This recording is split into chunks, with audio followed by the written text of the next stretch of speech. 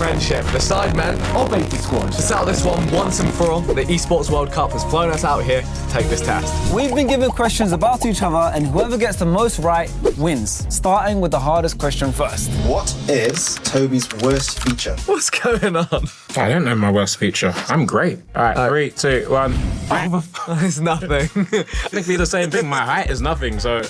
Yeah, that's what I meant. That's a point. What I meant. That's a point. That's a point. Yeah. This height is nothing compared to the rest of the side. Yeah. What is Sharky's worst feature? I don't know. Okay, let's just do it. Okay. 3, 2, 1, forehead.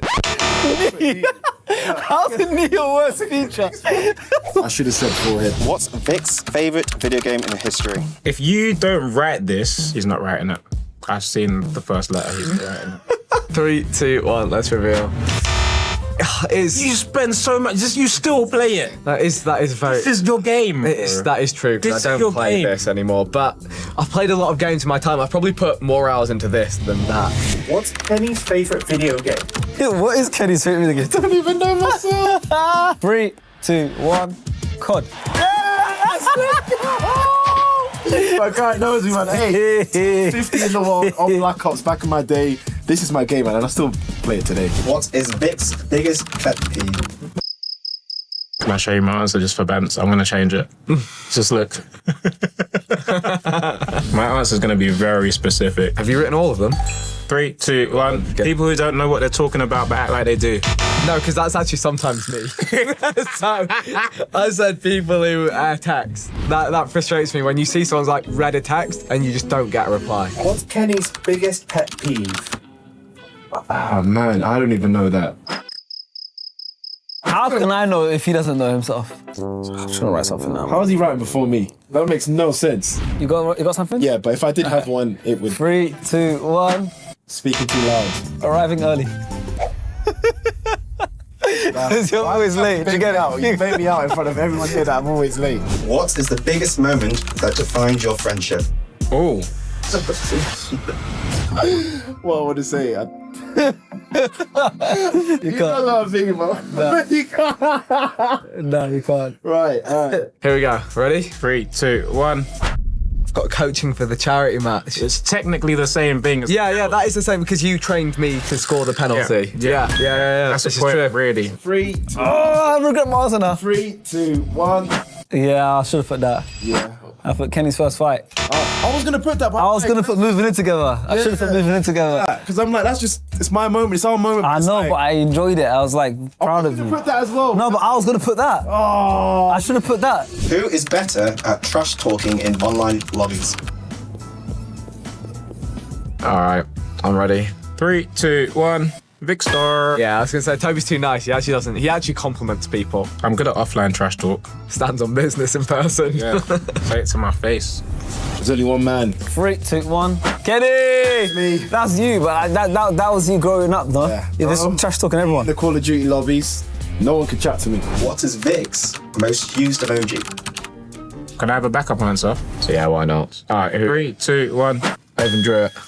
Oh, got the crying laughing. Let's go. Yeah. Star as a backup. Crying laughing Let's emoji. go. What's Kenny's most used emoji? 3, 2, 1. Laughing emoji. Yeah, boy. Let's go on the roll. Who is the better overall gamer? 3, I 2, better say Toby. 1. That was easy. That was easy. More of those, please. Yeah, more go of on, those. more of that. 3, 2, 1. Kenny. Yep, that's me. Easy. If Toby was not a YouTuber, what job would he be doing? I don't even know if I believe this, but I've written it. All right, ready? Ready? 3, 2, 1, go. Pro baller. Come on. You reckon I could've made it pro? Yeah. If it weren't for that, Wasn't for weren't for that knee YouTube injury. career and that knee injury, he could have gone pro. I'm telling you. I'll take that. If Sharky wasn't a YouTuber, what would be his job? Ooh. 3, 2, 1. Football coach. Same thing. Same thing. I'm so glad I got that right. Oh my god, we're back in the game. If you two entered the EWC tournament, which game would give you the best shot at winning? So what game could Vic successfully carry me on? Yeah. Yeah. 3, 2, 1. FC 25. Odd. I put FC 25. I put COD so you can carry me. Oh, yeah, but you can carry me in. Oh, Yeah, we don't play teams like that. It's like that's like usually one-on-one. I was gonna put COD, but I was like, I've actually got. I'll just hide in camp, but you could just, I'll just Oh, camp. that's so true. You could just carry me. Like that. All right, here we go. 3, 2, 1. Yeah. Let's come on. If you're both stuck on a deserted island, who would survive the longest? I don't even know. I'm just gonna. Damn. 3, 2, 1. Yeah, I would disintegrate myself. Yeah, I'm going. 3, 2, 1, Sharky. Yes! Go on! Thank God. So you would think Kenny, right? You would think. I was like, when you really think long term. I can go longer without eating. Endurance. And I feel like I'll be a bit more tactical with survival stuff. What is the first video game you played together? Don't question it. You're questioning it, aren't you? Oh, 3, 2, 1. FIFA. FC, yeah. Woo! Because remember, my first time playing Fortnite was with you. I thought I was going to say that. Oh, it wasn't the first time, not yeah. First time playing. This guy. All right. Right, 3, 2, 1. Okay. We played MW3. We did. We played MW3 before GTA 5 came out. I remember. Introduction to the Sidemen. Yeah, but this is the first game. You're sure we played MW3 Yeah, together? I remember it distinctly. I even remember the map. We were playing the map called Bootleg. It was me, you, and What's Josh. Bootleg? Is that the village? It's like the grassy outdoor one on Modern Warfare 3. I don't remember that. But anyway, yeah. So maybe I'm wrong. Who is funnier? Ooh. I know what's going to happen here. 3, 2, 1, Kenny. I knew it was going to happen. I knew it was going to happen. Bro, I feel like you're the more like intelligent. Mine are just stupid. Yes, but that's why you're funnier, because it's like yours is like instant. Okay, I'm ready. Here we go. I put myself, but it's often unintentionally. I agree. He's phenomenal. Underrated, if you ask me. Yeah. New funniest moment is your cow impression. Give him your cow impression. Nah, I've got somewhere to be actually. If the internet cancelled Kenny, what would be the reason? What would I get cancelled for? Already typing, mate. Bro, what? You know what? This makes the most sense. All right, 3, 2, 1. Disrespecting a culture by accident. Because sometimes I'm not clued up on certain stuff. I wrote laughing at something offensive. It's not the same thing. Because you laugh a lot. Yeah. So I thought maybe you're going to be on stream, something offensive, and you just start Doesn't laughing. that count as disrespect? Like laughing? They're shaking their heads. point. They're shaking their heads. If the internet cancelled Vic, what would the reason be? Well, it already happened. Oh man. All right, ready? 3, 2, 1. Who's most likely to rage quit during an EWC tournament? Ready? 3, 2, 1. Yeah. So, I rage quit among us. I rage quit in an EWC tournament. He can do that. 3, 2, 1. I put myself. Is it? I rage, man. Come on. I don't rage quit, I give up. But to be fair, maybe rage quit is more your style. What is Toby's proudest moment? I don't even know the answer to that. That's just. Oh, I got it. I got it. Okay, 3, 2, 1, bang. Yeah. Playing at Old Trafford. Come on, let's go. That's big. go. That might actually have to be worth double point. What's Kenny's proudest moment? I got a few, but 3, 2, 1. winning against. Yes, same fight. Main event Dublin, go. winning in Dublin. It was against Anderson. Winning in Dublin. Same fight. What is Toby's birthday? I'm gonna write down Vic's birthday just to embarrass him. This is my kryptonite. I don't know anyone's birthday. Oh no. I'll tell you all the Sidemen's birthdays. Josh is the 4th of September. Simon's is the 7th. Don't worry about it. I got it. All right, ready? 3, 2, 1. His birthday is it's on a really it's a April great 8th. day that we all celebrate. April the 8th. I'll try and remember that. What's Sharky's birthday? You have to know this. You can't not know this. This is the top 3 easiest birthdays I think a human could possibly have. That's why I know it though. Yeah. 3, 2, 1. 31st. 7th, 31st. There we go. If you didn't know that, I'll be shocked. Yeah, that's poor for me if I didn't know that one. Who is better at EAFC? Woo! Time to stat pad, baby. Ready? 3, 2, 1, go. Toby. Yeah, we just know each other. That's so the one well. game I have over this man. 3, 2, 1. Sharky, and I'm not even that great. He's just really bad. I'm just horrible. He's just really bad. I'm terrible. I think we did pretty good. I think we smashed. I think we did pretty If well God there. come anywhere near, I'd be impressed. That was the final question. No! We have tallied up the results. Oh my God, please. Firstly, who do you think won? We won. Who do you think won out of two? Us. We should win. We've known each other for longer, I believe. The person that won by a landslide What? is the side. Yes, come on, W. How close is it? Come on. Not close. Not even close. All right, fair play. Congratulations. You guys can have that one. If you did enjoy the video, please click right here to watch us answer your most Googled questions. Hey, I'm Anna Kramling. I'm a chess master, and the Esports World Cup invited me here to answer your chess questions. I don't understand how chess masters can play blindfolded against like 6+ people. Like, what special techniques are they doing to remember so many positions on the board? Are you able to do it? This is my biggest flex ever. Yes, I'm fully able to play blindfolded. Actually, as a chess player, because you're constantly imagining different variations and you're constantly picturing the pieces moving when you're calculating in chess, it's actually not so difficult to have all of that in your brain. So it's a great party trick, and I think actually more people than what you think are able to do so. Whenever I check a review after my games, it says I always blunder at least 3 times. So what's a mistake casual players always make that I can fix ASAP? I'm sorry that you always blunder at least 3 times. I think most people will blunder quite easy tactics, especially at lower levels. So for instance, you blunder a piece in one move, or you forget that there's a fork in a couple moves. So I think getting rid of the absolute easiest tactics, that's the first way to go. And you can do that by studying more and by doing chess tactics and chess puzzles. Checks, captures, and attacks. Don't miss them. Why are different pieces worth different points? I've heard the castle is 5 and the bishop is 3. But like the castle and bishop are super similar, right? Okay, I'm sorry, Milo. I didn't create the rules of chess, but the castle, we call it rook in chess terms, but it's a castle. All pieces are worth differently because if they weren't, then all pieces would be the same. And you have to think about your chess pieces as a group of different people that have different roles, and they're all achieving the same thing, which is to checkmate the opponent's king. But yeah, it's just what the rules of chess are. I don't know what to tell you. How much money do chess grandmasters actually make per year? Be honest. Most chess grandmasters make very little money. I think to actually be able to make a very good living, you have to be at least top 20, top 30 in the world, which eliminates most grandmasters out there. My parents are both grandmasters and they did not make a lot of money playing chess. I mean, my dad was living in a hotel and he was just basically going from tournament to tournament to try to make enough money to buy all his food for the month. For most people, it's not a job that can make you a lot of money. I can't give you exact numbers because everyone makes differently. Top 20 people will make quite good, and then maybe top 10 women in the world will make pretty decently as well.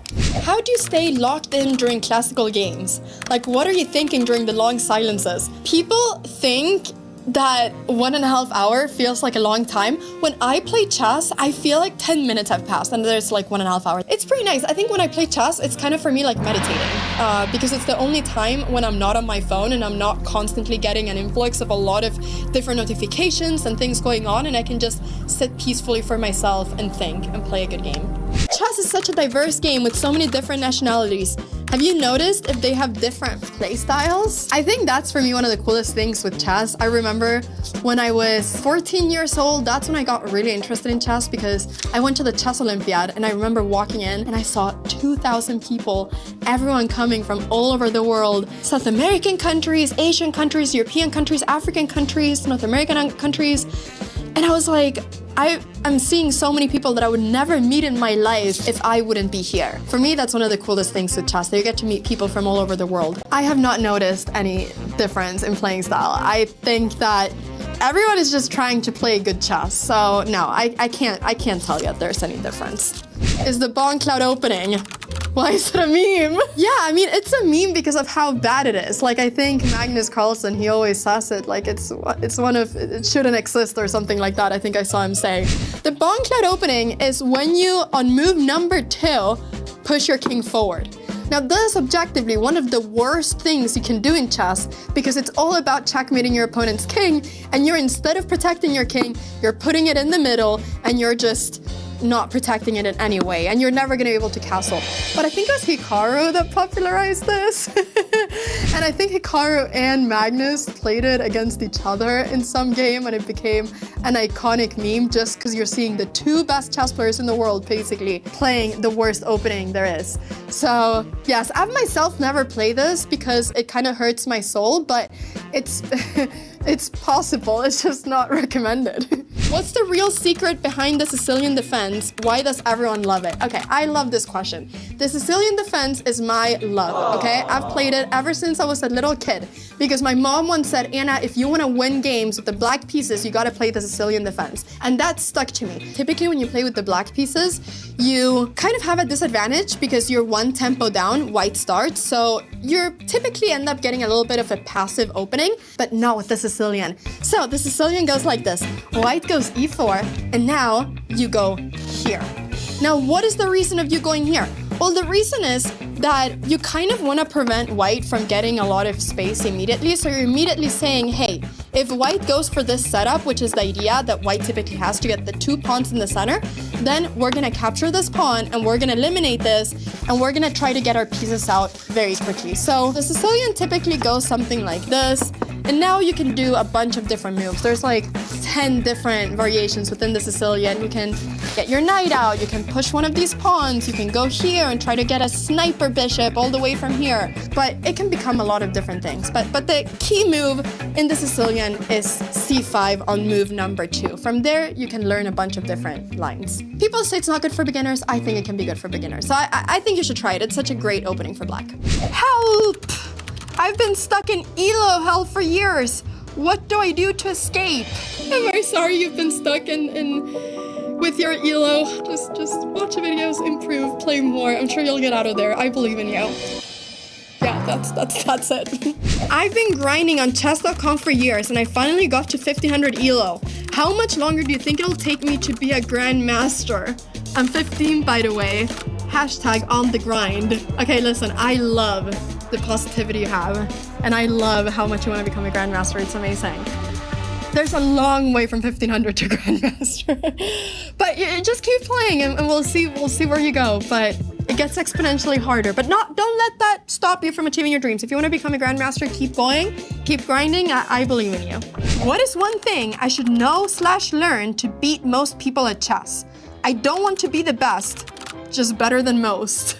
I feel like I'm seeing a red thread, which is that everyone just wants to improve at chess and everyone is stuck at just not knowing how to improve. But I think that, I mean, in real life, most people are not that great at chess. So if you just reach like 1300 online chess rating, you're gonna be better than all your friends. And already that is a great flex. If you're able to just pull up a chessboard and challenge all your friends and destroy them, who cares if you're 1800 or 1300? You're already flexing on your friends.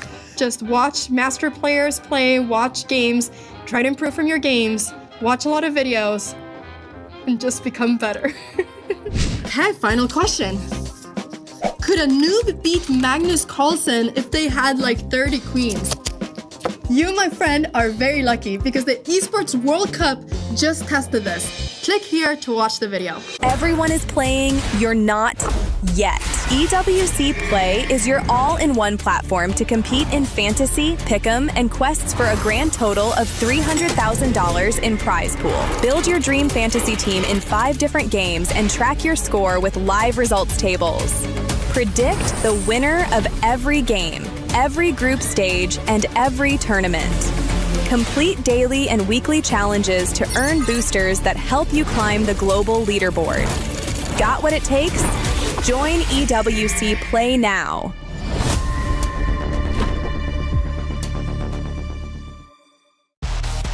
The Mid-Season Cup at EWC makes its 3rd appearance, and for the first time in MLBB history, the prestigious stage arrives in Paris on European soil.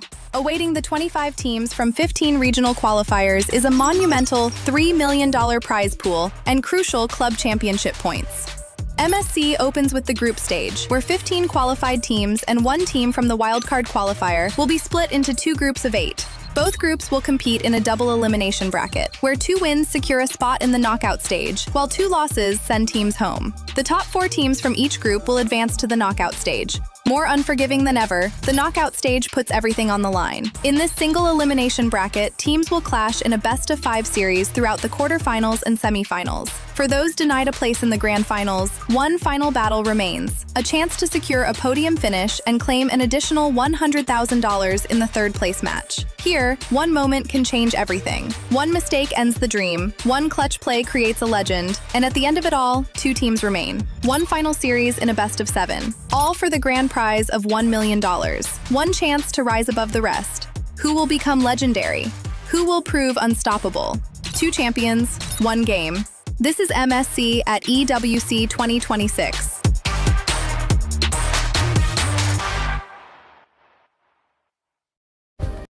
Play is in our DNA. Whenever we let it out, it becomes our superpower. Now imagine an entire city being built to supercharge it. Kadir City, powered by Play.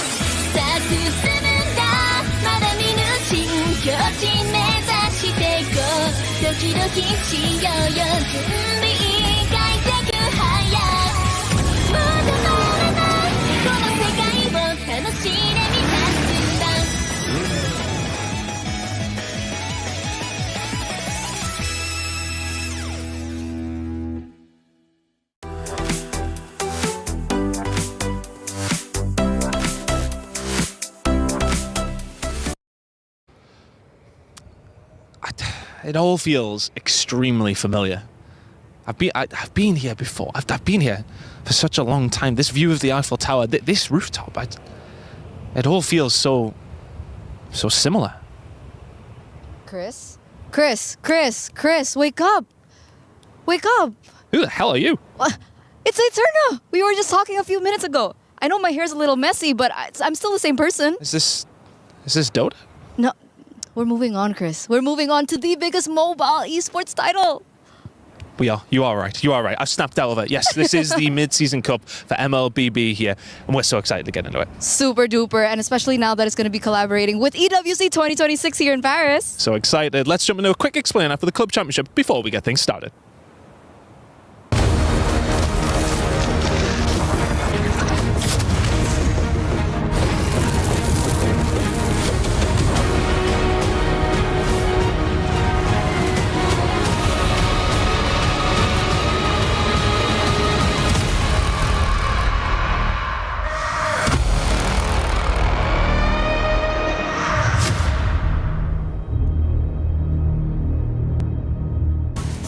16 of the best teams in the world have gathered in Paris, France for the MLBB Mid-Season Cup at the Esports World Cup 2026, and the action for day one begins today. Chris, you are not dreaming. We've got a lot of action here on Stage 3. The Lenovo Legion Gauntlet welcomes you back with Mobile Legends Bang Bang, and I'm so excited to get started. My name is Rain Day. I will be your host over these next 2 weeks, but I am joined by a slew of talented, professional commentators that really, you should already know. They need no introduction, but let's introduce them anyway. It's Mirko and LaFell. What's up, guys? Mirko, how you doing? Bro, I'm feeling excited. As you can probably hear from my voice, maybe a bit too excited as of the last 2 days. I mean, like, for me, you guys know about the moon? I'm over it. Yeah. I'm over the moon. Dang. That's like a different way to say excited. We're ready, y'all. Is your ears okay? My ears are good. All right, perfect, and we're ready. If you can't tell, these guys are going to be having fun throughout the entire time. It is going to be a blast, and MLBB been one of the most enjoyable games I've had a chance of learning, and we're so excited to dive in. Everybody who is a fan of this game, welcome again. You are going to love it. And also, we've got a chance for you to engage. Yes, by watching, yes, by chatting, but also by making your tournament pick'ems. You can decide who you think is going to win. You can go to esports.com/play, esportsworldcup.com/play, or scan the QR code on your screen for your chance at $300,000, and of course to see if you get these pick'ems right. So make sure to check in with us and let us know in the chat if you're doing well. Mirko, you got your pick'ems in? I got my pick'ems in. I had to, redo his fantasy picks. Hey, wait, later. Hold on. My picks are way better. Man. Hey, no, bro. Come on, bro. You got to think of, you got your boy, I got my boy, man. I got to be loyal. That's true. That's true. I can't have a team without story me in it, all right? Okay, let's fairs. make that clear. Plus, Grammy has that killer instinct. That's why I had to have him over Sanford. I do have to say, based on the meta, we'll see how it turns out. Yeah, it's clearly going to be interesting because there's so many good players, so many young players today. Stories we'll highlight from all around the world, and of course Southeast Asia, which has dominated MLBB for so long. Will we see some new champions rise? Will we see some old teams come back and defend their title? We'll find out in just a moment, but we're not alone. We've got more talent with us. You saw them briefly in the intro. Let's go introduce themselves fully. It's Chris and Eterna. So we thought you'd give you a little bit of an introduction to us. I'm Chris. I'm going to be covering all your needs when it comes down to the club championship here at EWC. And I'm Eterna, and I'm... What was it again? We talked about this. I don't remember. Right, but I was remember, Descos remember before. What I told you. Remember what I told you. Okay. I'm Eterna, and I'm going to be the reporter. So I'm going to cover player interviews, just getting the back scoops of everything, and perhaps maybe even get some coaches. Yeah. What am I doing again? I don't know what you're doing. I don't remember what you're Okay, I've remembered, thankfully, exactly what I'm doing. It's going to be covering everything to do with the club championship. So when you do have teams competing in all their respective games over every single stage here at EWC, they are accumulating club championship points. And I'll be keeping you up to date with everything that's going on with especially teams like Team Falcons, who are going to be vying for the win here in the MSC. Chris, don't forget the defending champions. And Team Liquid, of course, the favourites coming in this tournament. They'll be looking for the 1,000 points that you get for finishing first. But that is going to be our job, so we're going to be covering all of that with no bias whatsoever. None. Right? None. $75 million, 25 tournaments, over 200 clubs, only one club champion. The club championship is the beating heart of the Esports World Cup. Over 7 weeks, esports clubs send their players to compete. Every placement, every win, every podium earns points for their club. At the end of 7 weeks, every point counts. The club at the top walks away with $7 million and the title of Best Esports Club in the world. It's not about being the best at one game. It's about being the best across all of them. Depth, versatility, consistency under pressure. One championship trophy, one title. Who will take it? Watch history unfold in Paris at the Esports World Cup 2026.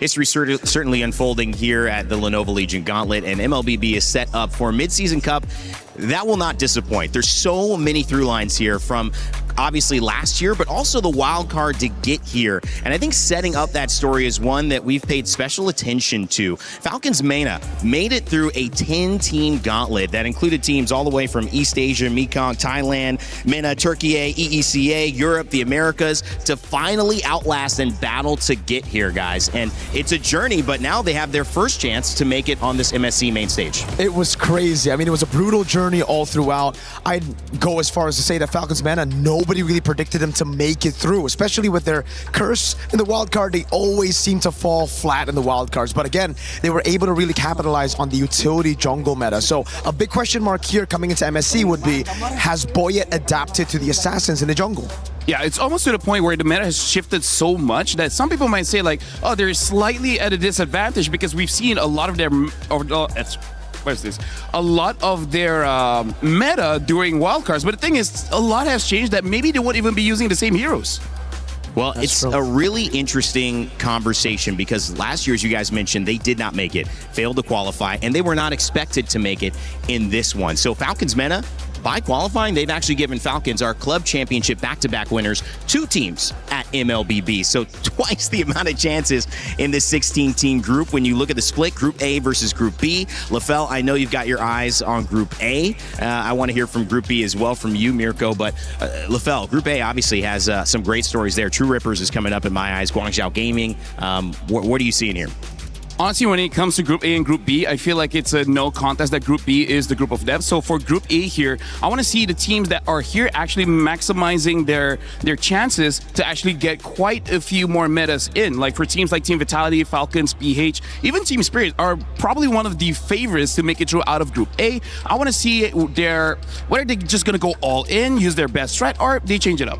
It's crazy to see Group B, though. I mean, Group B is ridiculous. LaFell's already mentioned it, but we have 7 champions in Group B. Only 1 runner-up. And it's crazy to say, but Onyx is the one that feels like the odd one out here up against all these champions. It's an incredible slew of teams, and the reason it's so important and the reason that they are here is not just because of the pride, obviously, regionally to prove that they're the best, but because of the life-changing prize pool. $3 million on the line from MLBB here at the Esports World Cup.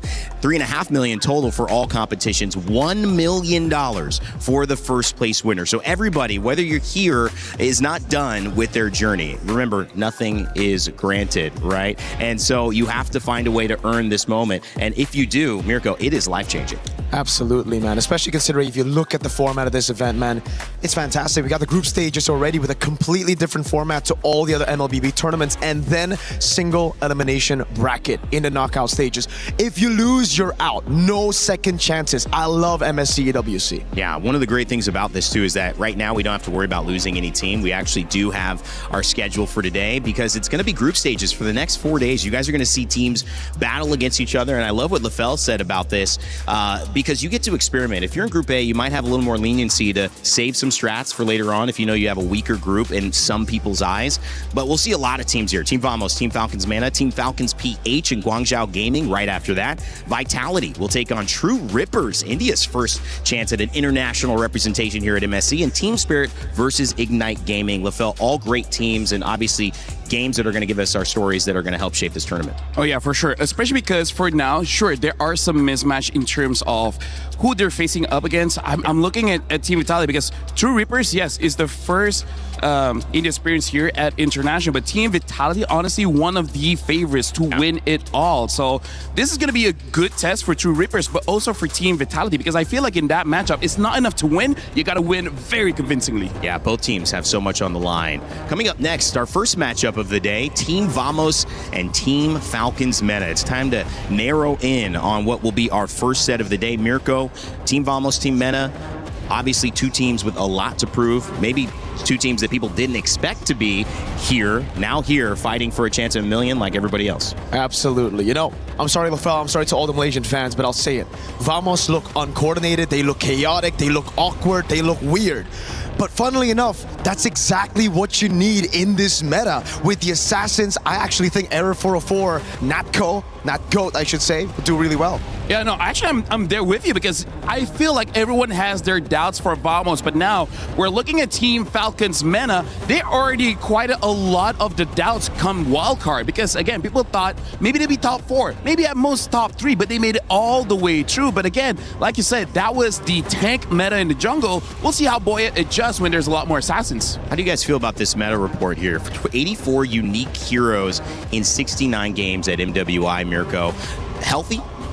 I think it's very healthy if you look at MWI, but just like last year, I feel like if you look at MSC and MWI, we're going to be seeing completely different metas here, especially when it comes down to those weird picks like the Hanabi. Yeah. I don't think we're going to be seeing it here at MSC. I think we're going to see many more assassins and less healers. Yeah, this is why I'm actually looking forward to this one and why I see in Group A, there's a little bit more room for you to test out new things because here's the thing, it does seem like there's a meta where with 16 different teams, everyone can have their own identity and possibly not get punished that much. The only thing that I feel like would be super punished if they have 0 early game, right? All mid and late game. Other than that, I'm actually looking forward to how the meta shapes up. I'm really looking forward to how this is going to work out. And obviously, our first match of the day introduces Team Vamos and one of their stars, their youngest stars here in the tournament, Error 404. We had a chance to catch up with the man who was so aptly named based on maybe a little bit of a mistake, but now it is caught on and caught by fire here in the MLBB community about how he's feeling going into the first match of MSC. We're now back here with Error 404 from Team Vamos. This is your first international. How are you feeling? I'm feeling a little bit nervous but excited at the same time. Nervous but excited. But more nervous or more excited? But I think more excited. More excited. That's what we want to hear. Because I heard, back home, in MPL MY, your heart rate's always off the charts. It's always above 130. Is that true? That's very, very true. That's true. Why? Why is it always so high? I think it's just the adrenaline of the game. Adrenaline of the game. What do you think today is going to be for you? I think it's going to be high also. What do you think? 140? 150? 140 maybe. 140 maybe, 130. But of course, we do see a shift in meta. It looks like the assassins might be back in the jungle position. Are you excited about that? Yeah, I'm really excited because it patched back to assassins, right? So you like the assassins? Yeah, I like. Are you good at the assassins? I would say definitely better than the utility. Yeah. Okay. What's your favorite assassin? For now, I think just Fanny. Fanny, okay. We're gonna keep an eye out for that. Do you have any message to your opponent today, Team Falcons Mena?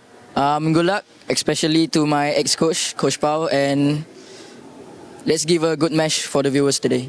All right. Thank you so much, Era 404. Over, back to you.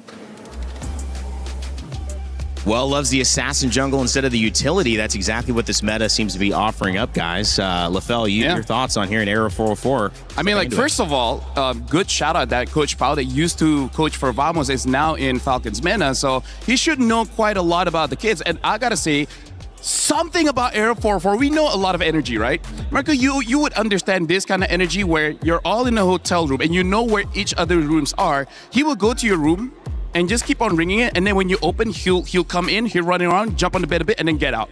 He's got that energy for sure. No, he's done it. He's done it to casters, he's done it to some of the players. So they're like, you know what?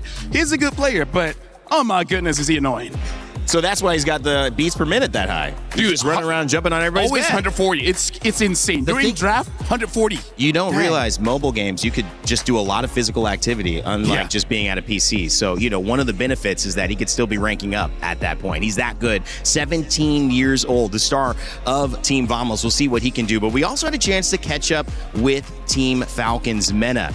This is a team that, again, did not make it last year to 2025's MSC and did not come in as the expected winner of the wild card, but somehow they are here. We had a chance to catch up with Boyet about why. Hey, Turner here for a pre-match interview with Boyet right before his match. So, quick checkup. Boyet, coming from wildcards now, going into the first day of groups. How is the preparation like for the team? For the preparation, we don't know because we never practice because my teammate go to their home and try to study, and me, I'll go back to Philippines and try to fix my visa for this wild card, for this EWC. Okay, so you don't have as much time to practice, but obviously you do have a hold of the meta, right? You have a hold of the meta, right? Maybe. Maybe. Because in wildcards we saw a lot more, tank junglers, and now we're seeing a lot of assassins. Well, we're getting rumors about more assassins. Are you familiar with this? Yeah, I'm familiar because I'm playing around game before we come here. So I think the team pretty much know about the meta. But it's all good, right? Yeah, all good maybe. Maybe. Boyet, you gotta give us something here. Because we never practice. Like we just met when we arrived here. So and this is the first time we play. Like, I wish you all the best. Yeah, thank you. Good luck for this first match. Okay, I'm gonna give you a handshake here. Good luck. Yeah. Do you have anything to say to anyone before your match? To anyone, mostly our supporter, keep supporting us, and we'll try our best. This MSC, and to our enemy, vamos. Good luck, have fun, and let's give them let's give a fans a good match. And good match we will see. Thank you so much. Over, back to you. Well, looking to give the fans a good match. That message goes out to anyone. And I love that MLBB has such fun commentators and players to work with. Mirko, you're nodding there. Yeah, special message from Boyet. All right, Boyet. The message to anyone, I like that. I like the anyone message. But who the heck was that? To your opponents, good luck, have fun. Hey. Where was the Boyet from Wildcard, bro? Bro, they gotta step onto the stage, okay? No. Eterna was there. She was making it nervous. So she's like, well, I'm good, maybe. Eterna has been making people nervous, I think. That's true. That's been happening. I'm nervous. Hey, Eterna, you gotta stop, all right? But I think Boyet and Error 404, one thing I want to see for sure isn't just the assassins, but I want to see the taunt. I want to see the emotion. These two players bring out the most out of a match by yelling a lot of I love yous. A lot of I love yous in Malay and in Tagalog. So if I don't see that, I'll be very disappointed. And Mirko can't yell right now. And so that's why he needs you to yell for him, because he's kind of living vicariously through your yells. So make sure you do it. By the way, make sure you also get your pick'ems in, guys. It's EWC 2026, so you already know you got to be a part of it. You have $300,000 that you could potentially earn your share of. So make sure to get your pick'ems in for this match. It's open now. Get them in very, very quickly. All right, gentlemen, I'll go with you, LaFell. What's the biggest story here? Who has to get going? We talked about Arrow 404. We talked about Boyet. Who needs to be the star of this game for their team to have success? Let's start with Team Vamos. Is it all Arrow 404, or who else needs to support him? I mean, here's the thing. Yeah, it's a good thing I'm doing Vamos because they're my boys for this one. I know, yeah. So Vamos, the story coming in is there's always a lot of doubts because right now everyone has the same idea that Malaysia should only have one representative, and that's SRG, because they are far ahead against anyone from Malaysia. So Vamos coming in, Arrow 404 is the new generation. He's supposed to be the new face, the young guy coming in, but then the rest of his team, a lot of veterans supposedly there to support him. So I want them to be able to prove all the doubts wrong and actually show up and make it to the knockout stage.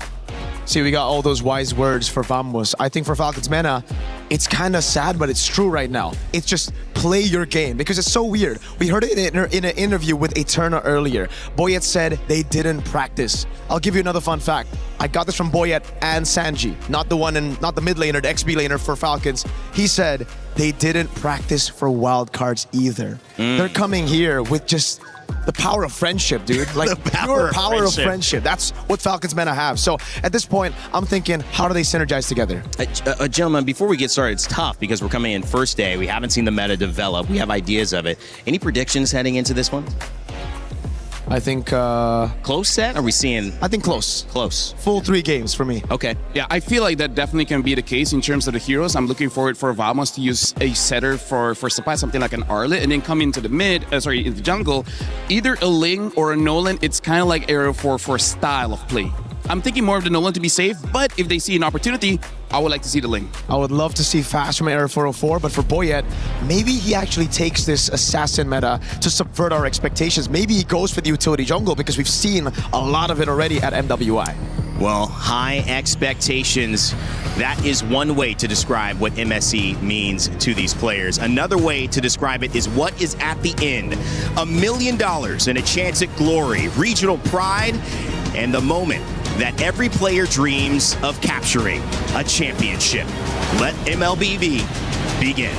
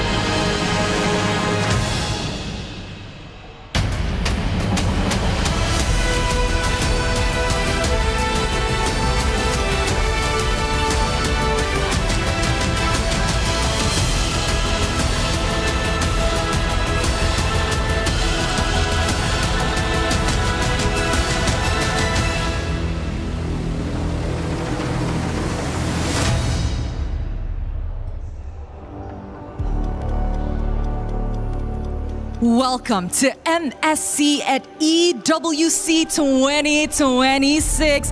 It is amazing to be back. And ladies and gentlemen, for another year, Rose and Milosh are your hosts for this year of MSC. What incredible time we had. There you go. That's all the fans out there. Last year we had a lot of fun together on here, Rose. This year we get to do it again. And every summer is MLBB season. We had it earlier on where only last week MWI wrapped up and Team Vitality were victorious, but it does not end there for MLBB. You continue on and start off with MSC. You know what, Milosh? Today we have 16 teams, the best in the world, battling it out for their nation's pride, prize money, and of course, club championship points.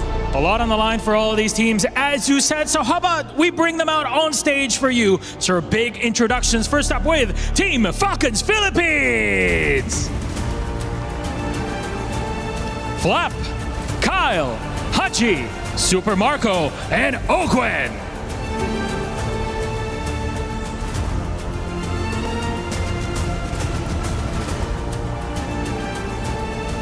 And up next, we have Guangzhou Gaming, Modi, Recall, X-Ying, May, CY.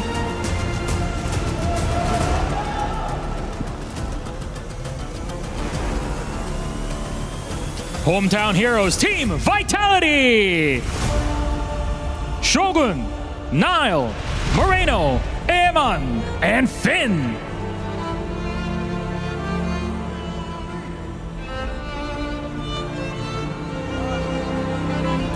Making their international debut, True Rippers. Rehansha, Jans, Asuna, Kimi, Garcia.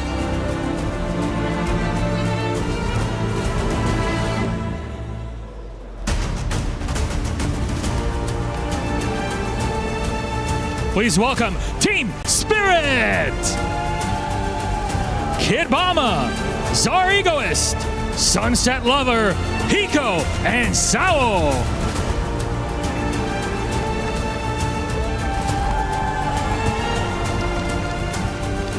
It is time for Ignite Gaming. Diablo, Kelvin, Roy, JCS.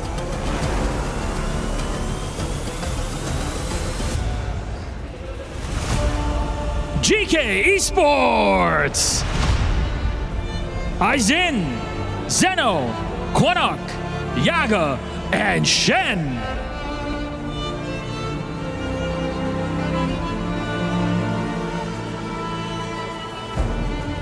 Please welcome Pro Esports. Sorry, I'm Felix, Coily, Sa, PP, and Kuzen.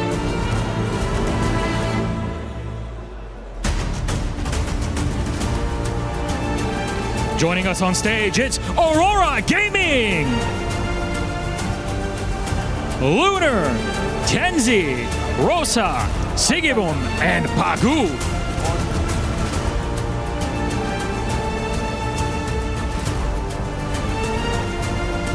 And of course, it is Onyx time. We have Lutpi, Kyrie, Sans, Keyboy, Kelra.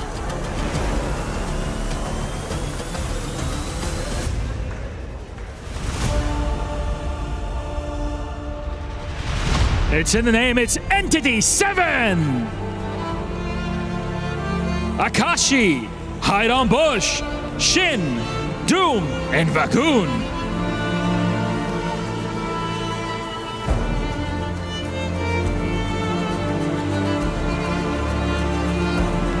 And please welcome Yangon Galacticus, Ying, Han, Kaiser, Blink, Sanji.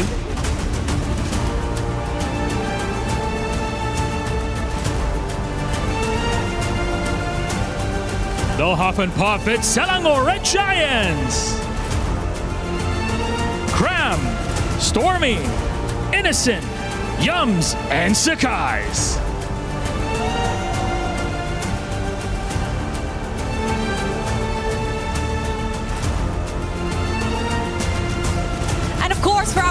opening match of the day, we have Team Vamos! Sapat, Error 404, Klokun, Zikif, Natko.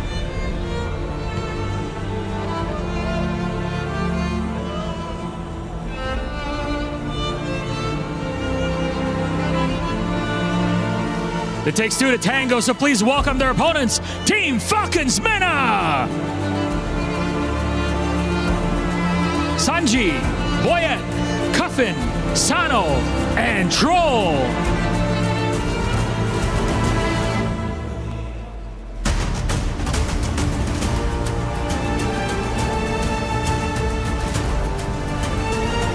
And you know what? We mentioned 16 teams, but now only 15 are on stage and we don't even have a trophy yet. I think that's coming in a special way, so please join me in welcoming our MSC 26 trophy held by our MSC 2025 at EWC champions, Team Liquid!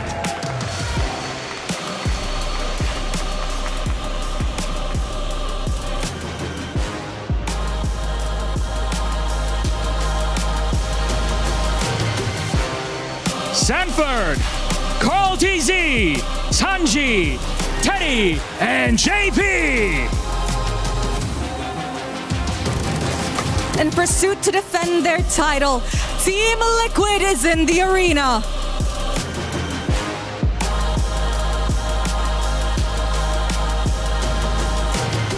"16 of the best teams in the world, eyes on the prize." And of course, as we head into the land of dawn, only the best will prevail. It's time to rise above.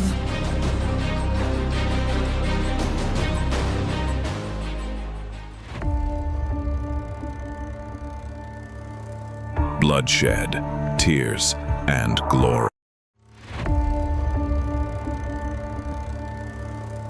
Bloodshed, tears, and glory. The land of dawn calls for contenders once again. Against all odds, GK Esports is here to win MPL MENA Season 9. Guangzhou Gaming! They go straight to the main stage. Ignite Gaming! MPLSG Season 11 crowns a new team. True Rippers are your champions. The place where a new chapter begins. The newcomers. MSC at the EWC, Paris. For many of us, this is our first. We may be the underdogs. We may have sacrificed everything to come this far. We'll prove why we belong here. It's the first MCT Grand Finals, and Entity will be your first champions. Bro, Esports is the reigning champion! Team of Falcons will push forward to the main stage of MSC. Congratulations, Vamos, as you punched your ticket to France for EWC. Breaking barriers, defying limits. The aggressors come with nothing to lose. We carry the expectations of our country, our families. The fans who believed in us. This is the stage we've been working toward. Maybe this is where a new Dutch house is born. Aurora Gaming and White, the Young Gun Galacticos out. Megatron have not merely joined the Kings, they have become the Kings. And the Dragons of the North defend their Empire spirit. Challengers of the throne, the Titans stand ready. We have already achieved what many thought was impossible. Whether it's defending our regional title or taking down the champions of our region, we're here to break curses and set new milestones. Falcons AP Runner moving on through the Grand Finals. Slangor Red Giants are your new champions. MSC 2023 champions! Honor! Team Liquid is your grand champions! The names that shaped history, the kings and legends. It's been a while since we stepped foot onto the world stage. It's been a while since we brought home an international title. Our fight continues because our story isn't finished.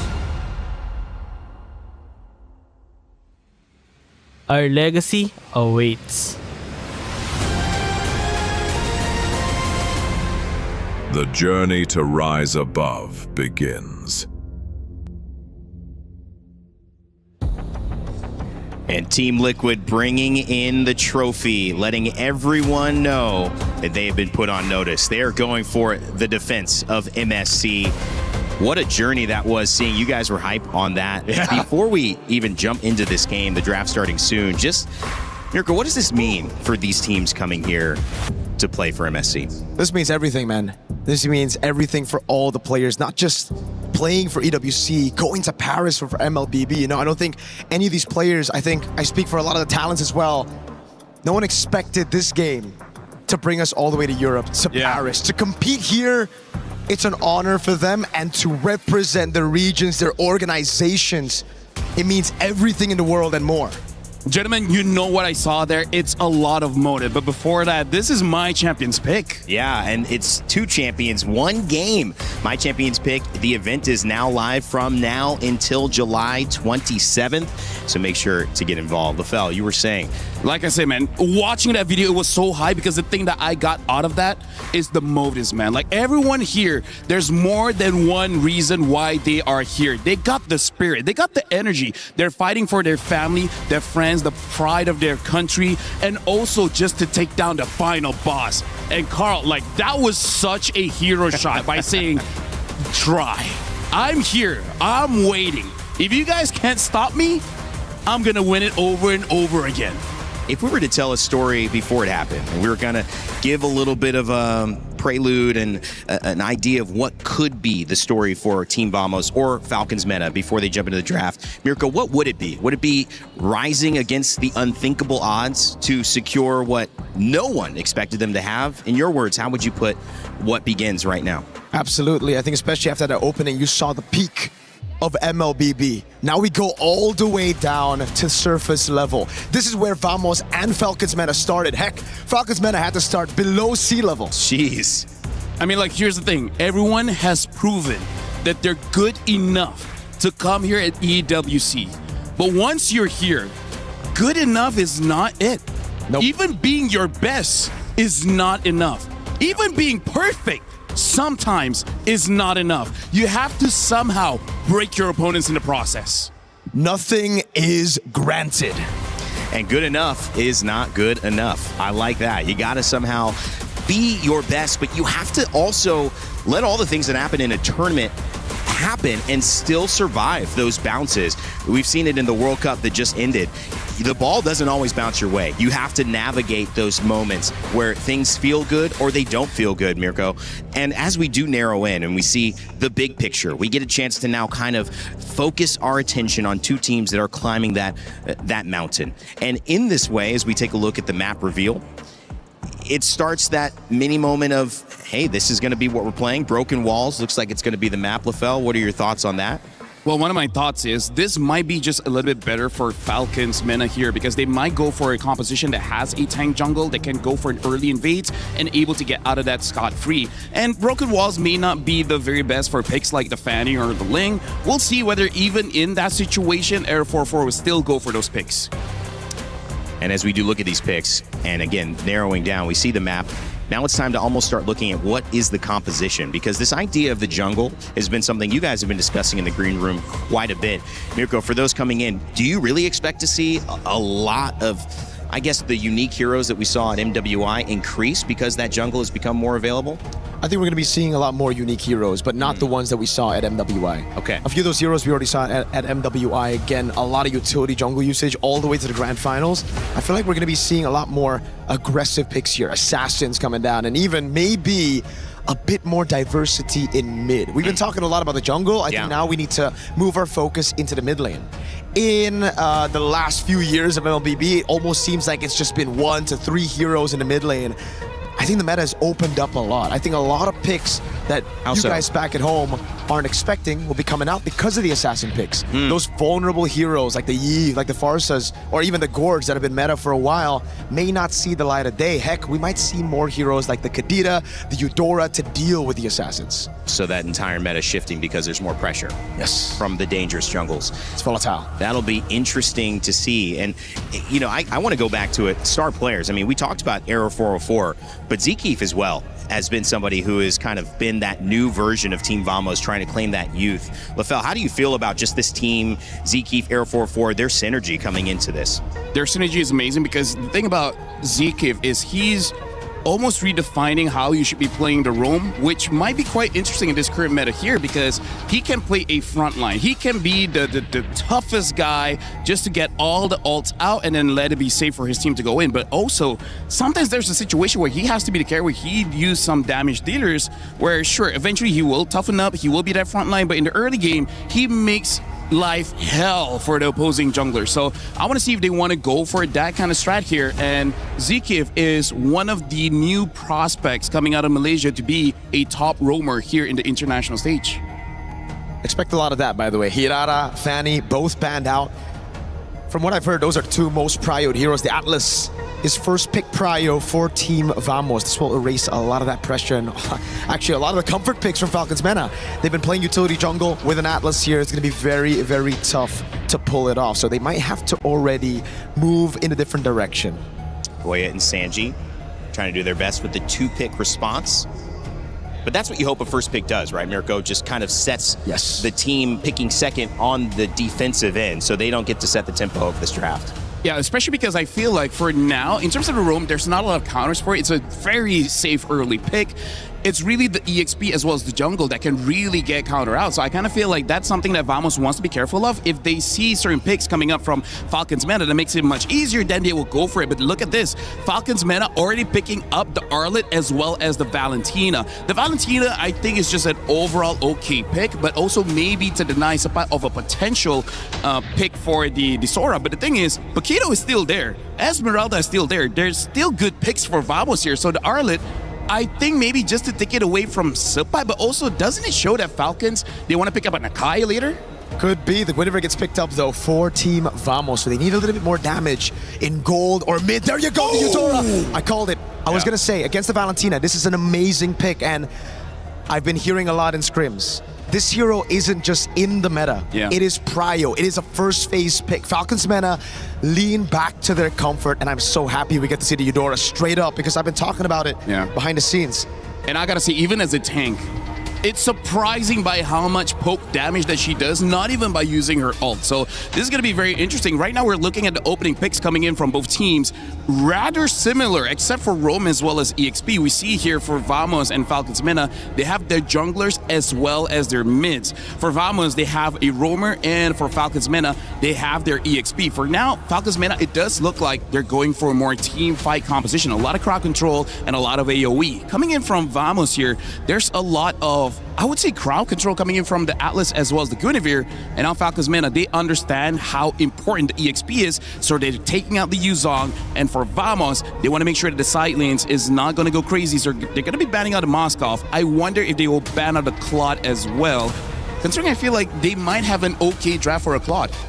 LaFell, you know this team very well. They're from Malaysia, and what would you like to see from them to complete this draft? What's somebody you'd like to see picked up here to complete this lineup? I want to see something fast that can invade the jungle coming in from the EXP, something like a Paquito or Esmeralda, because the thing about how both Era 4-4, the jungler, as well as Zekeef, the roamer, how they like to play is a lot of forward momentum. They like to be in the face of their opponents because they know they have the strength, they have the firepower for it. But for that to happen, if their EXP wins the lane, they're going to try to end the game as fast as possible by 14 minutes, 12 minutes. Like, that's how they speed up the tempo. And I feel like, especially for Vamos, having a person like NatGoat in the gold lane makes it a lot easier for them to move around the map. Like, they don't need to go just for neutral objective fights here, because, again, Falcons Meta, they kind of have a combo to control neutral objectives. So who's to say it's all about neutral objectives at this point? You have a winning matchup in mid with the Eudora against the Valentina. You have a very, very mobility-centric composition with the Guinevere and the Atlas. I think they might go strong side gold here. They ban out the Moskov. The Claude could be an answer. They go for the Cho to deal with the Atlas. I wouldn't be too surprised if we see a Bruno here for Vamos. Yeah, honestly, like Natko, as long as he gets a pick that can survive a lot of engage, which, by the way, I kind of feel like, sure, these are 4 scary heroes for Falcons Meta, but I feel like there's quite a few gold laners that can survive that kind of onslaught. So now all we're looking for Vamos here is the gold lane as well as the EXP. The Esmeralda is still up, but they do need a little bit more damage, so I wonder if they want to go for something else. In terms of Natko, there's a lot of picks in the gold. There's still the Hire of the Claude, and like you said, the Bruno. I feel like none of those are bad choices here. Well, typically, you know, we've talked about kind of coming into this, the difference between the aggression versus the calculated approach of these gold laners. Natko being, as Mirko had said, just very, very aggressive, wanting to push tempo, but Sano wanting to take his time, get to that late game. They're getting their last couple of picks here. How do you feel this has set that storyline up between two different styles in the gold lane? I feel like having weak side Claude here for Natko is going to be amazing, especially because it really does feel like they're going to be playing a lot of 4-1, maybe a 1-3-1, but I'm really feeling like a 4-1 formation here for Vamos, letting Natko absorb maybe 2 sides or 2 minions in the gold as well as the mid, and now a Bruno for Team Falcons Meta. I gotta say, for Vamos, I'm liking the idea here, and Falcons Meta, it looks like a very easy to execute draft. Yep. For Vamos, I think it's also pretty easy, right? It comes down to who executes better right now. If Vamos can play the strong side of the map, play around those neutral objectives, win out the skirmishes early on, and it's going to be great. But Falcons Meta, I feel like they have more ways right now to play around their gold lane if that neutral objective loses out. If you think somebody won a draft, is it leaning towards Falcons for you? I'm leaning more towards Vamos. Towards Vamos. Yeah, same. You too, LaFell. It's obviously a great showcase of 2 teams coming in with different strategies. Natko and Sano in the gold lane trying to go toe-to-toe in terms of their dynamic. Will aggression win over calculated patience? And will Error 404 find a way to be the young star that he is? It's our first game of MLBB MSC at EWC 2026. I know 2 guys who are ready to call the action. It's Naisu and Gideon HQ. It took us weeks, if not months, for everyone to make their way here to the Mid-Season Cup in Paris. And we're going to find out the next champion for MSC here at EWC 2026. It's going to be nice to Gideon to bring you the action to start off our group stage. Gideon, we have to talk about the Eudora. Oh yeah, this is interesting. This is really interesting to see because most of the time, most people wouldn't even consider Eudora to be part of this particular meta, and Clockwood has already missed a couple of minions, which is already pretty bad look for the start. But the laning phase is by far the hardest part for the Eudora. The Eudora, it went through an interesting change, man. I mean, when it was its older self, you know, she kind of had a one kind of trick, like, here's my ultimate, here's a bunch of damage. But now I know LaFell mentioned it. You know, you can actually do quite a bit of damage just with her first skill even. Yes, yes. That Fork Lightning is now interesting. Now that they've kind of revamped the way that her passive works, especially with the Superconductor. Now, if you look over Troll, right, he's got that little indicator, and that's because that's the Superconductor stack. If he's able to hit with another ability, you can empower it to do some things. Now, Fork Lightning is particularly interesting because now you can start getting some movement speed on top of extra DPS. So you start kiting around these people if you can apply it more effectively.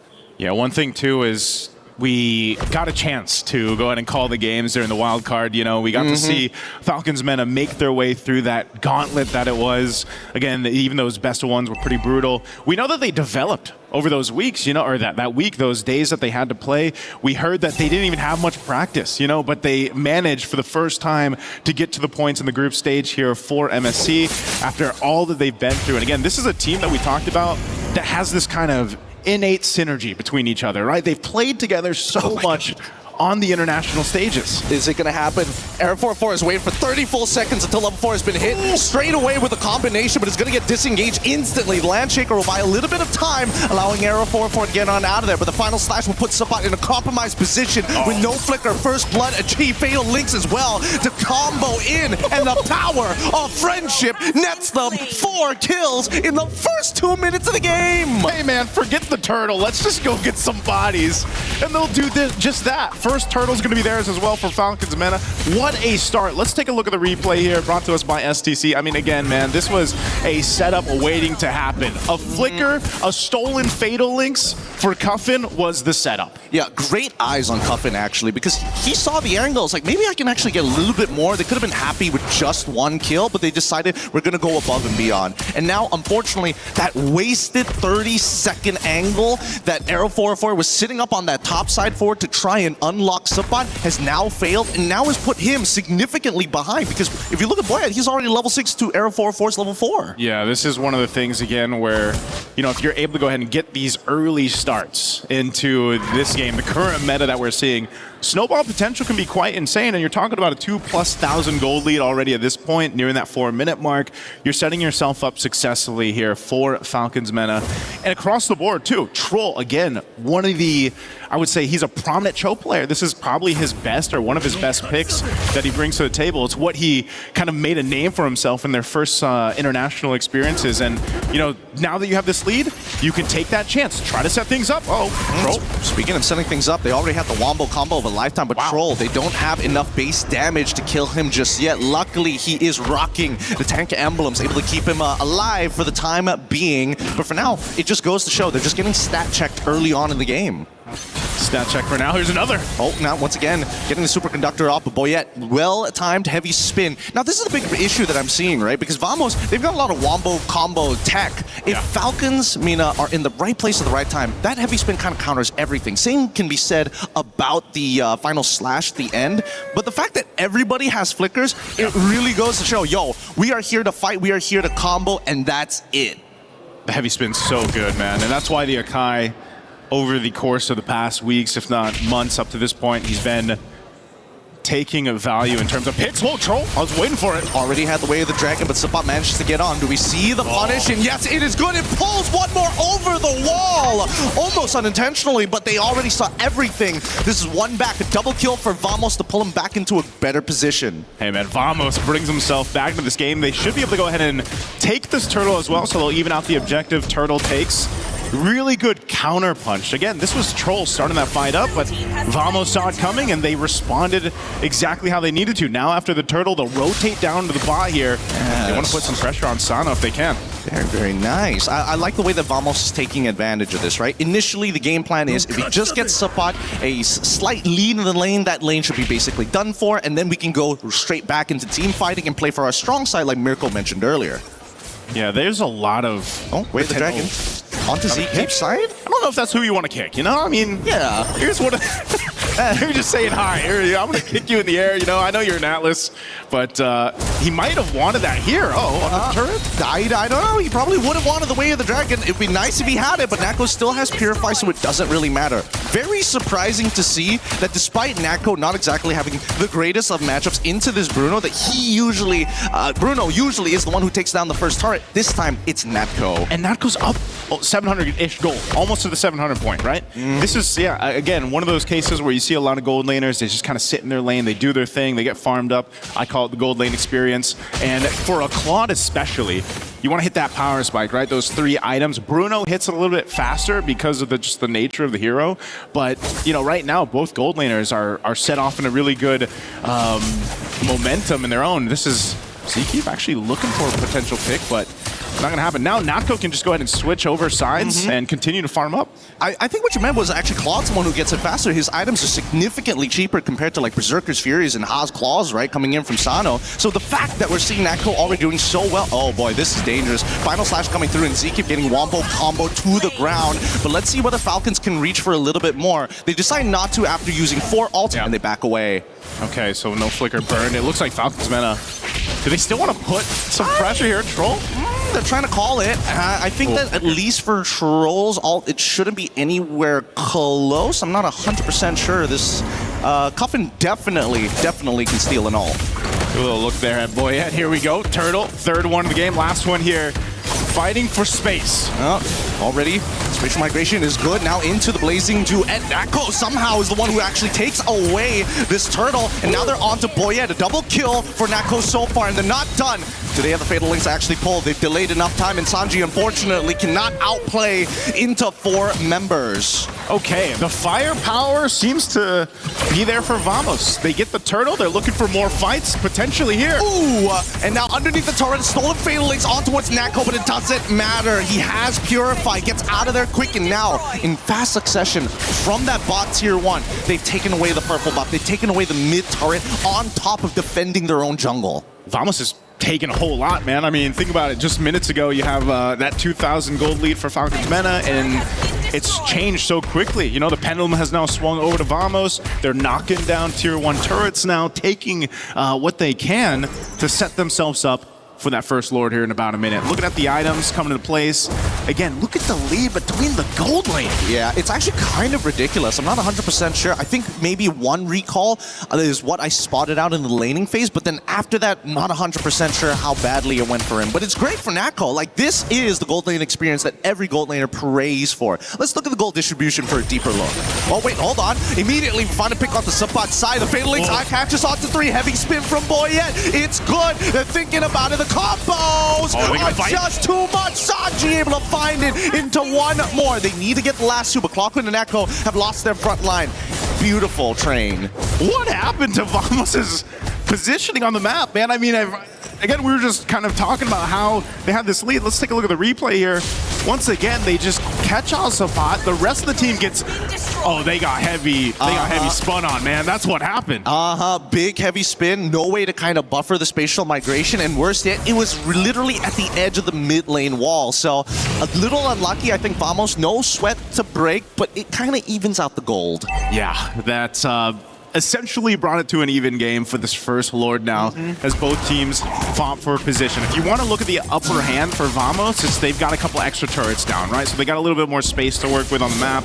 But Lord, and the fact that you also have Anakai in the hands of Boyette, and you have this kind of tanky front line to deal with this, you could potentially set things up off of your own initiation, depending on what Cuffin decides to do with the Fatal Links. He's got his own, so they're going to take their time with this. Oh, look at this. Even Cuffin, Troll is looking for a flank angle. He's sitting around the purple buff, and the rest of the Falcons are actually dancing around this Lord. They don't actually want to take it. They just want to open it up. Fatal Links into 1 so far, right into the spatial migration. It's great, but that's already 2 fat ults already gone.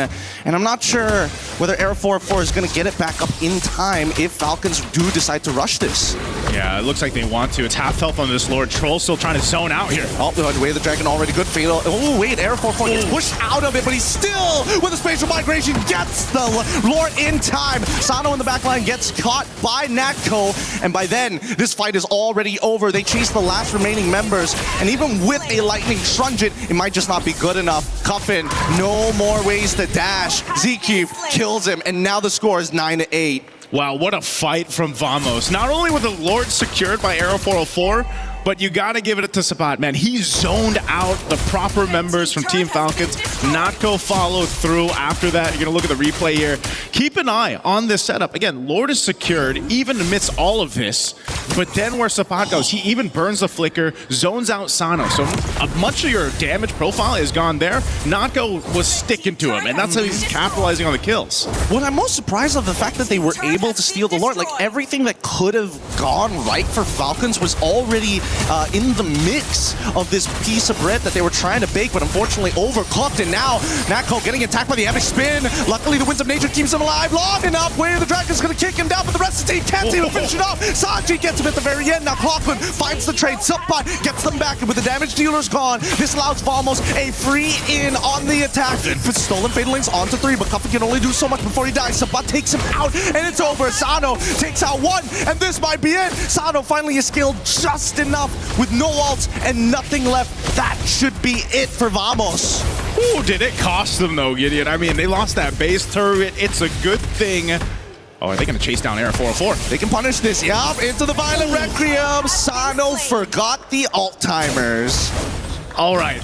It was going so well until it wasn't, man. I mean, Sano had the space to work with. Like you mentioned, he hit that power spike where he's actually being able to do some damage. Again, he was, what, 2,000-3,000 gold behind at Natco, and, you know, that's really what they had to lean on.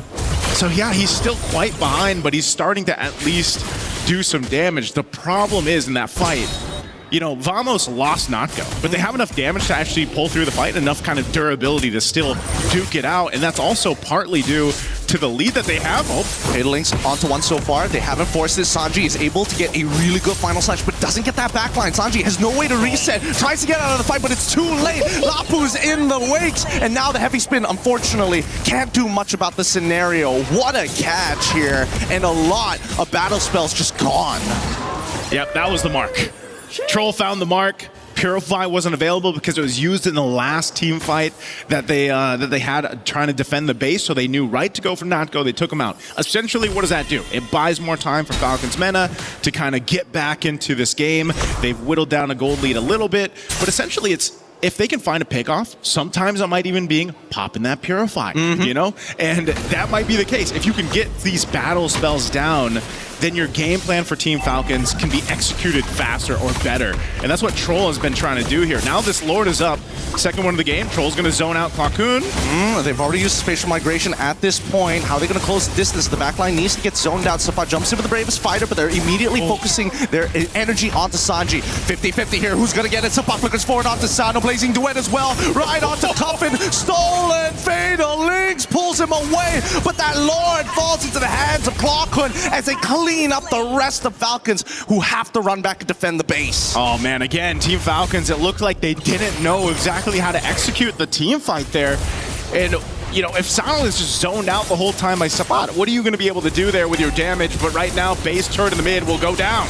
Oh, now trying to make this play. Quacoon even flickering forward and trying to make the wombo combo. Cuffin goes down, and now nobody can clear the wave in time. Sanji, he has an opportunity. He's back up with Troll. They're looking to clear these minions as soon as possible. He's thinking about it, but he needs the help. Final slash comes on through, but how long can you sustain before it all turns black? Vamos closes out the game 18 to 11.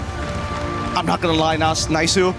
I see Vamos as these young guns, but this is the first time I've seen them so eager to win. Yeah, this was a game that they knew they wanted to cap out as soon as they saw the light at the end of the tunnel. For game one, anyway. You know, it was very quick with how they shifted things in their favor. They adjusted their fighting prowess around the objectives, and that was the main thing. They also really excelled on punishing some positioning mistakes that were there for Team Falcons Meta. But again, game one, it's only day one here, the group stage for wildcard, you know, or for MSC. You have a lot of things that can be adjusted from this as we take a look at the replay here. Yeah, no, absolutely. I think there were a couple of missed moments from Vamos, right? Their over-eagerness did eventually cost them some pretty big timers. Like the Winds of Nature that was early purchased by Nako after the Trinity. For the early game, obviously they had some sort of a plan. Unfortunately, wasn't able to execute it perfectly, but they always managed to kind of push the agenda. And I think that's the really beautiful thing from both of these teams. Yeah, again, fighting around objectives was the main thing for both the compositions that were brought to the table, but I think a big part of this,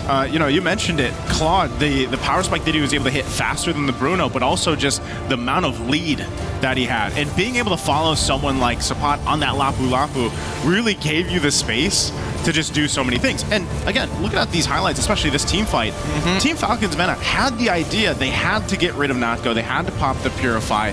They had to get him out of the picture. But even then, I feel like they were just not able to go toe-to-toe in terms of team fighting, even if they got Natgo out of the picture. Yeah, I mean, it's just the hard stat check, you know? You can't keep up with somebody who's got more items than you. They're naturally going to beat you if they have more numbers. But I think that Falcons have some really good ideas, and Vamos is not invincible. This over-eagerness to try and, hey, we can win this fight. I'm going to start things up. You guys have to follow up.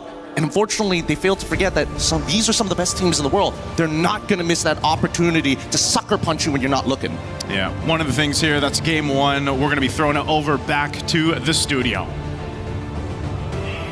You and Gideon, great commentary on that game one. And Vamos takes the win, and they were not Vamosable, as we were saying backstage or on the studio. Welcome back. My name's Rain Day. I'm joined by Mirko and LaFell to break down the action in game one. Mirko, Vamos had a lot to say in that game. Sometimes it went well. Sometimes you couldn't really understand what they were talking about, and they let some of that lead go, but they ended up closing it out. Yeah, as Gideon mentioned, man, it's just classic Vamos. Over-eagerness to make plays, over-eagerness to be aggressive in the early game, trying to utilize that composition. Got them in a few dicey situations, like that crazy miscoordination by Sapat and also Error 404 up top. But, you know, all is good. They were able to come back, you know, recover from that and do really, really well in the mid game by taking those neutral objective fights as expected.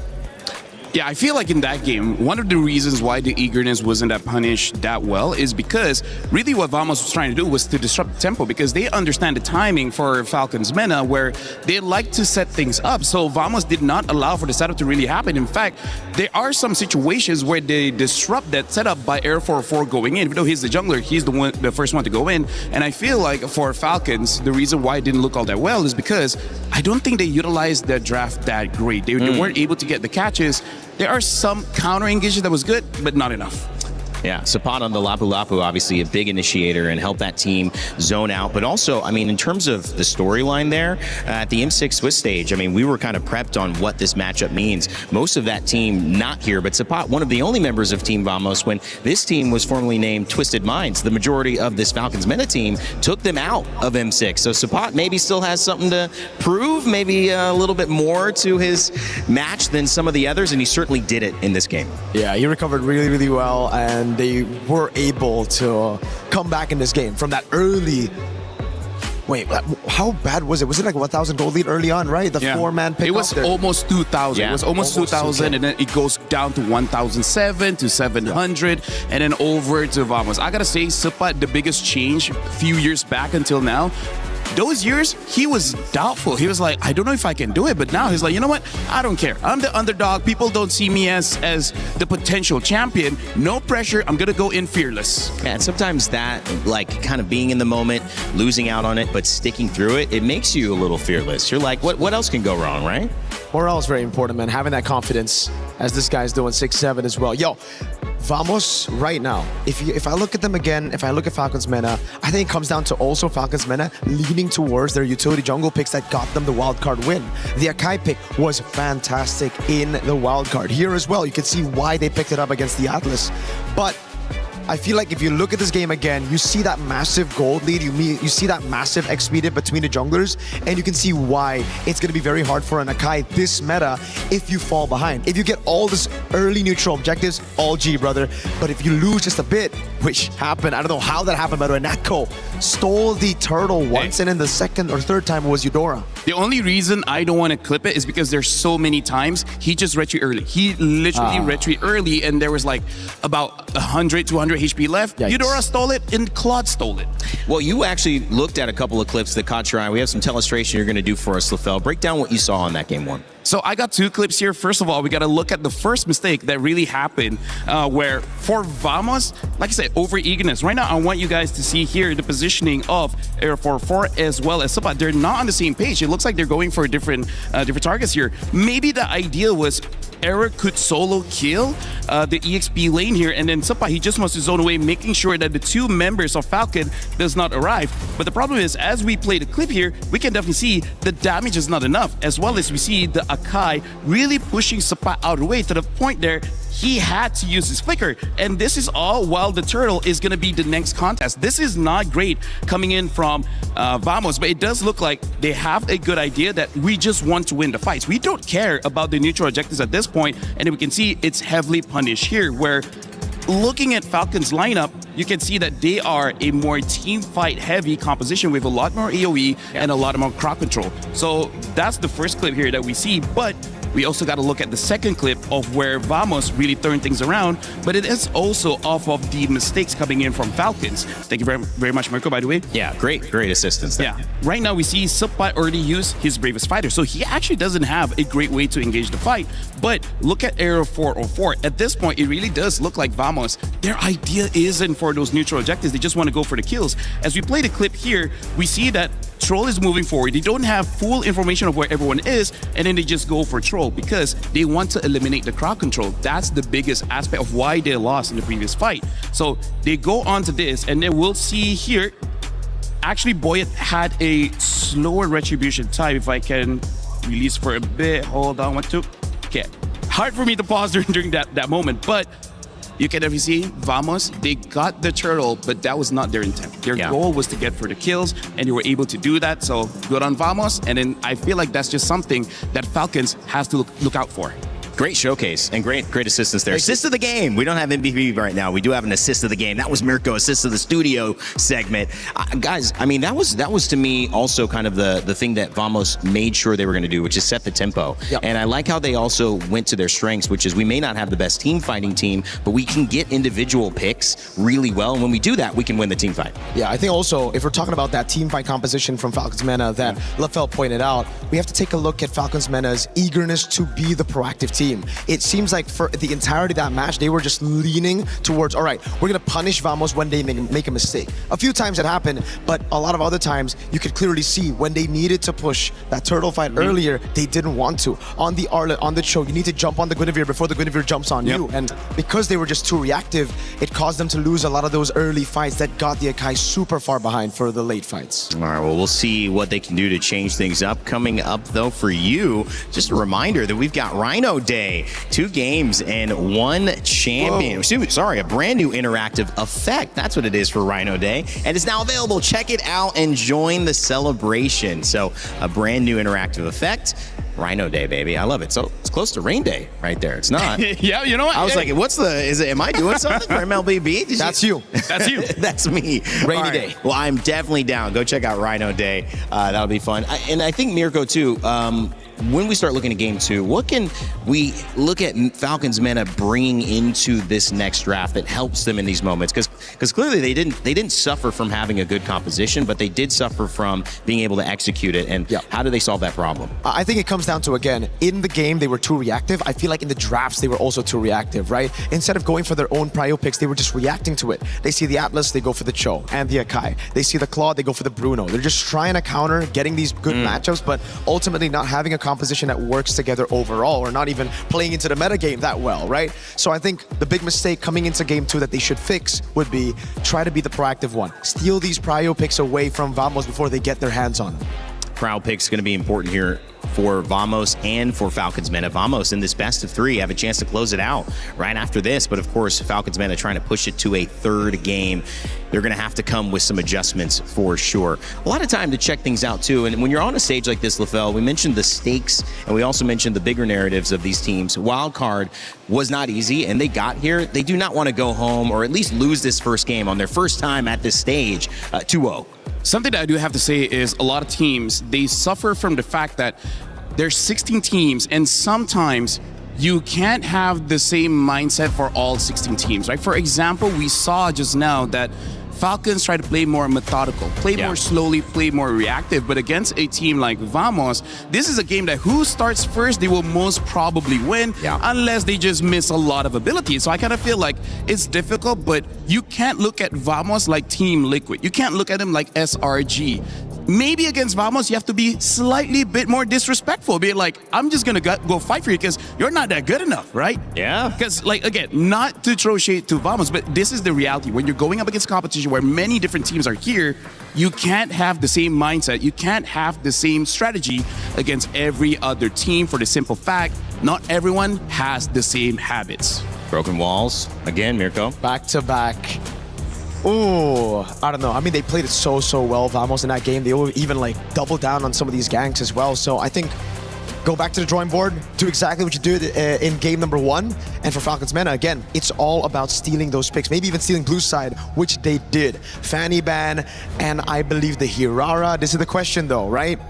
Do Falcons Mena play the Hirara? If the Hirara is left open, I feel like first pick should be the Hirara. But then Vamos just get their hands on the Eudora Atlas. Yeah. I mean, like, here's the thing. Even Hirara was open. I don't remember them actually using the Hirara. That's the thing. I mean, Wildcard was different, though. Yeah, no, they would use a Hayabusa. They would use an Easton Shin, maybe even a Nolan. So, yeah, we definitely got to see how it really shapes up here. For now, Falcons Mena looks like they're on the same side for Vamos when it comes to Phoveus. Phoveus is something that they do not want to deal with. And now Vamos themselves ban out the Atlas. So they're really respecting Troll here, making sure that Marcel and the Atlas is not there.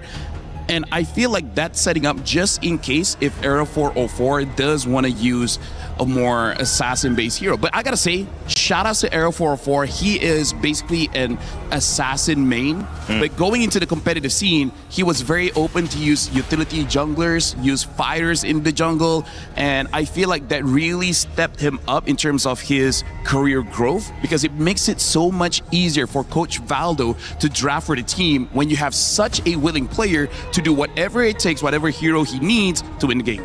And for Valdo, it's looking like more of the same, I would imagine, Mirko. Try to get Vamos in a similar position where they have control. You're noticing that ban right there. What do you see him? Yeah. Hirara banned out.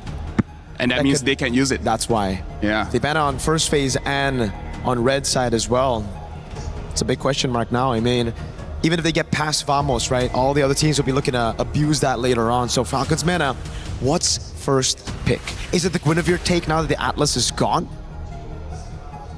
I honestly don't know. Like, the thing that I was kind of surprised at was that in the early phases, we don't see any Eve at all. And I still feel like Eve is one of the stronger picks here. Jusin actually could still be. Yeah, but the thing is now Hilda has been banned, right? Hilda, Atlas, as well as Marcel. I'm really looking at Vamos like they want a very fast game. And this is just already very, very tough. They banned out the Fovea, so at least they can pick up the Freya here and flex it to XP Gold.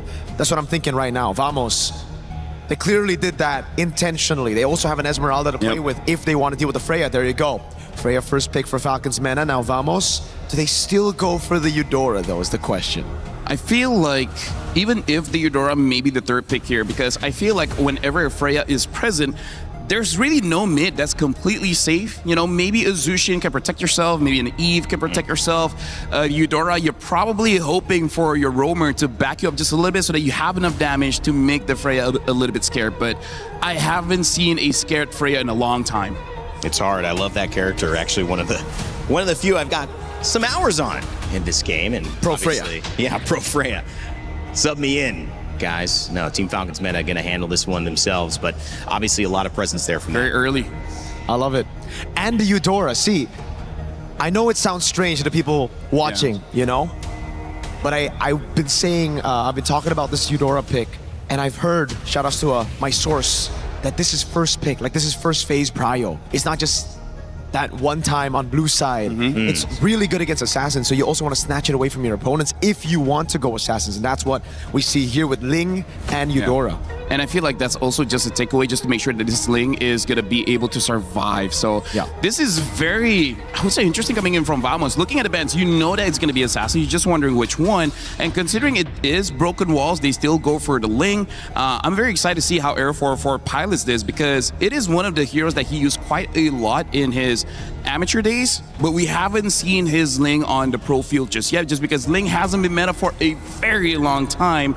And now the Cho, I can understand. But the Valentina, quite early on, we'll see how this works out. This just seems like an easy Belleric pick for Vamos, right? Oh, no, they just go for the, obviously, just the winning matchup. And just all the power picks for Vamos here. Because I'm thinking Falcons Mana could still pull off a Yi Sun Shin and then flex the Freya into gold.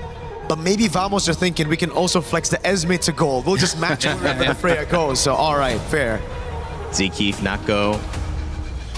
Obviously, two important players for Vamos. They both had good games, a good game in game one. I feel like Sano's pace, how do you feel about this, LaFell? Was it enough for you? I mean, obviously going against Nako, it's a tough matchup, but different styles. But I think in general, Team Falcons Mana was a little slower in terms of those fights, despite starting off with 4 kills. What do you think they need to get Sano going? Yeah, honestly, I feel like maybe 2 more gangs they'll be able to deal with Nako. I mean, like, it's a good thing at the end of the game that Troll with the Cho was able to catch Nako a few times, so Nako wasn't that big of a factor in that one. I feel like it's just in general, Falcons Meta in the first game, they look, for lack of a better term, like scared to do anything. So I feel like hopefully in game number 2, they're like, okay guys, wake up, you know, game number 1, it's whatever, it's a warm-up game. Now we actually got to lock in. With this kind of draft, they have a Freya. Any draft that Freya, you're supposed to be a little bit more aggressive, so that's what I want to see.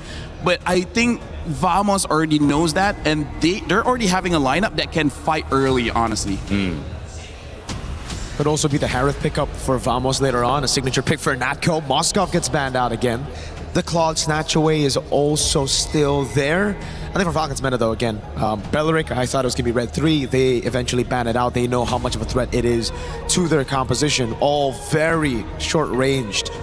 So it just comes down to this. Do they want to go Yi Sun-shin on Boyet or no, right? Because if they don't, that means they're going to have to go back again, maybe on a Guinevere or some utility, another utility pick. They ban out the glue, so I think it's kind of like a... Are they going for Fredrin? I honestly...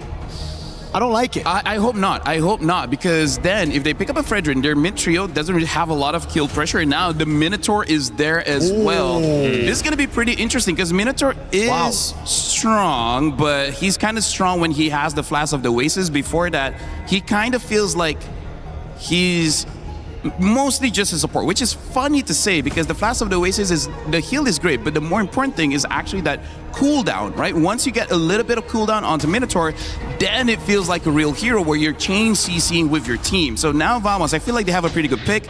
If this Valentina was swapped with the Zushin, I feel like they could have dealt with the Minotaur much easier.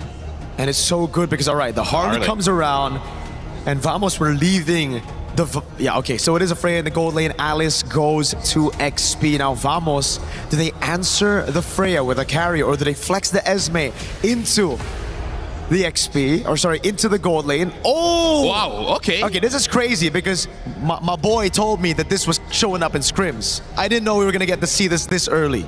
I mean, I also heard it's good. Seen a few in-ranked games, but yeah, I honestly, this is a big surprise for me. I want to see how this Melissa really turns out. What's the expectation kind of with the shock happening? Why is Melissa showing up here and making a big impact? Firstly, that's my favorite hero. Secondly, they're all melee here, so they can't get past this ult Melissa to go away. It's such a clean front to back with a little bit of spice to enter the back line. Yeah, the thing that I like about Vamos Drive is that they have multiple win conditions. If the Link doesn't work out, you got the Melissa. If somehow the Melissa doesn't work out, you still got the Link. So it's very interesting. Gonna be tough for Vamos to lose this one based on the draft. The studio likes it. We'll see if our casters like it as well. As game 2 underway between Team Vamos and Team Falcons Meta. Vamos, if they win, they take the win overall.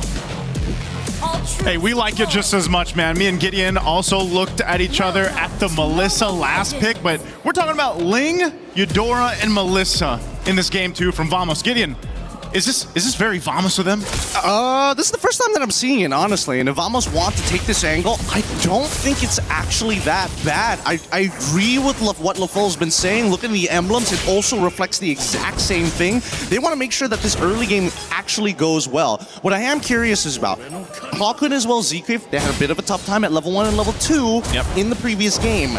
And then by early mid-game is when you're expecting them to start, you know, winning out on these fights and looking for these lane ganks. I want to see whether they can improve upon that. Ooh, nice little aggression here from Troll, but Era 4-4 is going to be fine. Again, the Ling has popped up a few times now through the course of, especially back in MWI, right? We saw the Ling come through. Oh, okay. And it's one of the things, again, where you can actually kind of hyper snowball on this hero, and it's sort of a risk in itself, but you know, in this case I feel like it's supplemented really well with that Minotaur pick, even hell, the Eudora pick, because like LaFell said, you know, once you get that Flask of the Oasis locked in and you do get a little bit of cooldown reduction. Oh, the Deadly Magic, it's almost there. One more auto attack, but he can't actually get it. And now the Tempest of Blades comes down right onto Boyet. First blood instantaneously. Arrow 4-4 showing some mechanics. Traded flickers, but we're not going to punish that. That one, that's just ego. That's just by the way. Yeah. We both don't need this. Let's just hold on our flickers. Let's use them, right? But yeah, it's one of those things where, as you saw, the support from the whole team synergistically for Vamos is what's so important. They really have to work with their kits together to make this, where then again, you kind of just rely on Natko to do his thing in the lane, scale up on the Melissa. We don't see the Melissa often, but you know, we've all been there. Once that Melissa scales up, gets the items that she needs, like, it is very annoying to deal with her. That go away ultimate, pushing people away, especially the melee heroes that we talked about. Let's see how this fight. The Deadly Magic's already out. Sipot takes the damage, but Throne of Ruin catches onto 2 in the backline. Clockwood in trouble, can't run away. No flicker dies to Sano as they start running down the individual members of Vamos one by one. Era 4-4 thinking about it. Oh, the getaway just in time to deny the angle, and Sanji has to get away. Despite everything that happened, Vamos actually now have primary position over this turtle. Vamos should be able to get this. Boyet's trying to get his purple buff. I'm not sure if he's going to get in range here. So Turtle secured for Vamos. They'll win the objective, but there is some fight here from Falcons. Yeah, it's really interesting to see. Again, especially, I'm curious about what Natco is going to go for his build, because he is doing phenomenal in this lane, like really surprisingly well. I would have imagined that when you were on that Freya, especially when you start thinking about the later stages of the game, the added range that Freya gets after using her ult actually is just a little bit bigger than the get away from me coming in from Natco. Well, unless they start spacing them out, but he's playing this lane perfectly. Yeah, he is. So support, Troll wanted to visit, gets spotted out. The rest of the team from Vamos down there protecting Natco. Again, one of their winning angles, and there's multiple of them that they can play into throughout this game. So we got to see Team Falcons Meta kind of come up with their own game plan. Where is that game plan, I think, is the main question here, Gideon. Well, I mean, the arsenal is ready, the flickers are up. I think it's about finding the picks, right? Because here, Natco can only trade back against Sano for a certain amount of time. At this point, Sano should be strong enough to win out these trades. His natural base HP is pretty high, so he is strong side. I think for Vamos, it's about trying to deny Troll. If they can put Troll, make him lose his like flicker, kill him early, get the way of the dragon out, it becomes a lot easier to deal with some of the other problems like Boyet or in particular Sanji and Sano. Part of that game plan for Team Falcons Meta also might be, again, for Cuffin. This Valentino was talked about quite a bit in the draft, you know, now that's come through twice. And, you know, most likely from the other side, what ultimate's he going to take? Probably the Minuan Fury, right? Try to set things up. Not sure if there's much else that he can utilize there, but that's one of the things. If it's Troll trying to get a pick, and let's say he's, hold on, bottom? Yep, this is guaranteed kill here. Natco tries to get away, but Sano says, it's all right. You know, I can still throw my abilities through your shield. It's not considered an auto attack. It's good enough. Yeah, as soon as I said, if Troll can get a kick, he gets a kick on Natco. So good play made there down in that bottom gold lane. Perfect timing for this Turtle to be up too. He's going to be back up, but they'll try to blitz this. Oh, Troll right immediately on top of Clockwood, even though he had some peel, it's just not good enough with Throne of Ruin on top of him. Air 4-4 now cannot join this fight. He's thinking about trying to go for the steal, but he's getting blasted between the walls in midair. Now Tempest of Blades already up, looking for a trade onto Sano's side. The kick already came back up, and immediately Natco gets punished for it. They're looking for anything, but unfortunately the timings are all wrong. Subot getting doled by 4 underneath the turret. Oz Esme, and finally Cuffin secures that kill. Phenomenal fight there from Team Falcons, and I don't know, man. Natco's got to be feeling it. He's been kicked twice now by Troll. Definitely not feeling too good. And just when we thought, you know, as we look at the replay here by STC, you can see how this fight breaks out. You even come to this fight, Natco just revived, dies again off of the kick. And so now you're further behind. So that same scaling that we see in Game 2 is not going to replicate what we were able to see from Natco in Game 1. Yeah, I think that Vamos might be allergic to getting Purifies at this point, right? Everybody needs that flicker to make a play, to get out of some pretty tight situations. The more reliable spell usually is supposed to be Purify, but at the same time, that makes you a susceptible target. Everybody is going to target you as soon as your abilities are down. And that should be said about everything, because now with quick rotations here, Sano should be able to take this top tier 1 without much contention.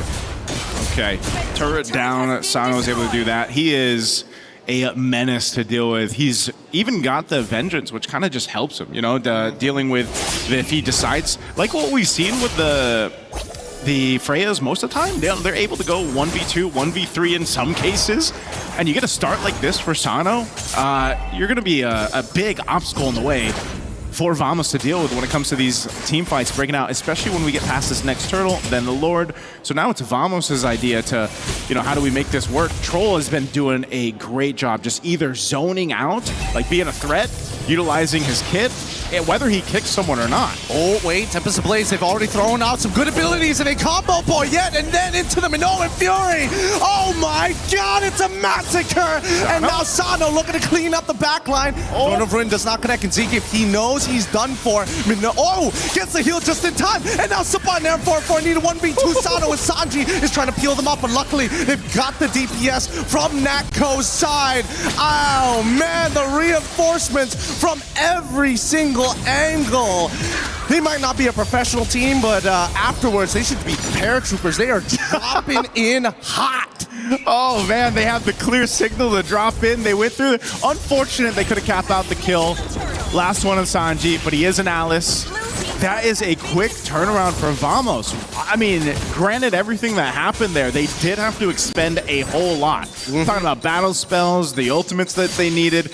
They took them to the bouncy house, right? That's what the Minotaur does, man. He sends everyone into the air. You get thrown up there. That's a clear signal for Arrow 404 on the Ling to come in with that Tempest Blades and pick up some kills. So again, it's the nature of making these kits work synergistically as they now focus on Sanji here.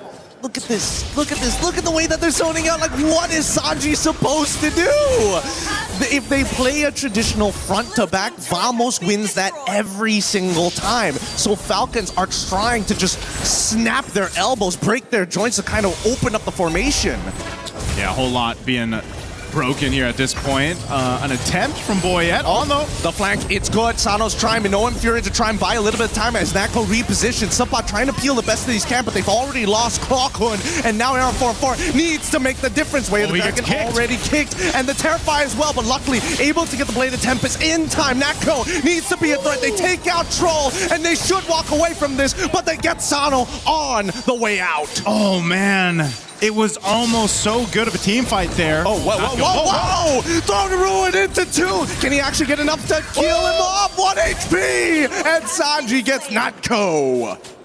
What happened with that fight, man? We went back and forth. I thought Vamos was going to go ahead and disengage after that. They end up going for it again. So Falcons Mena ends up capitalizing a couple kills. That's better for them than that would have been, but still. What a bloodbath it's been. Lord's coming up in 10. Both teams showcasing they just want to fight it out. This Throne of Ruin initiation able to go ahead and take out Natko. Delaying them a little bit more was crucial here for Falcons Mena. Man, that was definitely a never back down, never what moment. Both sides just refusing to let the kill score get anywhere past them. 1.4K, no big deal. But if they get one more kill than us, nah, we're going to throw everything and see whether it sticks. Wait, Troll actually spots him up. Can they actually intercept this? I don't think so. Yeah, I don't think they're going to be able to. I think they just have that vision on him again. Trying to keep tabs on Arrow 4. Mind you, he has not died. Look at this.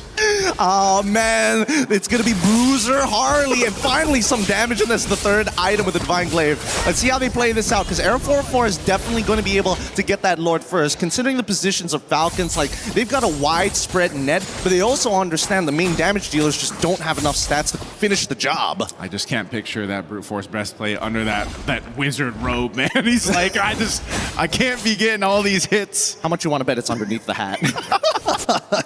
Probably is, for some odd reason, right? So Lord secured, it's going to be marching its way with Vamos here in just a bit. But that's something that Falcons Mena can go ahead and defend against. They have to be able to go ahead and clear this out. Do they have decent clear? I think that's the big question. When you look at the heroes they have, how long can they clear out waves and defend? Maybe this one's fine. First Lord push, they will lose some tier 2 turrets. But ultimately, defending in the base, is this a composition to actually capitalize on that? Really, it is, and I think the only one who has decent wave clear in the later stages has to be Sano, but that's a big risk. He's melee, right? So if he goes up to touch that wave, Vamos is looking to capitalize on that wave. Wow, how did Troll get there? Why is Troll sitting in the mid lane here? He's got a bit of a flank. He's trying to make it happen. Conceal. He finds it. Nakto's head. Throw the Ruin onto 4 straight into the descent of Valkyries, and now the backline's getting attacked. Arrow 4-4 looking to try and get something underneath the Vamos banner. 10-10, and now it might be 11-10 here as Boyette finds Subot. Hey, Troll does it again, man. Troll goes off on an angle you wouldn't see. Oh my goodness. With the conceal as well. Finding Natko again. There is no go away from me if it's Troll's Cho. Dude, Troll, he is a sniper here. He is just finding crazy angles. And for now, I would say that these two teams, the power of friendship is strong in both. Yeah, right now too. Lord was basically dealt with. It did get the shield, but ultimately Vamos on the first Lord wasn't really able to get too much off of it. Much better for Team Falcons Mena that they were able to go ahead and stop that push from happening. They do maintain the tier 2 mid turret for now, but off of that, again, leading into this next objective is where they want to go ahead and focus on. A winner crown is picked up. Sanji has been doing a phenomenal job on the Alice, man. He's been able to set up Troll again on the hunt. Oh, man, they find an insta-kill, and Natko just disappears into dust. His Clockwind is the only damage dealer next to the Bladed Tempest, which you haven't seen me use yet. Arrow 4-4, he was too busy clearing those waves, and it's forcing Falcons to make a choice. There's no wave to deal with right now, and they might lose an inhibitor on bot side for nothing. All for this purple buff. Okay, choke out what you can, continue to find Natko. Vamos has to do something about this. They can't just let Troll continue on coming off from that backside and then just kicking Natko. When you lose your gold laner like that, your damage is really expended. Yes, you still have a Ling. Yeah, you still have the Eudora for that magical damage there, but man, losing the Melissa, especially if you're supposed to be popping out all of that damage in these team fights, it's a big problem to deal with, and Troll's been just everywhere. When you don't even expect him, he's just giving an information like this to the rest of the team. Yeah, they got to bring those phones closer to their eyes, unfortunately. It's really tough to see the conceal, especially when you're so close to a wall. It just looks like just a moving shadow. Arrow 4-4 losing 50% of his HP. Not great. He needs to heal back up by auto-attacking. They want to blitz. Oh, here comes Throne Ruin. They want Blade Tempest already comes up, and they called it with a flicker. Arrow 4 does fine. At least the Lord, but Natko, he's able to start kiting them out. This was the problem, and Owen Fury catches onto one, but the backline Asano needs to get at least one, but it's too late. Clockwind, really good peel. No flickers being used by Zkeef or Clockwind as the rest of the team now takes advantage of Falcons. Yeah, again, I don't know if Falcons meta just kind of got scrambled around with trying to keep tabs on Arrow 404, or, that's the nature of having a Ling, but then this was a really good play. As we look at the replay here brought to us by STC, you can see this. They blitzed that Lord. They made the quick decision to go for it. That Go-Ami was already dropped down. That is massive in that fight there to keep Natko protected finally. Yeah. And to be able to stay alive. Again, that's what I was talking about, man. The damage. Look at the poor man. He is force-feeding him water, but luckily he's still... Like Mr. Gush. Hey, look, it's a very different sound here. I'll tell you. Wait until Gore gets picked up and I'll show you the Mystic Gush. But in the meantime, this is the big problem with sieging, especially with Melissa. One of her greatest strengths is throwing muddles past the wave so that Falcons can't walk up and you can poke them out early. Conceal out, okay, Deadly Magic too, but Zkeef, he's already in that front lines. He's paying attention. Okay, Cuffin's got the Minoan Fury. Are they going to go for this mid-turret? Minoan Fury coming out. Oh no! But the back line getting attacked already. Zkeef is already dead. Throne Ruin is great, but the Bladed Tempest might just be a little bit better. Boyet down to the ground, and they're looking for one more in Alice 2 for the triple. Oh, it's only Troll alive. He's going to try to clear out the waves. He kicks Arrow 404. Uh-oh. There's nothing he can do off that. No, truly nothing. And that's the danger of Ling in these assassin matchups. Ling is so good at one-shotting you. You can be the most mobile hero in the world, but if you don't got those iframes, it's a dangerous game of ball. Very tough first match there for Falcons meta. Off of it, Vamos, they knew the game plan. They got stalled out a little bit. But it was just one of those cases, again, where this composition, man, worked out in their favor.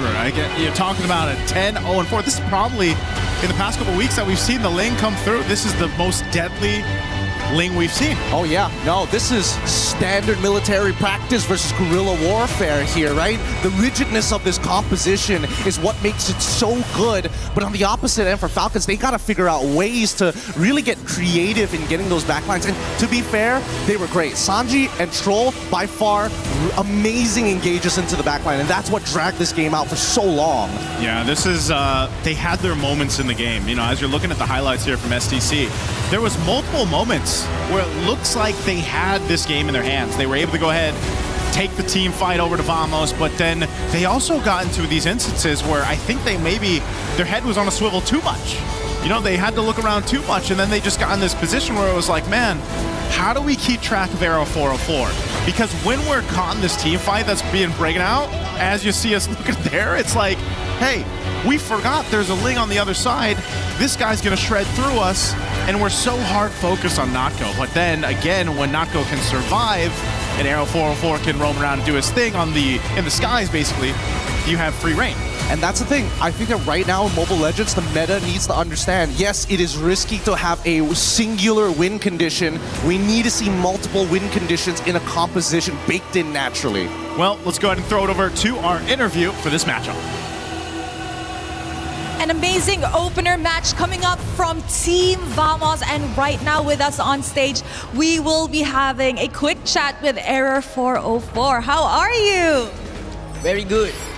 Okay, now, you know what? Let's talk a little bit about the game, because prior to the game, we saw an interview with you and Eterna, and you looked very stressed. You looked very tense. Now that you won your opening match in MSC with a 2-0 clean sweep, how are we feeling? I feel very relieved because we got to close the game 2-0. Now, I'm sure a lot of the Malaysian fans back at home are definitely happy with your win today. Now, let's talk a little bit about the game. We saw that in your opening match, you picked Eudora twice, and the Ling came out, played perfectly. Talk to us about the Eudora pick first. I think we got it from other teams in scrims, so we just started practicing it and we use it today. Yeah. Do you think it's going to be an effective mid laner moving forward?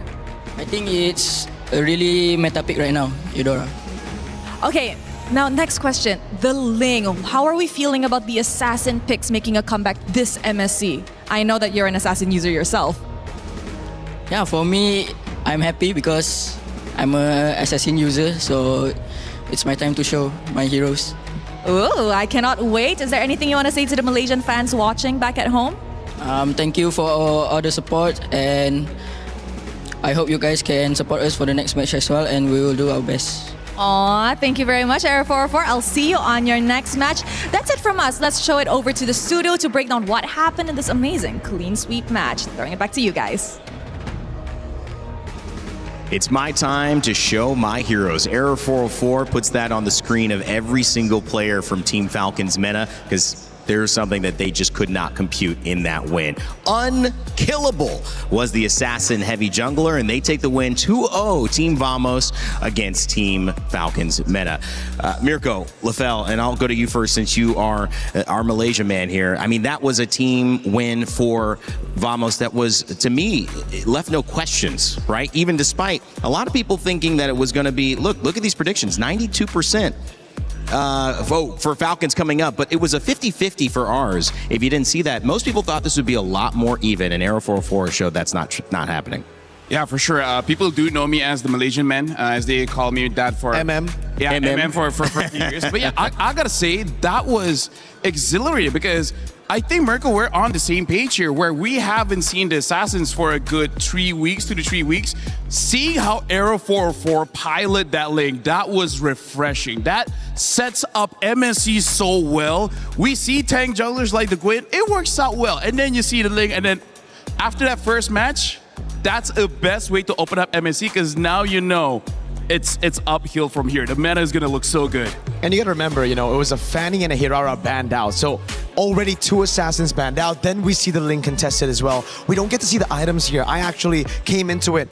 All right, so we got in game. I saw the Melissa pick and I was like, all right, Melissa. Then I went in, I saw the battle spell and I was already disappointed because, hey, usually on Melissa, you go Inspire. I would know. I'm a one trick. You're not really, but I play the hero a lot.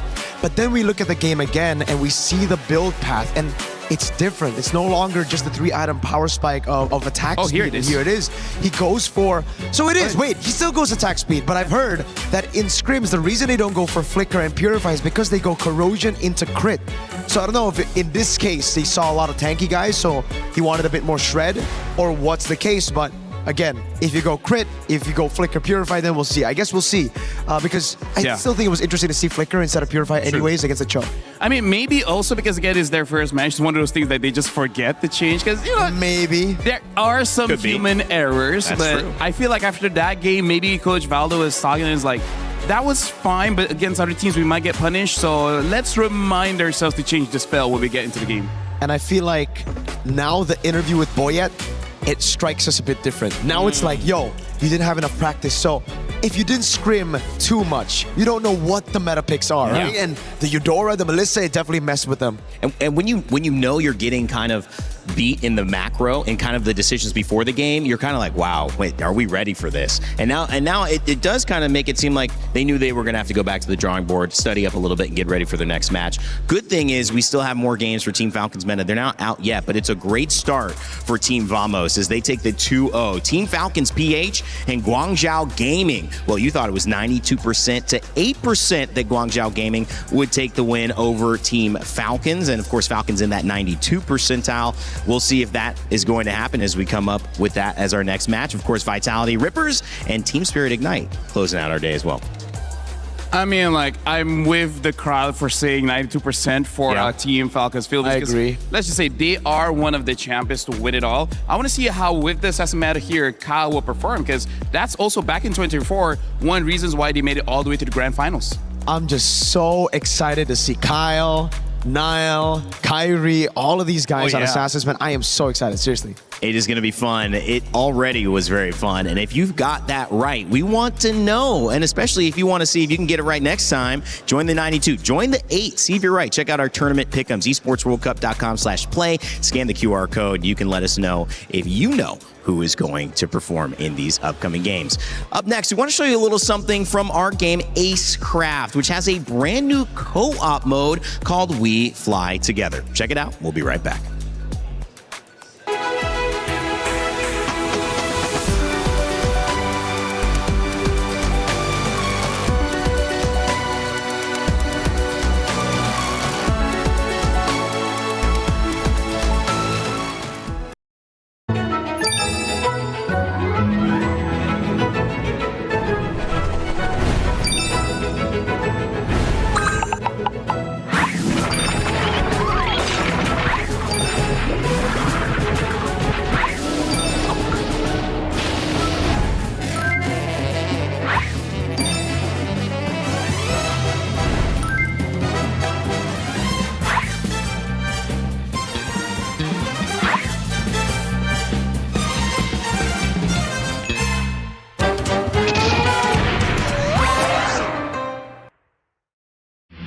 A lot of people are haunted by their past. I'm inspired by it.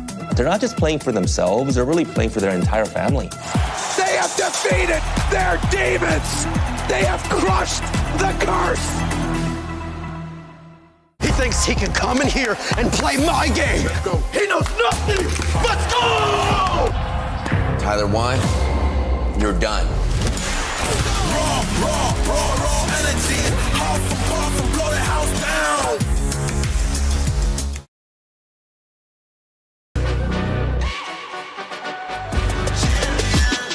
This ain't no regular thing. Came for the ring, you know what I mean. You see my name in the lights, better get right, I'm champion.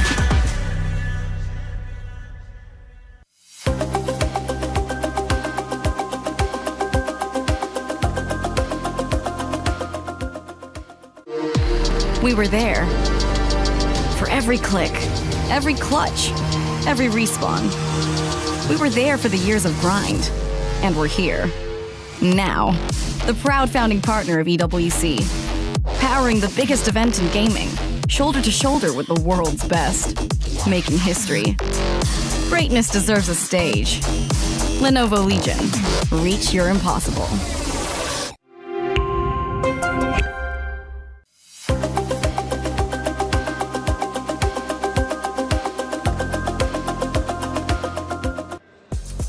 Well, not only can you watch EWC and MLBB MSC at EWC 2026 with all of our YouTube and Twitch official channels, you can also become a co-streamer and join in on the action. If you want to do so, make sure to check it out and go to our creator program, which will allow you to not only earn some cool prizes, but also help to build an audience with the great content that is available here to be put on Showcase. So if you're ready to join, check out that QR code, scan it with your phone, and become a co-streamer. We'd love to have you as well. And if you just want to watch that's okay too. You know, if you want. But hey, we'd love to have you here. Rain Day back on the desk with Mirko and LaFell as we start to preview our next matchup in today's 4-game series. And we've got Team Falcons yet again, this time PH versus Guangzhou Gaming. Fellas, just some initial thoughts on what it looks like to see Team Falcons after missing all of the international events last year, finally back on the stage versus Guangzhou and their first international here. Well, I think, you know, they fixed a lot of the errors. They reinvigorated the roster as well coming into this. I think Team Falcons PH are looking very, very strong coming into this. Yes, they did lose in the grand finals, but I think it was also a different meta.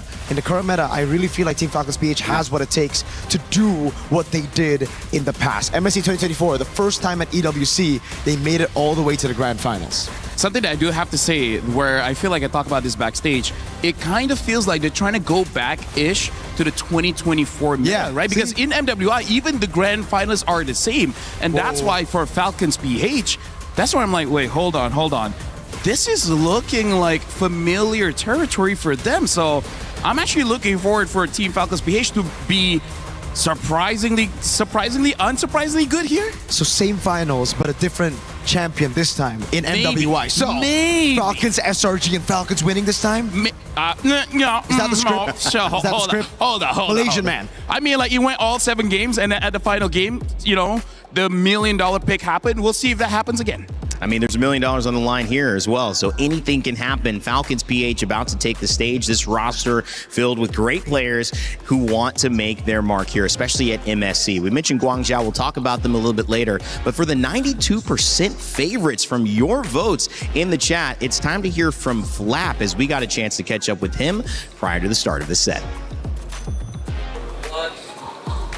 We're now here with one of my favorite EXP laners. It's Flap. Welcome back. Hello, guys. How's Paris treating you? It's all good.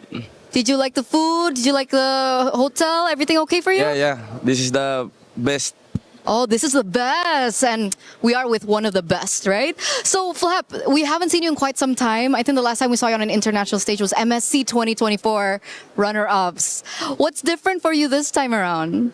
The difference is that I'm more hungry to win this championship. But you had breakfast, right? Yeah. Oh, okay. Just, making sure.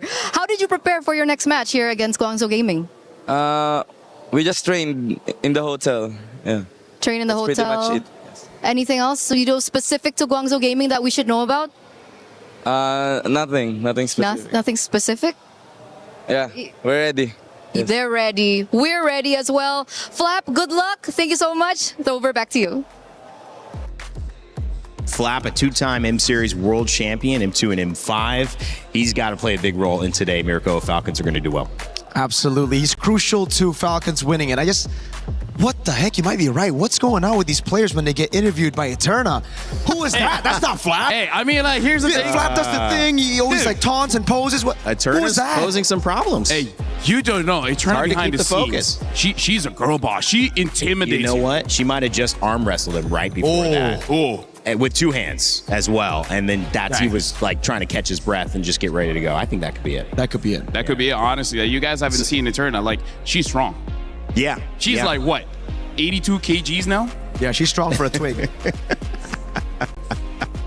Oh my gosh, we're having some fun here on the desk. We got plenty of time to talk Falcons, and we got plenty of time to talk Guangzhou as well. As a roster, these guys have been really effective, and obviously coming from China, this is a very important story for them. Yes. It is their first international event this year, and I think this is an opportunity, hopefully, for them to not only be a hope for China, but also to be starting a path which they hope to finish as they improve as a roster. We had a chance to catch up with May again, so hopefully he can get some words down with Wolf and Eterna. Eterna here with Team Captain May, and of course we do have Wolf here to help translate this coming into this next matchup. So first and foremost, what was your reaction coming into this, knowing that you are going to be up against Team Falcon first?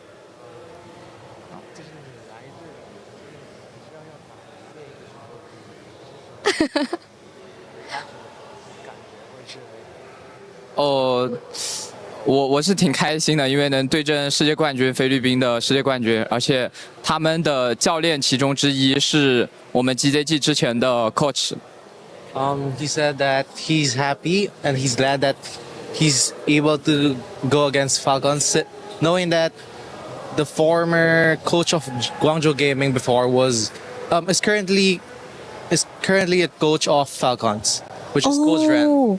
Okay, so they used to coach you. Do you have maybe a message to Coach Ren? Yeah, Coach Ben. You have a message? 对 Brand 说。我希望比赛能互相发挥好吧，就是我很珍惜这次对战。He said wishing good luck to both teams. Okay, wishing good luck. And speaking of Filipino people, you also have a Filipino player on your team, right? You have Sai. Did Sai mention anything to, beat the Filipino team Falcons? 西外不是对面人吗？他问这是西外有没有说啥，就想打一个人或者啥。哦，他说他想赢 Super Marco。He said that he wants to defeat Super Marco. Oh, okay. So he just personally wants to defeat Super Marco. Fair enough, fair enough. You're going to get that matchup later on. And of course, as team captain, what are you going to say to your fellow teammates before this next matchup? 你作为队长，你有没有什么想跟你自己队友说的？我觉得就放轻松一点打吧，因为比赛有很多。He said that he's just chill and enjoy the game, just knowing that there are going to be a lot of competitions. Okay, so we can feel confidence, we can feel, chillness coming in from this team. So once again, good luck, and we're throwing it back to you. I think he passed the Eterna test. I don't know about you guys. I think he did well. But maybe that's because of the translation that had to occur. He has a friend, yeah. Gave him a chance, and he had a buddy nearby. All jokes aside, there's no jokes in this matchup. There's a very few tougher opponents that Guangzhou Gaming could face in an opening matchup than the Filipino Titans of Team Falcons PH. But if they are going to prove that they deserve to be on this global stage at this level and that they can make a run, Mirko, some would say this is the type of team they have to beat. Oh, absolutely. We got to see a glimpse of what Guangzhou Gaming had in their arsenal at M7 wildcard, and they were the favorites to actually win it. Unfortunately, they didn't, but they stole the show a couple of times. Modi, fan favorite of the chat. Everybody loves Modi in the chat. He's amazing on these playmakers in the XP, and I feel like him and Maze, they're going to have to work double time here if they want to get a win against Falcons PH. LaFell, what's the most important matchup here? Is it Modi and Flap in that EXP lane? What do you think is the need for this game's focus to be on in terms of who wins or who loses this matchup? I mean, it does look like this is the meta where we're going to be looking at the EXP as well as the jungle here, because here's a general rule for Mobile Legends. If your EXP is losing, your jungler is losing as well, because your EXP laner really opens up the map. And when the map is open, your jungler can get a lot of farm. And by proxy, you're making the other jungler weaker time by time and time again. So yes, Modi is an excellent player, but Flap, man, two-time M Series champion. Like, that guy is an icon in Legacy. The EXP. If somehow Modi can take down Flap, now that's the bigger statement. Like, that's one of the things where even if you lose, it's fine. You can say you beat Flap.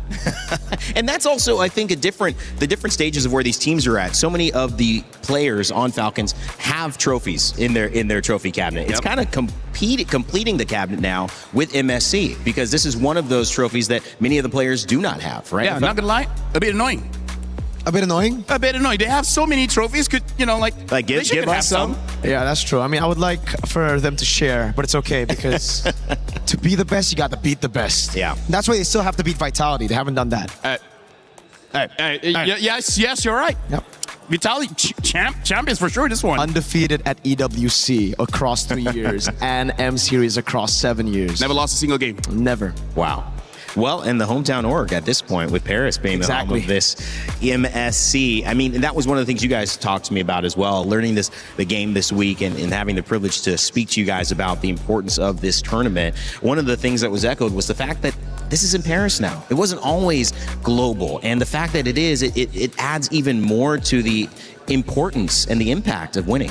Absolutely. I think you heard from the players as well, man. They feel like it's the best. FlapTZ literally said it's the best because, man, I think for them, it's just a dream to visit Paris at the start. They would have never thought that MLBB would bring them here, and to compete here at the biggest stage for MLBB in front of the world, in front of millions of people watching. That's the dream. And for Flap, that's why he's hungrier than ever. And speaking of Team Vitality, speaking of Na'Vi, speaking of Team AG, and all of those orgs, they're playing for something maybe even bigger than just a single championship. They're playing for the club championship trophy. We've got Chris ready to give us an update on how things are faring so far. 2 weeks of competition have passed here at EWC, and the Club Championship is well underway. And well, as you can see from behind me, the totem is starting to fill up. Still plenty of games still to go. None other, of course, than MLBB, the MSC, currently ongoing. So that should be interesting as we do continue on. That's what you guys are all here for. Irrelevant of that, though, we do have an update of how things have been working out across the board the past couple of weeks. Right now, it is Na'Vi who are leading the Club Championship with 1,750 points, but they're only competing in one game this week. Vitality, however, who are currently second, only 300 points behind, are competing in all 4 games. So that's a massive moment for them to potentially catch up and see if they can do something about it. Falcons are another team who we have been talking about plenty, currently only sitting on 600 points, but also competing in all 4 games this week. A really interesting one, actually, that they are competing in, a wild card that came through for Falcons through the qualification stages to get here and play in EAFC, is MS Desari, one of the owners of Team Falcons, formerly a FIFA World Champion, of course. He's going to be going through it and see what he can do when things do come down to it. Let's see how he can do at EFC. That's a hell of a story to continue with. But yeah, I'll be giving you updates across the Club Championship throughout the rest of the week. Thanks a bunch, Chris, and also reminding us all that Falcons are back-to-back winners of the Club Championship. We'll see a new Club Championship winner this year. We'll find out. Stay tuned for all the action. We'll keep you covered with what's going on in the CC. Now, as we head back to MSC, on the desk, Mirko, as we preview this lineup, what to you stands out as the biggest narrative? Again, we've talked about Falcons being winners. We've talked about, them representing the Philippines. We've also talked about the story with Guangzhou Gaming. What rings the most important here in game 1? I think it comes to just understanding the meta right now. Both teams. I think it comes down to understanding the meta. We saw earlier a big contrast of one team really pushing all of it, all of the meta picks from scrims that they said as well into the stage, and the other playing it very conservative, playing it with the old picks. So right now, I think it comes down to who has adjusted better, Falcons PH or Guangzhou Gaming. And you mentioned that the coach of previously Guangzhou Gaming is now the coach for Team Falcons, Vren. How does that play into maybe feeling comfortable, LaFell, that they kind of know what's going to show up for Falcons, or for Falcons feeling that they know some of their opponents? Yeah, it's good for Falcons for sure, because at this point, they know the identity of Guangzhou Gaming, and that's also the other thing. Like, meta is very important, but you cannot stray too far away from your own identity, because you might end up making mistakes just because you're breaking out of your habits. There are some habits that's good for you to break out of, but some of them is so drastic to the point where you're getting out of character, your passion is not there, and your decision making might be the worst. So for Guangzhou Gaming, I do believe they need to follow the meta, because if not, they're gonna get stomped. But at the same time, you gotta follow your identity. Which so far, coming in from the China region, it's all about that gold lane. They try to make the gold lane the strong lane. We'll see if they can do that. And that is going to be difficult from what I've just saw. I mean, with Error 404 dominating the game like that, you can just see that Assassins in the jungle, Mirko, I mean, if they're played at that level, they are going to need to be dealt with. Oh yeah, it's going to be very, very tough, especially when Kyle Teasy's on that lane, that Fanny, any of Assassins that he can get his hands on. Again, we saw Fanny and Hirara banned. If we see a Hirara game, it's going to be ridiculous. But also, though, I'm glad that we got to see the Minotaur in game number 1, because if it wasn't for that, I think May is going to hesitate a bit on that pick. It is a pick that they've actually found a lot of comfort with, playing it a lot in the M7 qualifiers for the Chinese teams, and coming into this, I still think it makes sense with the identity that they have. Play around team fights. Yep. By the way, I gotta say, Mirko as well as Rain, this is gonna be our second match, but I'm already seeing that the bans are gonna be something the coaches are gonna have trouble with, because now with the Assassins coming up, a lot of Assassins has to be respect banned, and that will become a problem. When you know a team can't use these certain Assassins, there's gonna be a big difference when it comes to the bans here, where certain teams like Avamos, like Falcons, maybe even Team Liquid, making it so that they're gonna win the draft just by proxy of a threat that's not even there just yet. The winner of this match will face off against Team Vitality versus True Rippers, our next match's winner, while the loser will face the loser in an elimination match. Remember, we are going into an upper and a lower bracket for both Group A and for Group B. So that will be maybe different if you're used to certain upper brackets and lower brackets that combine these groups. No, it's going to be different. So Group A, the teams you're seeing here, are going to be playing against other Group A opponents. So every single match is going to impact every single other match. There's something to learn from every single game that we're watching here, especially if you're one of the teams that didn't do well. It's going to be waiting in the wings like Team Falcons Meta previously against Team Vamos.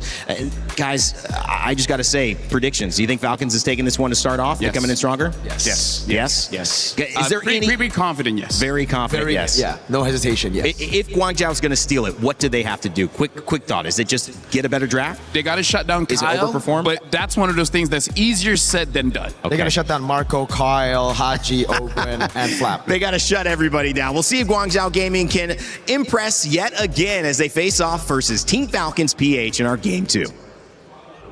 Yes, my friends, that is the setup for our second matchup for today. But first up, quick recap, right? We have two dark horses to open things up for our matches here, Rose, at MSC. And happy for Vamos. They got it in.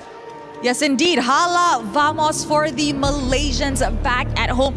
That was an incredible series. 2-0. A lot of amazing picks off the board. But now we enter the second match of the day where we will be seeing Falcons Philippines going up against Guangzhou Gaming. Yes, this is a pickup in its own right. It's a fight between a giant and newcomers in there. I can't wait to get this one started. So without further ado, ladies and gentlemen, join me in welcoming Falcons Philippines.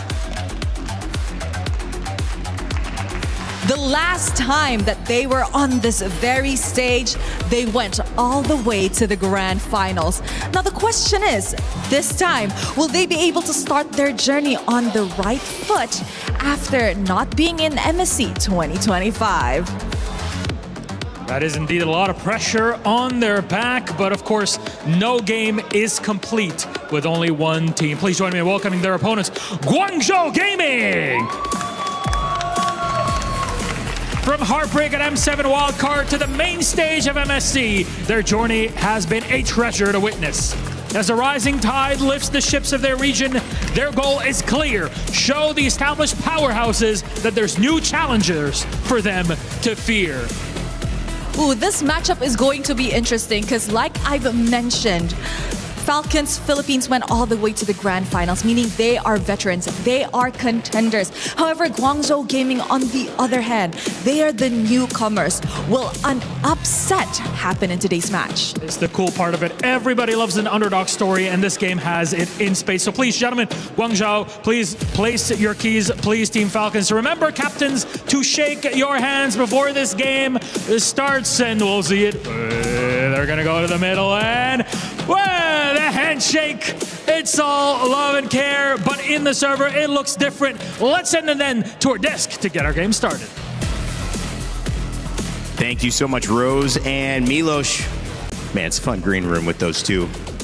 Some great talent and some great games starting us off here for MLBB, MSC in Paris, France. 16 of the best teams in the world vying for that $1 million prize pool. Now it's time for China to see what they can do against some of the all-stars of the Philippines representing Team Falcons in our second series of 4 for today. As we kick off the draft, we've got Mirko and Lafell with me. Hey. And guys, this is important. If Guangzhou's going to do it, you guys said maybe an uphill battle. The audience thinks so too. 8% only thinking that they can get the job done. They're going to have to do something in this draft to surprise Falcons. Look at him. He's locked in. Tied his hair real quick. Right now, I do have to say, if you're new to MLBB, one of the reasons why I feel Falcons Philippines will win this one is, in the current meta, if you lose the first 2 minutes of the game, it's actually very hard to come back into the game just by how the jungle has changed in terms of the values and everything like that. And Falcons Philippines have, I would say, all across the board, one of the best laners in every lane. Flap is amazing in the EXP. Super Marco is amazing in the gold. And it makes it so that winning those lanes is going to be very difficult. And I'm just worried if Falcons just wins the first turtle fight, and then they just start controlling the jungle, and then it just becomes an unfair battle. Yeah. I'm a fan of that up until I think like a point that I want to talk about would be, I think the first 2 minutes. I don't think the first 2 minutes dictates the entire game. We saw it earlier as well for Falcons versus Vamos. So I think we push it back to maybe 6. I think around Turtle 2, whoever gets snowballing from there, then it gets really tough to come back. But even then, I'm not too sure because we've been seeing utility versus assassin. We've seen a weird, off-meta assassin in the Harley against a meta assassin. I want to see how it looks like if it's like a Fanny versus Ling, if it's a Fanny versus Hirara versus Ling, or heck, even a Nolan, right? Because then I'd say there's going to be a lot of room for comebacks. I'm just thinking that we won't be seeing the Fanny. Like, unless... Yeah, probably not. Unless the jungler is, at best, a B tier Fanny, I don't see the Fanny letting out of the bans. How common is it, as we take a look at the map reveal, hold that question for the draft, will it be another Broken Walls? Or will we get a mix-up? It's Expanding River this time around. LaFell, your thoughts on finally a new map here? Yeah, Expanding Rivers make it so that winning in the lanes is going to be that much more important, making it so that you can go to the neutral objectives like the Turtle as well as the Lord much, much faster. So now the lane matchups gets even more punishing, honestly.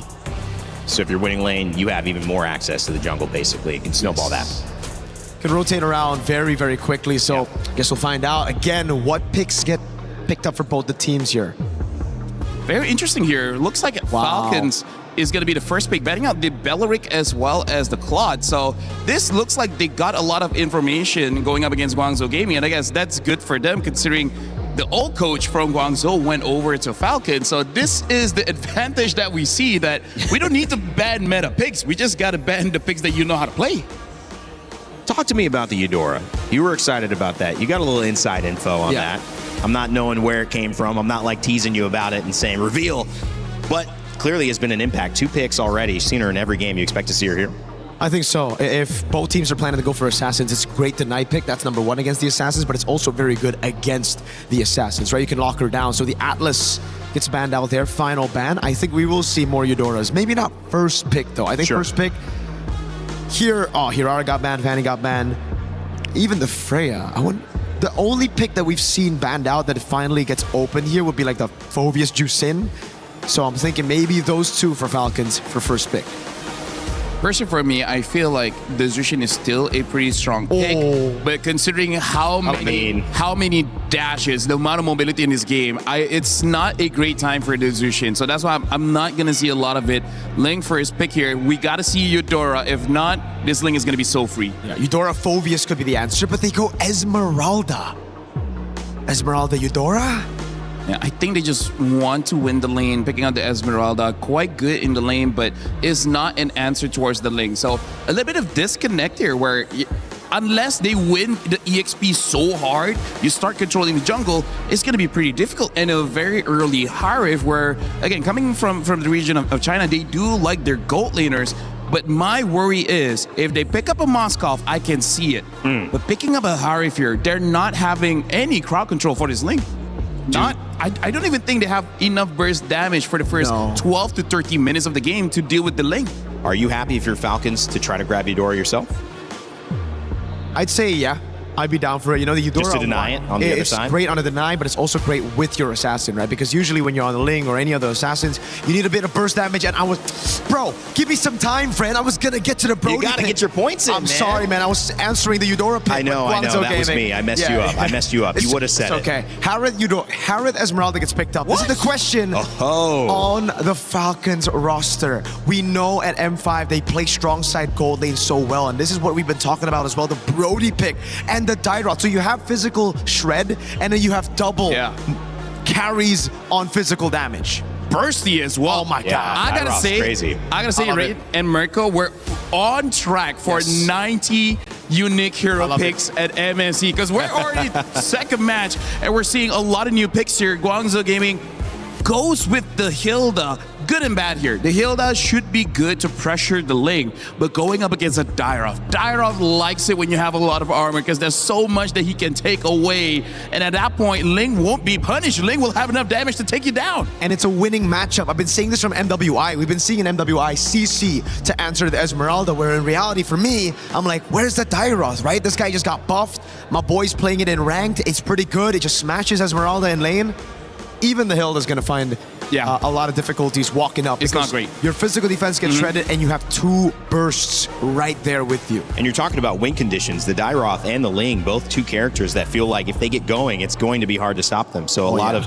All 3 of them, honestly. Yeah. And then the Eudora gets banned out, right? So they're taking away another burst damage hero. I gotta say, this is one of those games where Falcons can end it very easily because Brody is one of those heroes back in the day is just a turret destroyer. Got a world championship skin. Yeah, world That's championship Marco. skin. Like, here's the thing. The moment your eyes are on Ling, you're like, this is a problem. We gotta, wait, where's our turrets? Wait, why is he in base? Wait, did the game just end? 10 minutes? Too many things to focus on. I gotta say, Brody is gonna steal so much turrets. The Ling can steal so much turrets. This is already a nightmare in terms of micro, but more importantly, the macro. Like, there's so much magic gonna happen in this game. So you mentioned Moskov. Is the answer something that's global, something that can help on those rotations when you have someone pushing a lane and you need to get over there quickly? That's why it would have been a better pick over the Harith, really. Because, like, I see the Harith, I see why they went for it. Again, Guangzhou Gaming, they're known for team fighting, but they needed something to answer the side lanes. If you know Falcons, they're definitely going to try to play those side lanes. They're definitely going to lane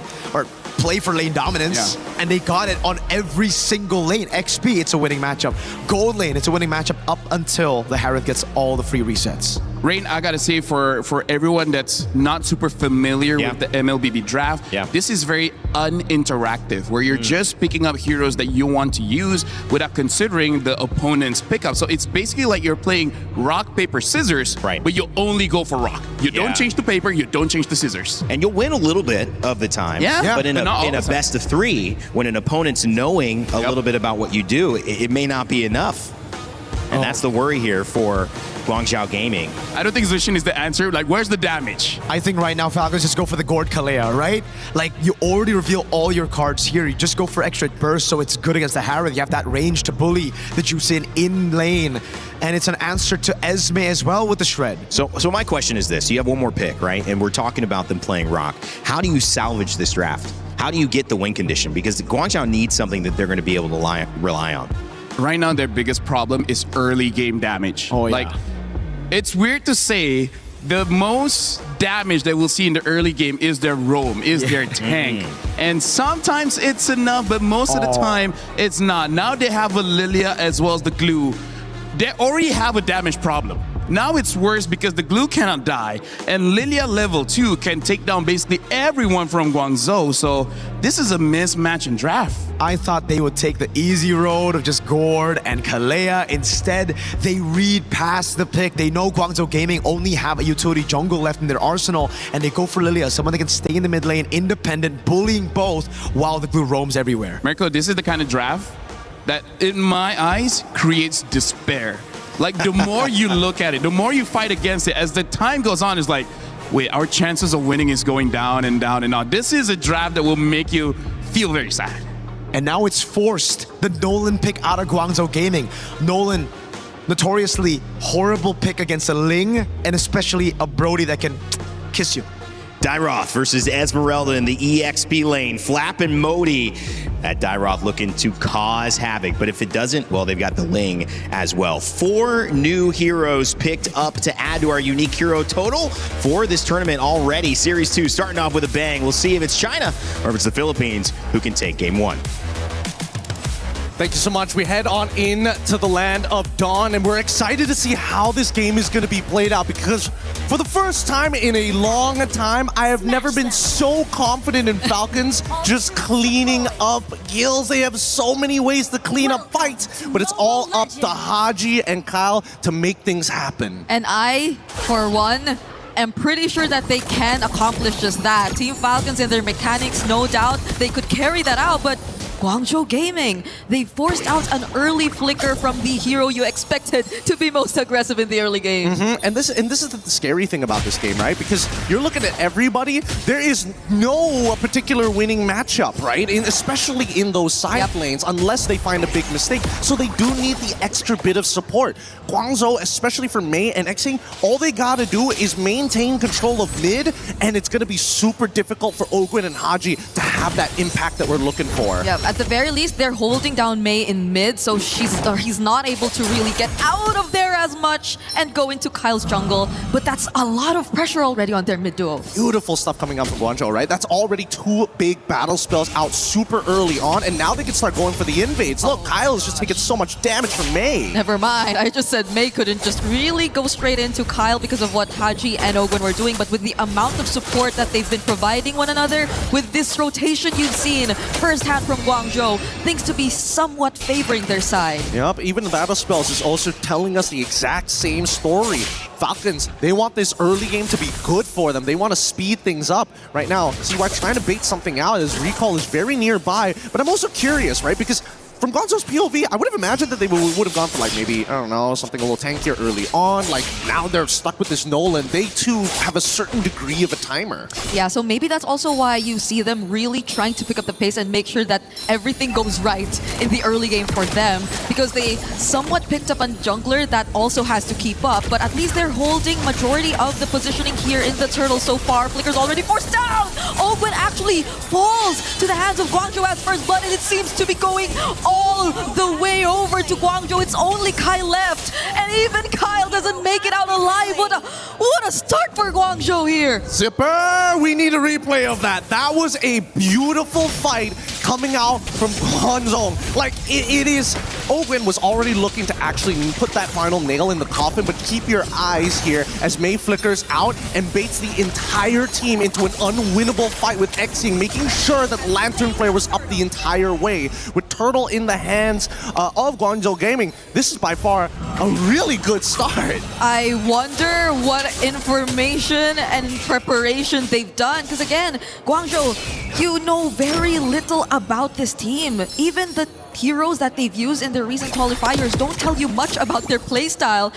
But what has changed? Why have they seemed to adapt so well to the current meta despite them picking or having these heroes which Falcons attempted to counter? Well, I think, you know, it's a lot of research, and I definitely think, you know, the length of the MPL PH definitely played a part of that. That's true. Unintentionally, but here, when it comes down to the meta, that's what everybody's trying to figure out. What is not only the meta game for the game, but specifically for the tournament? We need to see that develop throughout. But with the lead that they have, 4-1, I'm expecting Guangzhou to play more reactively, right? Yeah. They want to make sure they punish the Falcons everywhere they go. They need a man-to-man defense and make sure that Haji doesn't scale too fast. And honestly, that tournament meta, I feel, is something we won't really get to figure out until maybe day 3 or 4. I mean, we can speculate. Because day 1, first 2 matches in series have already shown us so much of the more unorthodox picks already. Well, is it unorthodox or are they just ahead of the metagame? We won't know until day 2 or 3, but in the meantime, you can see both teams high contention for this mid lane. It's less about the side lanes. The side lanes are kind of independent until we can get the mid trio to move in their direction. Guangzhou going to take that first move as they send support to the top side. Yep, at least for Falcons and their sides, they're doing really okay. It's a Brody and a Dairoth, which you pretty much expect to win their lane. And so despite Falcons not really winning out massively in terms of their mid, they're not really in need of that much rotations, but that's the thing. Guangzhou might just really take advantage of this entire situation, but it's already Ogwen here up top, already trying to somewhat provide a bit of help. Does catch Sai, but it's gonna be Ogwen all alone this time. Now he's trapped against 3. Do they have enough damage? Do they have enough burst? That's a Crimson Beacon in and a stun.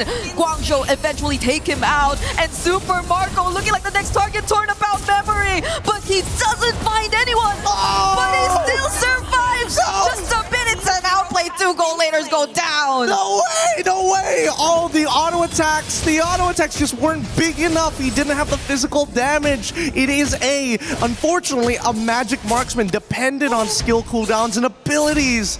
That's gotta feel so bad. When you thought you were about to kill him, guess what? Quantum charge, walk away. Okay, here goes the replay. So he was definitely left all alone there. I think he kind of survived it for a bit longer than we expected him to. But what a play. Even their coaching staff thought it was unbelievable. For the second time around, what? Super Marco not having a great time now. Recall said, team, we're not going to let this happen again. Let me show you how it's done on a Nolan. But on the opposite end, we're not seeing Falcons waste too much time here. If you notice that the gold lead, despite it being 2-7, for some reason it's only 900. By this stage, you're expecting somewhat of a 1K, a 2K gold lead. Oh, Black Shoes already forced out too. They get to find Haji and land another stun, forcing out the flicker. There goes Flap trying to defend, and they outplay Mei in mid. A small win for Falcons this time. Really nice play coming in from Flap as well. Now you're seeing that the traditional lane roles, they're starting to get mixed up a lot, right? What is Dyroth doing up here to maybe try and help Ogwen and Super Marco? He reveals himself, but all of this is so that Kyle can scale up a little bit faster, taking the wave as well. Yep, they're at the least maybe trying to slow down a bit and maybe go for the farm, because clearly Guangzhou Gaming have taken charge of the early game, and that's exactly according to plan so far. So maybe less of the direct one-on-one counters, and now we see more of the 5-on-5 rotations come into play. Recall though, very confident right now on this Nolan, forcing out the Black Shoes again. Yeah, and honestly, there's no reason to actually contest for the turtle, because they know for a fact, hey, Nolan, his retribution is coming up, but without his ult, that's fine. That means he can't really get in and out as effectively. But when they're rushing it down, that's where it gets scary, and now they look for the opportunity. That's a flicker from Ogwen. No Crimson Beacon left for XYang, but Recall! He wins out on the objective yet again. Falcons now trying to go in. Kyle also using the Tempest of Blade. Super Marco joining in the fight, and they already have taken out 3 members of Guangzhou. And that's a huge mistake coming out from GZG. Falcons take advantage of the fact that they were just too close together. 3 people got caught in the snare of the globules. The damage is good coming in from Recall. Ooh, Super Marco, is he going to burn to death? Okay, he's fine, he's fine. Yeah, that was close though. And at least Falcons get a bit more space, because it felt like earlier they had to work hard for this space, and they had to juggle between switching lanes here and there just so they could really find some more objectives across the map. But even despite losing that objective, and I believe that was the second turtle that Guangzhou have already secured, they've at least gotten a bit more map control. And now the question is whether or not they've developed enough of a lead. And whatever they had before instantly dissipated in one singular fight. I love the fact that Haji is immediately going for that Wishing Lantern. It's perfect for getting rid of these annoying pokers like Mei, who wants to be in his face, or maybe even Modi, who again hasn't really been able to participate as much as we would like to see. Yep, does run the Vengeance too, so we hopefully do get to see him later on in the team fights, because I feel like that will be a great help to Guangzhou Gaming in terms of actually getting the wins. But Flap, oh no, getting bursted down here by Recall! Oh, nothing that Flap could do. He flickers a little too late, and honestly, I think a lot of his abilities got cancelled out once he got spun into multiple directions. That being said though, Guangzhou looking to try and take out at least one of these turrets, but they decide not to. They give up on it. They see Ogwen and they're like, not again, not again. Nope.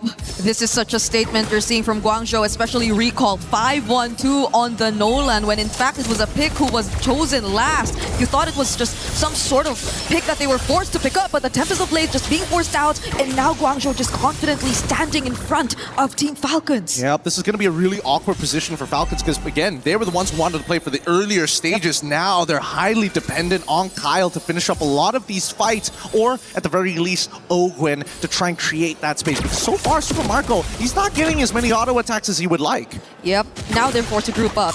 It's always just Kyle away from the team, and that's the kind of play that they're maybe forced to do at this point. But now it's different. There's an objective that's coming up. So Team Falcons would have to be very, very careful about this. Flap cannot go down first, similar to what has been happening a couple times already in this game.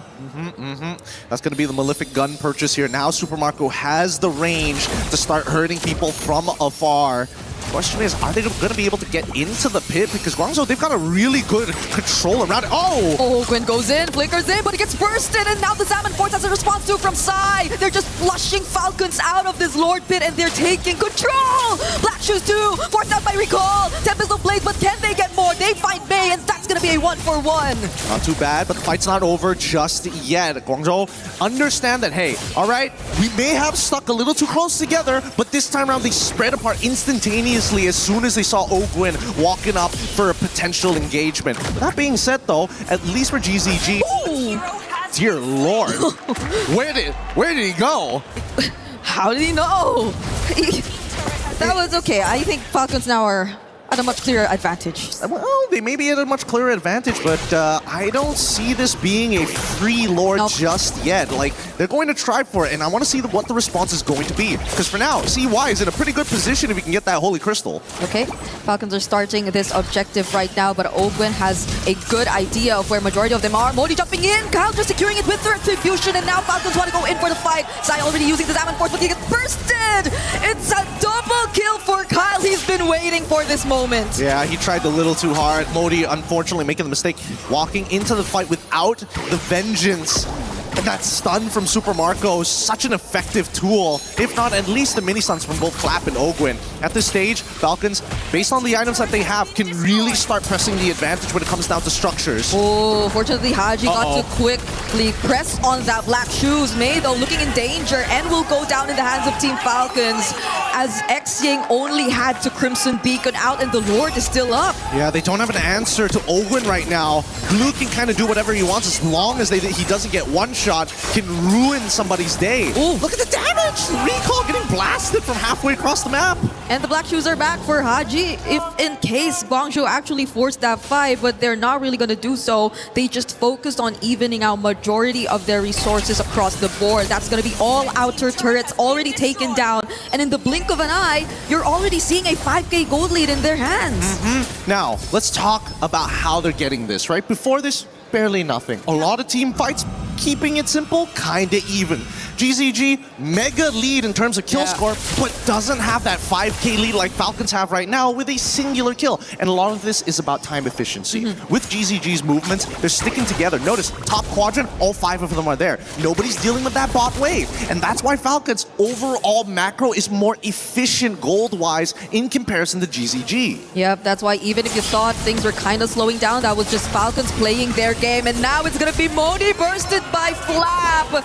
Now that you see them grouped up, this is exactly how they want to utilize this lineup. Yeah, and it's great because, again, the one combination people don't think about is the shred specifically from Flap. If Flap and Marco work together, no matter how tanky you are, they're going to cut your armor in half, if not more, now that he has the Malefic gun. Okay, Conceal. Could there be another flicker play? And there you go, Mei! Barely surviving this. Winter Crown already forced out, and the flicker too, but they just want that base turret. Guangzhou are not gonna force the chase. No, they can't. They can't afford to. Unfortunately for Guangzhou Gaming, until Sai is, I want to say not just the Holy Crystal at this point, because Ogwin is too big of a problem. I'm trying to figure out how can they bait Ogwin out, or at the very least burst them down, both of which not very good ideas considering the priority list. Because at this point, the only heroes from Guangzhou who maybe can go for some backline plays are just really Recall and Modi, or unless Xing just really wants to go full commit and Crimson Beacon in and they just all jump on Super Marco, but will that be worth it? Because at this point, again, the shred you mentioned, the armor just going down as soon as you approach these heroes who could deal massive damage and penetration. And not to mention an objective too, coming up just in a bit. Yeah, this is particularly tough. I will admit that at least for Guangzhou Gaming, they made sure that Haji slowed down, but now we're already in the later stages of this game. Slowing Haji down is not possible. He hurts. Yep. And look at just how well they're guarding majority of the map right now, but Guangzhou are still pushing forward. Recall, though, is about to show himself up top, and that might be enough room for Falcons to be a bit more aggressive with bursting down this objective. Oh, it looks like they're trying to sell this fight. Oh, Ogwin and Flap trying to zone out the members as Falcons just secure this objective, but Ogwin still finds one. Do they want to push through with this fight, though? Haji providing the damage, and it's going to be enough. Super Marco's already called a killing spree, and Kyle on the backlines, finding Xing as they take out 3. It's just Modi and Recall. There goes the fracture, but it's gonna be okay. They've been dancing around and they know they've got an endgame angle. Unfortunately for GZG, the biggest problem with their composition is they don't have the best wave clear. They have to commit a lot of bombs to make it happen. And now they surprise with yet another flicker, and Modi could not tank the damage anymore. It's gonna be a near wipeout for Guangzhou Gaming as Recall's the only one left. He's trying to defend, but he can't. And Team Falcons with a 10k gold lead, close out game number Super 1. That was clean. I gotta admit, there were moments there in the early stages that I was worried for Team Falcons, but they showed their experience every single time. If you're looking for the most efficient map team for Golden EXP, these are the boys you need to look at. They were untouchable, at least for the first few moments of the game. So much in the mid took place, but we kind of forgot about their sides, and a lot of how this game eventually would pan out revolved around whether or not the sides got the early that they wanted. At least for them, they actually did. Well, I thought it would be a little bit more, to be fair, because these are like overwhelming odds with the Dairothon as well as Esme, and the patience from at least Haji for taking so much damage from Mei. You can see that in these clips, it's always Mei who's in your face in the early stages of the game, but it didn't tilt them, and they made sure to say, you know what? You're gonna man-to-man defense, we're gonna play your game, we're just gonna play it better. Yeah, let's just go macro from this point onwards. Everything that they did was macro. And yes, Guangzhou, I think they were winning out big on kills, on team fights, on the smaller advantages on the map, but we don't really see them convert it into much. Like, they didn't really get as much map control afterward. They didn't really get to rotate into or convert it into more structures. Oh, that's us. Yeah, surprised of everything that's happening too, but that, I guess, just goes to show how interestingly, Falcons just really turned things around in this game. Yeah, it is great. It is great overall, but the question is, what is going to happen in game number 2? We're going to be throwing it back to the desk and see what they think about this. Thank you, Gideon Brigida. Great cast on game 1. Falcons, PH find a way to get the win, and it was a win indeed. They dominated later on in that game, but it wasn't domination early on. You saw Guangzhou find a way to kind of surprise them in the beginning, and I think that group style of roaming the map helped them early on, but it started to show up as a weakness in terms of the gold and trying to claw back into that game later on, Mirko. Yeah, it was tempo control, obviously, with Esmeralda again. Early on, the Dairoth had her number, level 1, level 2, but then after that, Modi just constantly cleared out faster, rotated quicker, got that falling star moon set on 3, and unfortunately for Falcons BH, they got caught off guard. But after that, I think it's just signs of an elite team where they're losing early on. They lose out on almost all the objectives, kills as well. At a certain point, it was 2-7 on the scoreboard, but it was only a 900 gold lead for Guangzhou Gaming. So Falcons BH, even though they were losing, they had control over the game. It never felt like it was an insurmountable issue going up against Guangzhou. Falcons always seemed like they were in it. I mean, like, I would say that is something that Guangzhou has to look forward to after this, because it's clear that they do have the mechanics, but how do they extend the lead? That is what makes you into a good team, into a great team. How do you make a 200 goal lead into 2,000, right? So I feel like they got very excited, getting a few kills, especially around those objectives. But one of the clips we saw earlier was how the Harif was willing to die to get the kill over to the Brody. It would have been great, because knowing that Brody was going to recall anyway, right? If he stays, he's going to die. So instead of sacrificing yourself, clear the minions, get the turret, and that's how you extend the lead. So I feel like that's something that Guangzhou have to look out for, because there was a lot of wasted opportunity where they 100% should have gotten more on the map, but they just don't have that experience just yet. Those little moments, 54,000 to 43,000 gold. It wasn't that way, but it became clear that Falcons were going to take the lead of this game. Ogun caused a lot of thoughts to be centered around him and how he, can't believe it, that SpongeBob skin coming in. It's so funny. Patrick is amazing. I was like, excuse me? What is going on? That glue was being played. But obviously caused a lot of attention, and that was one of the game plans. Didn't work out on a few of the dives, but after that, really forced Guangzhou Gaming to play around him. Yeah, all this game, I feel like Opens is going to play the distracting game, right? He went for the classic itemization, though, of the glowing one and the cursed helmet, and that's why he was so squishy at the start. Every time he went slam, slam, pass, pass, it would either be I get the mount or I die, straight up, right? So he ended up being a diversion so that the rest of the team can actually get a few of these picks here and there.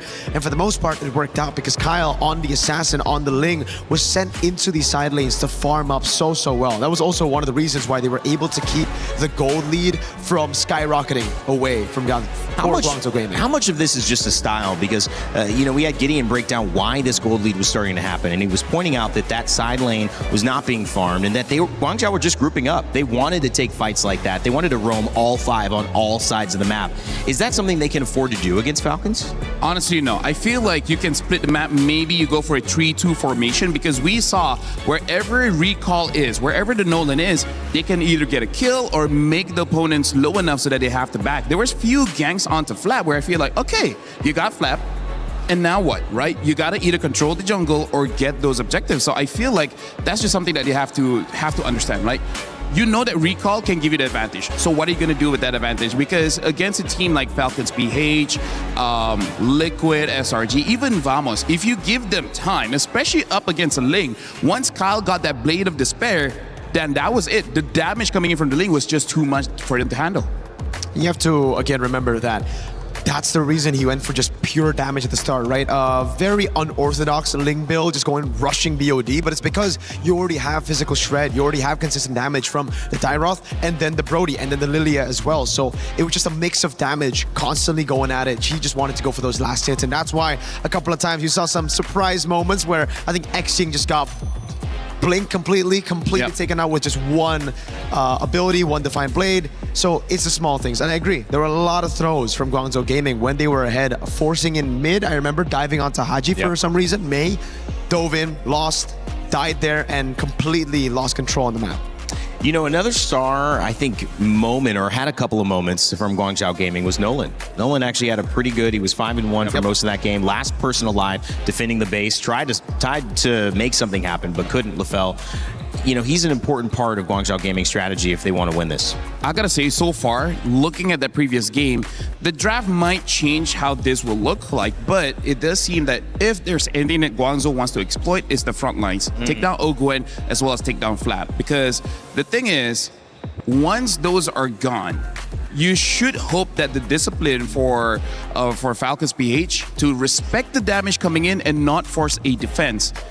Try to use that, because in that earlier fight, I just don't like them sacrificing themselves for nothing. Yeah, I agree. The sacrifices definitely, they gotta fix a lot of those. But I think going back to the Nolan pick, I feel like in this position, it doesn't matter how well the Nolan plays at the end of the day. Because that pick in itself was already forced out, right? We saw all the assassins banned out. Fanny Hirara in the first phase, the Ling first picked, and then the Hayabusa taken out in the second phase, where then you are left to play either utility jungle, which will already be countered by the Lilia, the Glue, and shredded down by the Dairoth, or you go for an assassin, which can clear fast, can get an early snowball, but will ultimately amount to nothing. Because again, in that game, Nolan, you're up against a Lilia, Black Shoes instantly. You're up against a Brody that can stun you and lock you down. And then a Ling who literally is the counter to the Nolan. It's tough. Day late and $1 short sometimes for that last pick. And I think obviously Guangzhou Gaming trying to pull out, it could be a rabbit out of the hat. They might need more than that. Might need a tank out of the hat to have enough firepower against Falcons, because they came to play. There was no doubt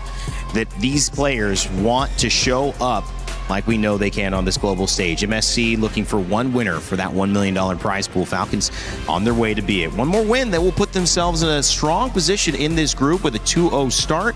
But of course, Guangzhou Gaming trying to come back and claw their way to make it a best of 3 and force that final third game. LaFell, more of what Falcons have done seem to be probably the plan for game 2. I don't know if Mirko agrees, but I was hoping for much more coming in from Falcons here, because yes, they win, but even as analysts, we're like, interesting. It's not going to be enough just yet, because you got to look at this tournament as a whole.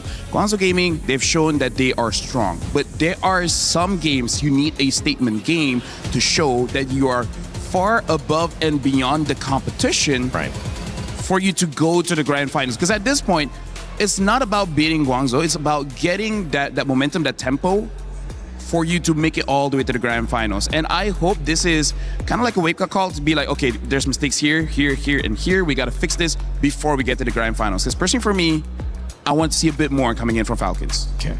Yeah, for me, unfortunately, I see where you're coming from. I agree to a certain extent, but I think just going off of the experience of all these teams, you know, Falcons, PH, TLPH, just the Filipino teams in general, there are so many times where in a tournament they would look weak early on, but then they would just adapt and improve as time passes by and as the tournament goes around. So I think that's another, this should be another example of that. Falcons, PH, TLPH, all the teams, I think here in their first day will still be kind of like reading out and gauging out what the meta really is, and they'll still be going for weirder picks. And then later on, we'll have a much more, we'll have a better understanding on the meta. Same as Navi in MWI. But yeah, I feel like in terms of the meta, I think it's flexible. True. It's really just about, I guess, the micro and macro, knowing when to go in and out. Because Dyrov is not a hero that's in the meta a lot. So it's one of those where you kind of punish yourself. You know, interestingly enough, a lot of MOBAs have this sense of one really strong counter pick that's like you can't deal anything with. That could change your entire game. Do you feel that that's available, at least in this meta right now, where you could see a lineup come out like Falcons PH, and you see a last pick or two last picks from a team like Guangzhou Gaming that go, oh wow, we can't deal with that. We got 5 good heroes, but we cannot deal with those 2 once they get going? Or is it more of the fact that you're kind of needing to draft this lineup that sets up you to be successful from the very beginning, and then having members of that final pick complement it? Yeah. I think it's possible that one pick can just be like, all right, we're done. But that's a very rare case, especially on an international stage. Yeah, so where we'll have that would be usually in the laning phase, right? Like the Dyro thing and the Esmeralda. But then that's where the others come in and help her out. And I imagine that's because, again, this is a much faster game. When it comes to MOBAs that can last over an hour, we had Dota 2 on the stage, right, just last week.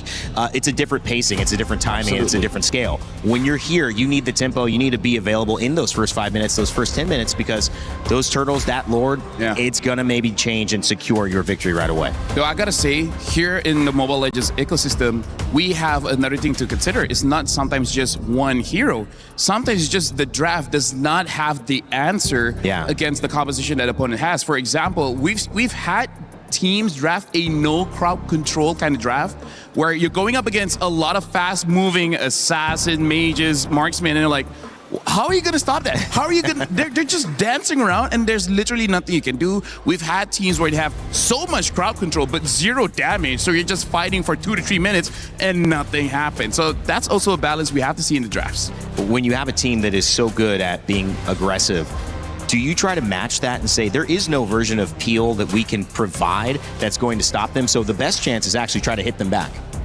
Sometimes it's better to fight fire with fire.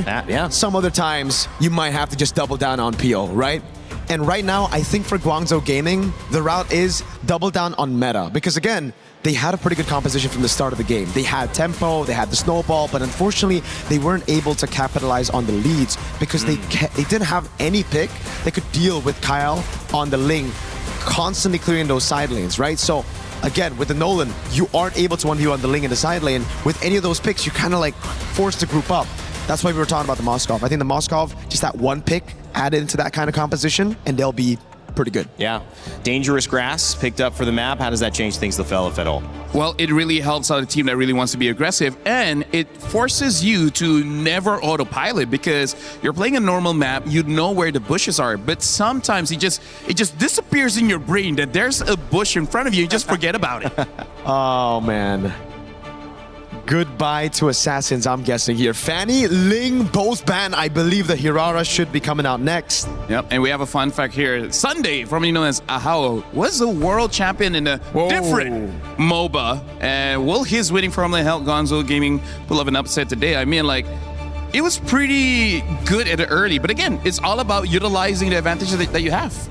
And it's also about timing. And I think certain players, we see this across multiple games as well, I'm sure in MLBB, fit different metas better. And you could play the meta, but sometimes it's not the meta you would prefer to play. It's not your style. It's not where you feel at home. So having a winning formula in one game, in one meta, may not translate over to what we're seeing now, which clearly has given us a little bit of a different look here as we see our bands start to come out for Game 2, Falcons versus Guangzhou Gaming. Yeah, back again to that point though, hey, I've seen a lot of different coaches come in from different MOBAs, and it's always a clear template that they bring into the team, right? Early games, great. They have these templates where this is where you need to group up. This is how you get prio over your laner. This is how you get prio over the map itself. But then it's the mid and late game where we get to see a little bit of that question mark. And it's because compared to other MOBAs, this is a lot faster, like you pointed out, Rain Day. And because it's a lot faster, it's almost like they're coming into it with the mindset of, all right, we're going from gear 1 into 2, 3 constantly, but in MLBB, it's kind of like you go gear 1 and you kind of have to skip the next 4 gears into 5. Yeah. Something to note as well, the longer the game goes, the less that the coach can really impact on the decisions of the game, because that's why certain shot callers in Mobile Legends is so highly valued that even if your mechanics isn't that great, but you have a good head over your shoulders, your price is just gonna skyrocket. So shout outs to V. Shout outs to V. And this is why, honestly, we're going into a game where teams that have incredible mechanics as well as good coaches try to end the game as fast as possible, because I would say after 10, 12 minutes, it can get chaotic, and that's where the point surprises happens. And Hirara first pick here for Guangzhou, and now an early Akai as well as the Eudora. Oh, God. We're getting spicy over here. Rara finally let through, and Eudora back again for the 3rd out of 4 games with the early Akai. Yeah, that's why Falcons were happy with the trade. They're like, all right, go for the Hirara. We'll take the Eudora. We'll lock her down completely, and even the Akai pick. Now, we've seen more Assassins do well, find success over the course of the last 3 games that we casted or that we analyzed for. But the Akai works when it's still against the Hirara, man. It's just so difficult for the Hirara to walk onto these neutral objectives. So, Guangzhou Gaming, I think they got to build for a strong side goal. Yeah, and also just to note for the fans watching, just because a hero got nerfed doesn't mean it's unusable, right? Akai is still very strong. It's still a top pick in the jungle. It's just not as oppressive during wildcards and basically during wildcards, because during MWI it's already been nerfed. So now Guangzhou answer with the Claude as well as the Eve, and now the Harley picked up. So this is Akai Roam? I think so. Yeah. I like it more than the Akai jungle, not gonna lie. I agree with you, it's not entirely out of the meta in the jungle, but I'd prefer it to be somewhere else, especially considering right now it's all about having those fast clearing jungles, and Akai did get kind of nerfed in that aspect. The Barats gets banned out. Very interesting. Why so? Okay, so I've also seen this in scrims. The Barats is usually an answer to the Arlet or the Paquito, so I think Falcons might actually be eyeing an Arlet here, knowing that, again, they already have an Akai. It's very good to stop that. The Brody gets banned out by Guangzhou Gaming, another pick that can actually bully the Claude, but if you see the Eve, you're already kind of thinking it should be no problem. Yeah. Either way, though, it is what it is. The Uranus is the final ban for Falcons. Yeah, so it looks like Falcons is trying to set up for a strong pick in the EXP, and now the Clint has been banned out as well. So for Guangzhou, I would say their opening is pretty solid, but they still need someone to be a proper frontline. If possible, push the Eudora away so that it doesn't become a problem for either the Claude or the Hirara, because they got a lot of damage coming in from Guangzhou, but I feel like if one of those pieces is missing, it's going to be a bit awkward. Lane pressure with Moskov, able to have that global rotate to join in on the fights. That was one of the things the casters picked up. Gideon mentioned that was a problem for Guangzhou. Grouping together, not being able to kind of 4-1 or 3-2, as you mentioned, LaFell. Moskov going to open up some things and some playmaking potential, as we have 2 more picks here coming from Guangzhou Gaming to close out their draft. Yeah, especially now we're in Dangerous Grass. They need a dedicated pick, doesn't matter Roam or EXP, just to be able to open up the map, because Eudora as well as the Hardy can take advantage. And there's the Grok. We don't see him a lot. Still a very strong pick. Paquito. And finally, the Paquito shows up. Esmeralda is not there to like be a true counter, but at this point I feel like there's still quite a lot of picks that can deal with Guangzhou. I think it should be just either the Phobius or the Arlet. Well, yeah, the Fovia is still open, yeah. The Arlet, you're going to get bullied quite a bit by the Paquito, but then you're just relying on the stuns coming in for the resets with the Akai and the Eudora in your team. If you want to take more into your hands, you would go for the Phobius, but instead, they go for the Sora. I gotta say, Falcons PH... Just for dive? Falcons PH, at least for this matchup, looks like that, like just more damage, right? Yeah. A good offense is a good defense. So a lot of firepower coming in from Falcons for the first match in game number 1 and game number 2. Because it seems like with the Sora pick here, it's more of like, all right, we don't care about the lane anymore. We're just going to go for the team fight, because the Paquito is usually an answer to the Sora in lane. And at this point, why would they? Whatever works last game could work again. Confidence for Team Falcons PH trying to close it out over GZG. Let's send it over to our casters, see what they think as Gideon and Brigitte join us for game 2. Thanks so much, Reindeer. Let's jump right into this. We are ready for battle, of course, but right now, it's about trying to figure out how to get underneath the skin of each of our competitors here. And so far, currently at match point, it's Team Falcons who are leading that charge. We want to see how GZG is going to try and turn this around. And I agree. I would want to see more from Team Falcons as well. It was already brought up by our panelists. Initially, I think heading into this tournament, you were really expecting them to be one of the cleanest, but game 1, GZG pushed them to the limits by just a little bit. So this time around, though, things seem to be pretty different, draft-wise especially. Oh, what a sneaky little invade here by Kyle. Able to take a camp out. He figured out the starting path and was able to take at least one of these camps. This does mean that it's going to be a bit of a delay. However, we're going to see Recall here going to try and contest this. It's dangerous stuff, and admittedly, they played it well. Even Haji getting into the right position to see it happen. Yeah, somehow equalizing the advantage in the early game, given that Kyle did take away one green camp. But a quick look onto the emblems as well. There seems to be the mid duo taking that PYT. Interesting stuff, but at the same time, I'm liking the way that Falcons are actually playing this right now. Flap gonna take a bit of damage here. What's that? Felt like that was a kill angle. Yeah, if it weren't for Oakwood. Yeah, but even then, I think that should have been a solo kill, right? Empower jab into auto attack would have been like more than enough to take him out here, but now. Oh, this is something unexpected. Xing did not expect that, but it was still Guangzhou who actually picked up first blood. They find Haji in exchange of Xing, but it's a double kill now for Kyle, and it seems like they got the better trade. A much better trade, in a matter of fact. And May understood, again, this Grok can be a game changer. The problem is that it's very timing based, right? You have to maintain control over tempo. It's not a fight on a dime type hero. You really have to kind of set the plays and really find the right angles.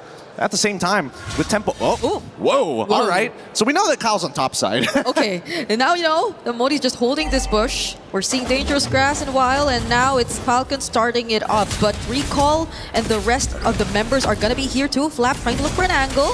It's not going to go in for the setup just yet, and there you go. But it's still Recall actually winning out on the retry battle. Blazing to it, already coming in here by side. SOD will not connect, but Oakwood still goes in for the knockups, and the flicker from Flap. They still actually find X-King, but they might just get traded out. Unfortunately, the heavy spin will keep them safe. The knockups, however, close call for Oakwood right there. What a timing by both of these supports. They both knew we're about to hit level 4. Just give me the right timing. I just need to reveal one extra person. The tech charge alongside with the heavy spin. Life-changing spells. And now you get to see how these compositions actually want to play the game now, right? Falcons, understandably, hey, even though it's a skirmish, we can't risk losing these big spells before the most important fight. But look at Kyle, repathing down towards the purple side, knowing that Hirara is on the orange buff side. Yep, I think the only small win really that we could really consider from that was the fact that Recall still got the objective. Other than that, the team fight, the post-turtle takes seem to have really favored Falcons, especially as Recall has lost on so much resources at this point already. Fortunately though, he's not really as behind, but you can see that Kyle is really having such a good start. Wait, keep your eyes out here. Flap might find an angle. If he gets on top of Xing, it might just be over. It doesn't reveal him, but he's going to walk through. Good check. Good game sense. Yep. They're not they could not afford to lose out on any more. At least Modi, I think, would be communicating every single time he feels that Flap isn't within the area. Another gold grab. I think that's the second time Super Marco stole it away from Guangzhou. That's ridiculous. That's ridiculous. Committing it all just for these small advantages. That's what separates the boys from the men. Oh, CY's in so much trouble. Okay, there's a Purify still, but he still gets caught in the heavy spin nonetheless. The damage from Haji is going to be enough. The question is, does Oakwood get out of this? He might just, but not with the real-world manipulation being laid down. Okay, that's actually incredible. That's actually incredible for Falcons. No RWM. They get to technically contest this for free, but can they do it right now? Flap misses everything. Yep, he doesn't get to find a setup, and still Guangzhou will be the one securing this objective. Kyle will not make it as he just focuses on this green camp, but that's knowing that they didn't have the real world, and now Guangzhou might get more. They might just find Kyle. Fortunately, is still alive though, but Xing picks up the kill. Now they're gonna go for the chase. It's Mei and Xing trying to get back under their turrets. Another barrier laid down, and the flicker to get out. Oh, this is ridiculous. That Fork Lightning. Oh no, wait. Does he have? Okay, he does have Body Slam, but CUR chasing this really isn't gonna get much until he gets that Trinity build. But my goodness, getting to see the Fork Lightning being spammed like what, 3 times? I know that they changed the cooldowns to it so that you can like chain it together much easier than last time where you needed to be like level 11, level 10 around there to get it consistently. But now here at level 7, I mean, Haji is doing it consistently too. Yeah, and at least for Falcons, despite what happened earlier on, it didn't really they didn't really lose the advantage. Like, they still have the advantage in their hands nonetheless, despite Flap slipping up on that setup and them actually not being able to contest for the objective.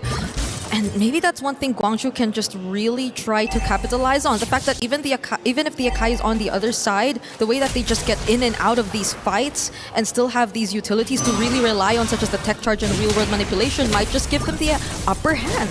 Yeah, I gotta admit, I think GCG, they got the mechanics, and I think they also have great communication with each of their members, but I think Falcons is much better at just playing patient, and honestly, super tactical. Oh, Flap is gonna be here, Haji flickers out, but they find themselves under the real-world manipulation, but they're not gonna fight under that anymore. So that's just resources burned again from the side of Guangzhou pre-turtle. And here I was complimenting GCG about, great communication, and yet, they could have, I don't know, used their ults at the same time, or find the engagement a little bit sooner, but that's fine. It happens, especially in high-stakes games, and especially when you're playing against a team like Falcon. You know they've got plenty of history. Yeah, Kyle shows up here in mid, and Oguan will be at least positioning here in the turtle. But Guangzhou have a lot of information. They know what to expect and where they could potentially come from. But does Flap start things off again? I think it's about the big question. Oh, it's gonna be Mei instead who gets caught now. Tech charge does land, but does he go down in the deadly magic? It's not gonna be the case. Guangzhou once again take the objective for themselves, and it's Flap just trying to run for his life, but X-Team does not allow him to get away.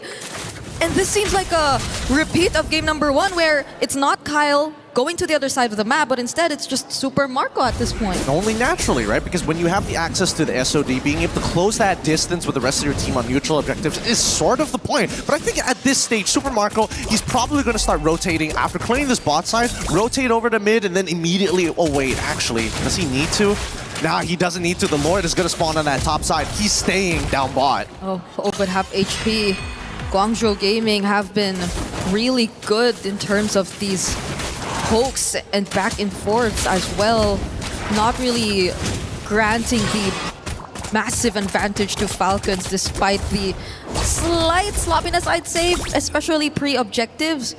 But at least they're somehow grouping together and making sure that they somehow, at least, the next team fight we see, get to communicate and layer their skills better. Yeah, I'm noticing that GCG, like, the gold lead isn't too far away from the Falcons, right? You can play a little disrespectful, but I've noticed that they don't really invade, do they? They just sit around the river a lot of the time. Thanks, Zephyr, for bringing up the items, because I am curious to see how far along the track they are. Chastised Pauldron already purchased by Mei, and now that the rest of the Falcons are looking to get this tier 2 side, we're just a little bit of gold off before Super Marco is actually able to complete the Trinity. DHS and he's done. Yeah, I think the only time we really got to see them invade was when Mei was on the Hilda, and it was just Mei as the Hilda. Like, there wasn't really help that came from the other members as much, and that's naturally what you expect. But this time, on the Grok and Eve, it seems to be a bit different in terms of their gameplay, or maybe Falcons too are just overwhelmingly good in controlling the map. Maybe, but I think the Falcons need to recognize that, hey, GCG are really good at chasing you down, so they cannot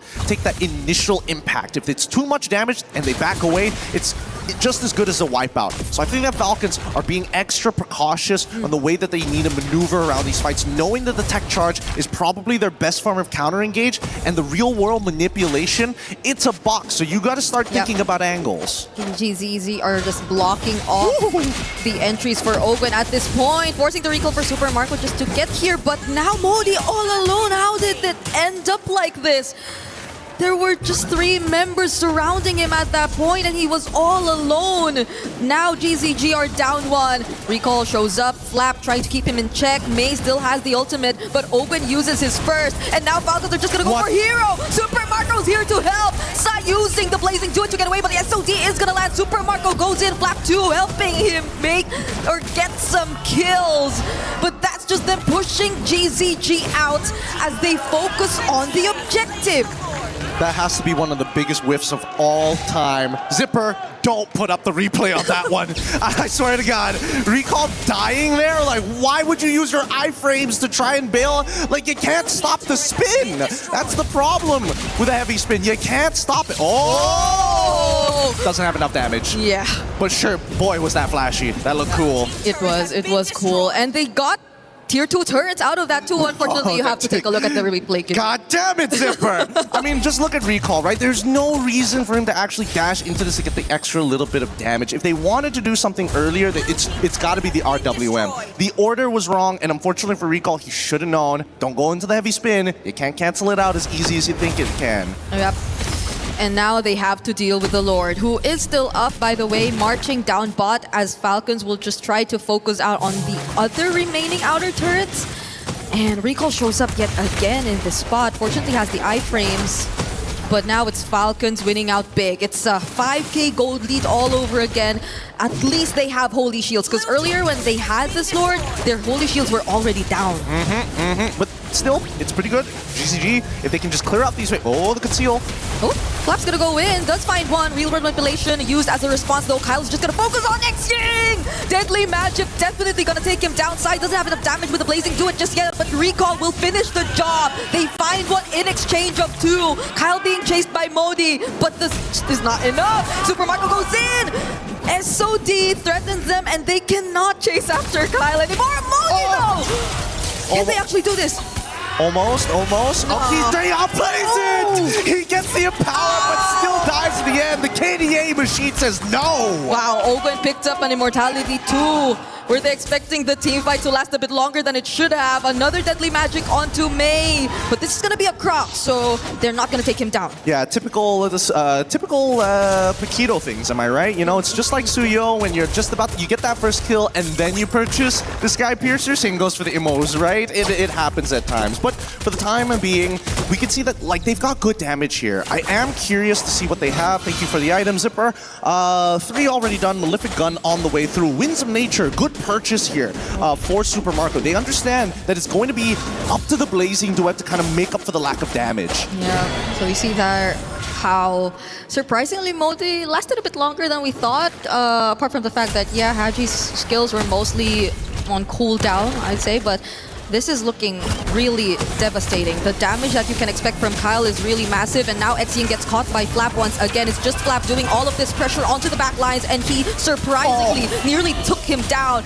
Mei will be the exchange for this, but Kyle trying to go for the chase of the back lines too. GZG now have left Recall all alone against 5 of Team Falcons. Literally 1 HP, and the crowd's going wild for this one. Wasn't expecting them to survive, expecting at least a 2 for 1 trade, and you get denied even that. An 8k gold lead as Falcons have taken this mid game all the way to the late and are looking to punch a hole straight through GZG. Yep, it's just Kyle on the Lord. No threat whatsoever from the side of GZG. At least Sai can still hold on to this Purify later on for this upcoming siege, but it's looking scary. The way or the ways that Falcons can just attempt to go in for a dive. Yeah, I gotta give it to Modi though. Although the build is a little more defensive, not looking to take full advantage of the kit in multiple different ways, I think getting a War Axe might actually be profitable for him. He's been playing a really good peel. Yeah. He saved the life of Seeing, and I think they got it. Oh! You just mentioned him. You just mentioned his name, and he nearly went down. Don't worry. If it's not for Modi, it's Mei who's going to block the damage. They are working in tandem with each other. They have to at this point, because they're the only ones that GZG could really rely on when it comes to the all-out team fights. Kyle is going to hold this bush.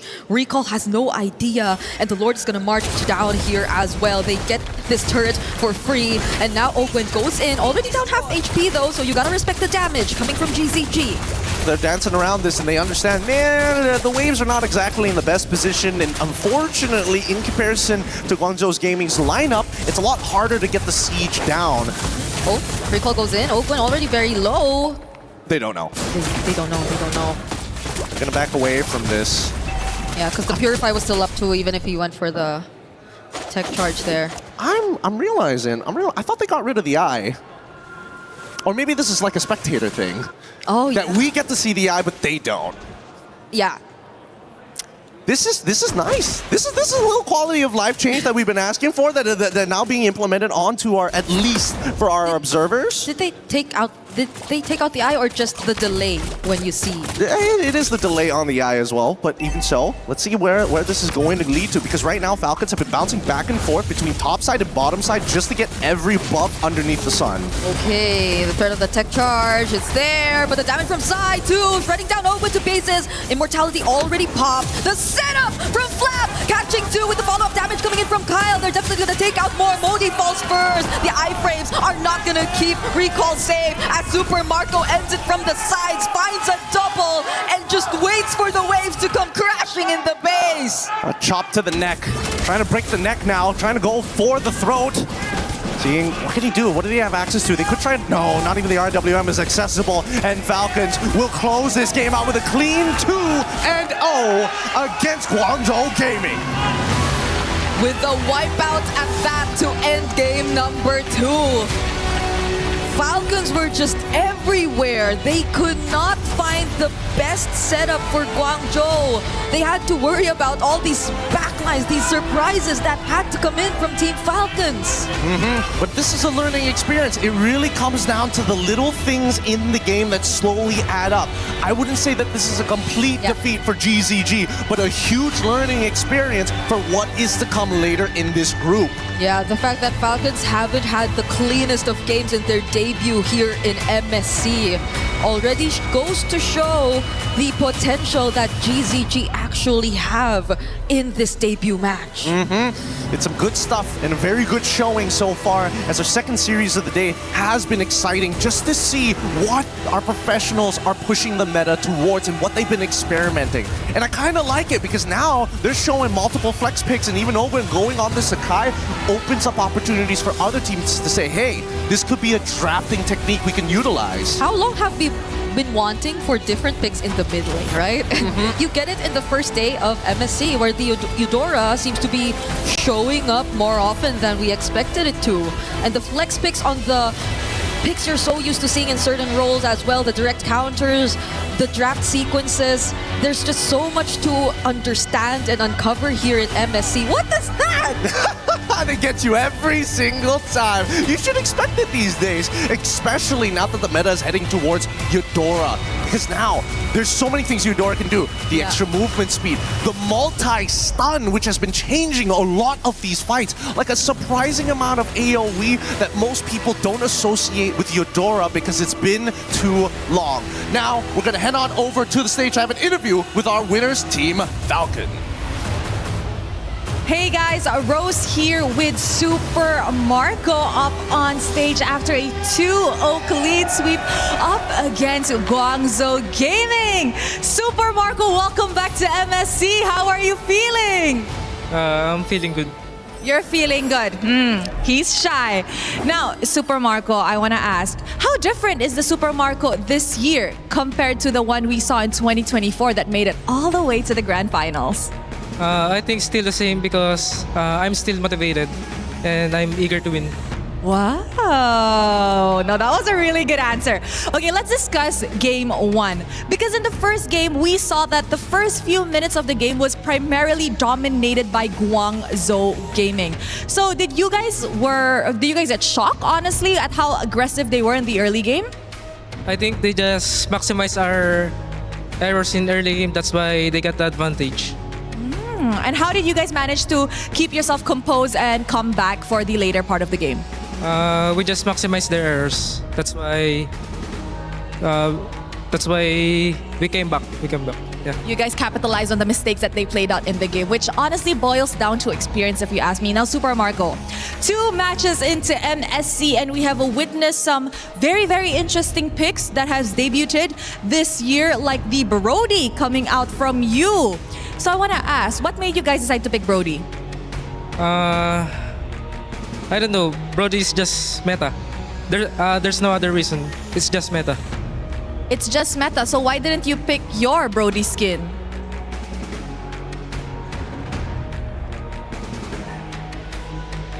No? You just don't feel like using it today? I don't want to use it. Why? I just don't feel it. You just don't feel it. Now, I did hear that some players don't like to use their own skin because they said that they feel like it's cursed somehow, that when they played on the international stages, they do end up losing. Is it the same case for you? Yeah. There's a curse. All right, we shall not ask further.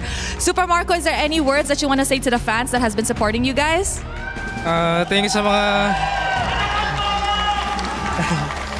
Thank you sa mga pumunta sa venue tsaka sa mga sumusuporta sa amin dyan online. Sana supportahan nyo kami next match. He said thank you to everybody who came down to the venue and of course to those watching at home, and he hopes that you guys can actually support them in their next match. Congratulations, Super Marco, and thank you very much. That's it from us here with the post-match winner interview. Throwing it back to you guys at the studio. Thank you, Rose. Some time with Super Marco there on stage. The fans, you could hear him. They were elated to see him moving on. 2024 Grand Finalist in Team Falcons, back again to try to claim the title and fill out that trophy cabinet. I'm Rain Day, joining you back here on the studio panel with Mirko and Lefel to close out our second series of the day. Mirko, it was all Falcons all the way. They did do some different things than what we saw Team Vamos do in the earlier set, but it was the same result. Just pretty much a team that seems like it can go far in this tournament right now versus a team that's still trying to figure out how they want to succeed in the meta. I think it's the same again, right? We saw the early game, we saw the template. When it was still template early to mid game, they know what to do. They know exactly where to position themselves. They know when to gank, how to get prio. But once it gets to a stage where they have to be a little bit more creative, when it's hands off for the coach, when it's no longer template, they're lost. They don't know what to do. They don't know where to rotate. And I really feel like in this game especially, a bit naive a couple of times, you know, walking past some of these bushes. May not opening up for CY. Dude, CY, that one moment where the Claude walked up through the bush, I was like, oh my God, why is the roamer not opening up? Mirko, this is why I say in dangerous grass, it catches you whenever you autopilot, because I play as a roam, and sometimes especially I'm colorblind. Dude, I'm colorblind, right? These are issues, right? I mean, like, these are issues. Yeah, like, real issues. There are things that make you overthink. Like, for example, even questions, right? Players are struggling going up against Eterna, and now Rose, even Super Marco's like, I did not get this in PR training. They didn't tell me what to do when they asked about the skins, right? Look at his face. He looked more scared in that interview than in games. Like, oh my God, why do I answer about the skins? She wouldn't let him go either. She wouldn't let him. She's like, I know Rose now. She's not. I got you. Yeah, why? Say that again. Exactly. A little louder, please. So here's the thing, right? In game, I feel like quite a lot of players have been investing a lot of time in trying to establish the meta and all this kind of thing, sometimes to the point where you overlook certain aspects. And that's why Dangerous Grass is something that I really look forward to, because especially if the game goes long, somehow the grass just disappears from your mind. I don't know what they call it in science, but it's probably no grass in your face. Maybe. You know, maybe it's like wearing a watch where you kind of stop feeling it after a while. Yeah. Blends into your wrist. And then you just check your phone for the time. That's right. Exactly. That's right. Wait a second. I got my watch on. Guys, 18-6, 15-minute game. I'm struggling to try to figure out a question to ask you guys that could have an answer to support Guangzhou Gaming or a team on this back foot so far moving forward, because it just seems like there's total control over our leading teams here. Absolutely. You know, Falcons PH, not only do they have control in the mid to late game, but I feel like in the drafts as well. And now this, I think, brings it back to our questions that we had in the draft. Why not Arlet? Why not Phobius? Why did you go for the Sora? And mainly, they needed a second setter. I think in the XP lane and in the roam departments now, we're going to be seeing a lot more CC-heavy heroes, guys that can stay up front, they can be the initiators to open up for the other damage dealers, right? And I think that's what Guangzhou Gaming lacked. They went for Yves, they went for Hirara, they went for Claude, and then the Paquito. So it's like, who do you want to carry? Who do you want to initiate? At that point, it was Mei doing everything. Opening up, initiating, peeling. Everybody else was trying to deal damage, and when everybody else is doing, you know, individual tasks, you don't play together as a unit. Although I do have to say, I like what I saw coming in from Guangzhou Gaming. I feel like those are mistakes that is very much fixable, right? Yeah. Look at other teams play, get some bits here and there, maybe 1 or 2 scrims, and I feel like they would catch up very, very fast. I feel like the micro is there. Now it's all about priority, the draft, as well as how you move around the map, which is a lot. But hey, we're playing for $1 million in the champion slot, so you just gotta go all out, because everyone here is going all out. It's very difficult to be a team that goes the entire way in a tournament this big and never loses. And so what that means is getting comfortable with taking a big lesson after your loss is going to be important. In fact, maybe necessary to go all the way. And Guangzhou Gaming, and when you look at Team Vamos going up against Team Falcons Meta, there were lessons that were applied to both of those teams. If you guys now were taking a different role, so we're going to be switching out our talent for our next series, what are the lessons that you've learned so far? What are your takeaways after seeing 2 series as we kicked off MSC? I still think it's a draft. I still think it's how do you look at it in the draft, right? In match number 1, it really just feels like they were leaning too much on identity. They didn't really respect the meta. In match number 2, it's more on the side of, all right, we know the meta. We want to go for damage, but it's just too much, and we don't have anything else to fill in the gaps of the composition. So in terms of the draft, looks like Eudora as well as Ling is going to be very, very prioritized. But also looking at the game so far, the mistakes is going to be magnified by quite a lot, because Vamos, they saw one mistake where Falcons made and then they just roll with it. Same as Falcons here. They saw 1 or 2 mistakes coming in from Guangzhou and then they roll with it. That's why even in the interview just now, Super Marco was like, they capitalized on our mistakes, but eventually we waited for them to make a mistake and then we capitalized. So I completely agree with Mirko. The draft is going to be very important, where you can get wins and loses just based off the draft, but also try to minimize those mistakes, because they just make it super big. A great heads up from 2 guys who talk MLBB for a living. Now let's talk about what's coming up next. For those who are sitting back, relaxing, not doing any work and just enjoying, unless you're, trying to be a co-streamer. If that's the case, then you're scanning that QR code and trying to start your stream up. Team Vitality and True Rippers. This is a true matchup right here. Indonesia coming through, and Team Vitality representing in France. Here in the hometown of Paris, France. This is going to be a big one. Team Spirit and Ignite Gaming following up afterwards as well. Make sure if you think you know who is going to take the lead and win those series, you get your pick'ems in. That's right. You go to esportsworldcup.com/play. You'll have a chance to let us know if you can tell the future in MLBB. And if you can't tell the future and you just want to deal with the present, well, right now there's a pretty cool collaboration that you've been seeing a few teases of in-game. And I'm talking about my boy Guile, maybe some Ryu. It's Street Fighter and MLBB.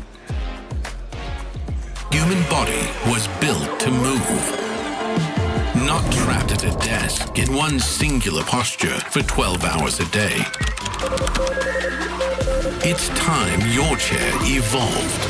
This is Secret Lab Titan Evo.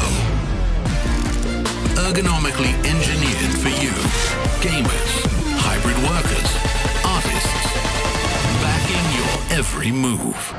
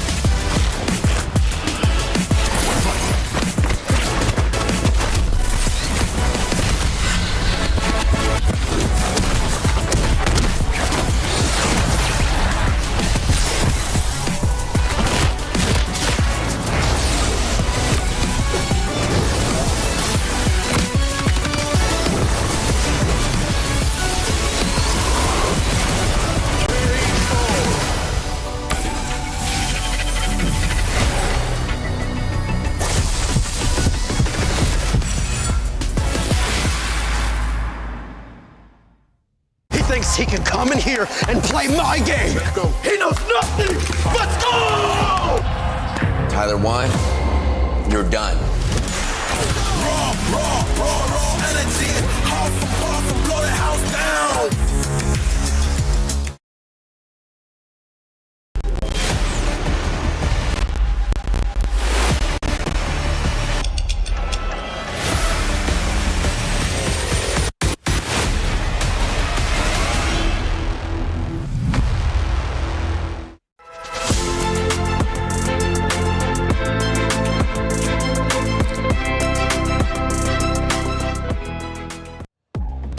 16 of the best MLBB teams from across the world have traveled to Paris, France for a chance at $1 million and raising the trophy, cementing themselves in MLBB history, and hopefully a little bit of glory for whoever they're representing. This one is a big one because we've got hometown Team Vitality going up against Indonesia. Incredible stories here to kick off our third series of the day, and I want to welcome you back to our studio. My name is Rain Day. I'll be your host here throughout these 2 weeks of MLBB action at EWC. And of course, I'm joined by some amazing faces who know this game and you know very well also Rinmar and Trex. Rinmar, it's great to have you here, man. You've been watching these first couple of series. I mean, we've had some great games so far and some strong moments from teams that are clear competitors here. Yeah, I love what we've seen from the meta. Trex and I were talking about it behind the scenes and on the way here. We were expecting excitement and unpredictability, and we got that. It is exactly what we've got. We've seen things like Ghidorah pop up. The Ling is back. So many. I mean, we saw Brody earlier. Yeah. I mean, overall, we're at a place right now where the meta can go just about anywhere, and we are literally just getting started. One of the great things about this kind of conversation, too, is the global aspect of these matchups. And sometimes you don't get to see these regions go toe-to-toe. Now we get a chance to do so. And it is our Crunchyroll story of the day that we are going to bring up for this third series because it's India's international debut versus hometown heroes. Rinmar, talk to me about the impact both of these teams have in terms of their fan bases, in terms of this matchup. Oh, of course. So with True Rippers carrying the pride of an entire region, finally getting representation in Mobile Legends Bang Bang international tournaments. I'm so excited to see them in action. It's going to be a tough one. It is David versus Goliath. It is, who's that guy who rolled up a stone over and over again? It's going to feel that way. Atlas? Was it Atlas? Yeah, Sisyphus? I don't know. He holds Atlas the world. is the one who holds the world, and that's Sisyphus? what India's going to have to do today. Yeah, exactly. I mean, they're the hometown of Team Vitality, but I'm excited for them, and I'm so happy for India to finally be here. Welcome to International MLBB. I mean, Trex, it's hard not to talk about some of the bigger picture items here before we start getting granular. You mentioned Eudora, but I mean, really for Indonesia, how big is this moment? This is huge, right? I feel like they're coming to a place, not just a place of, we know how strong Indonesia is, but Vitality in general. It's the Cinderella story. What were they? I think they were 6th, or they were 5th place coming into playoffs. Yeah. Have a lower bracket run, take the championship, and now they're sitting here on the stage of MSC, welcoming India with open arms, ready for this first match of today. I mean, it's a big day for them, and it's a big tournament for them, because if they can get great standing in this tournament, if they can win this tournament, it's a huge statement, not just for Indonesia, but for Vitality in general. Yeah, Vitality coming in alongside Indonesia, looking to represent both dreams and contenders. It's not just about getting here, Rinmar. It's about what can you do when you get here. Both these teams now have their work grounded in terms of, can we get a win? Can we jump out to a strong start? Because so much of how you begin a tournament like this can give you the confidence going forward to perform. Yeah, and for True Rippers walking to the stage, I'm pretty sure they understand the magnitude of the series they're going to be going up against, the competitors across them. But it's good for True Rippers that, yes, they're also representing India, but then they also have 2 Indonesian imports with them. They have Rehansha and Ians, who both came from Indonesia's development leagues. They're hungry to prove themselves alongside players in the region who's been hungry for this opportunity. Yeah, and Team Vitality also just coming in from, having that org represented here in France. That's got to feel big for them. You see the team members on the screen here as well. We actually had a chance, like before, to have some time to speak with Team Vitality's Moreno to talk about what they were feeling heading into today's series. I'm now with Moreno, the maestro, for his upcoming match. We're going to talk to him before we get into it. Moreno, you're coming here with so many fans and, expectations from the Indonesian fans. How does that feel for you? A bit heavy, but I just enjoy it. Enjoy it as a team. I don't feel the pressure was so high, even though, a little high, but I'm just enjoying. Because it's our first time to go to international as a main 5 and as a champion also in our region. That's why we go here with our confidence. He had to slip that in as champions from the region. And, Moreno, honestly, despite you guys being champions, it looks like the popularity, out there from the viewers, it looks like they're still in favor of Onyx. How does that feel for you? To be honest, I don't really care, but it's just a fully statement for me. You guys cannot underestimate us because our team first timer now, but I think we can do better here. Beautiful, beautiful. Don't underestimate them. So, coming into your next matchup, you're up against True Rippers. Yeah. What do you think about the team? I think they just good because they have Indonesian player, 2 players from Indonesia. We as a team just respect them, but we just beat them. Okay, respect, but they want to beat them. Yes. So, I'm assuming you have enough data on them, right? Did you get to watch their matches? I think, to be honest, no lah. I think they more data from us. Sorry. Maksudnya. Yeah, you're right. Maksudnya. They have more information on you compared to you on them. Yes. Yes. Is that a challenge for you? Do you think that's going to be a disadvantage? Might be, but yeah, like what I said, we don't care. We just focus on our team. All right. Last question. Any messages to True Rippers? Good luck, have fun. Good luck, have fun. Okay, good luck and have fun. That's Moreno. Back to you guys.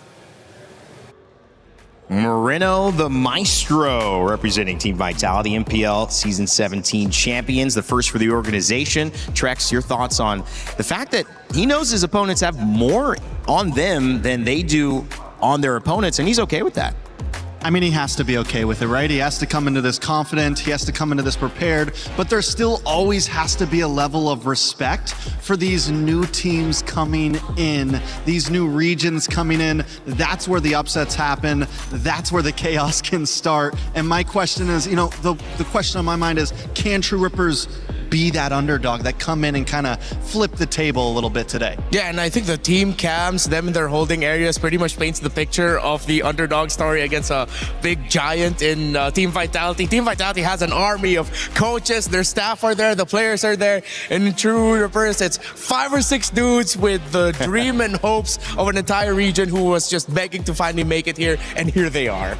One of the things about the story of, Indonesia and this representation finally with True Rippers is that you get to highlight stories you haven't been able to highlight before. One of them that's top of mind today is Sensei Kimmy, who the region refers to him as, who not only is a professional player here, but moonlights, you could say, or his other job is studying physics and helping to educate underprivileged kids. You talk about the impact of winning $1 million.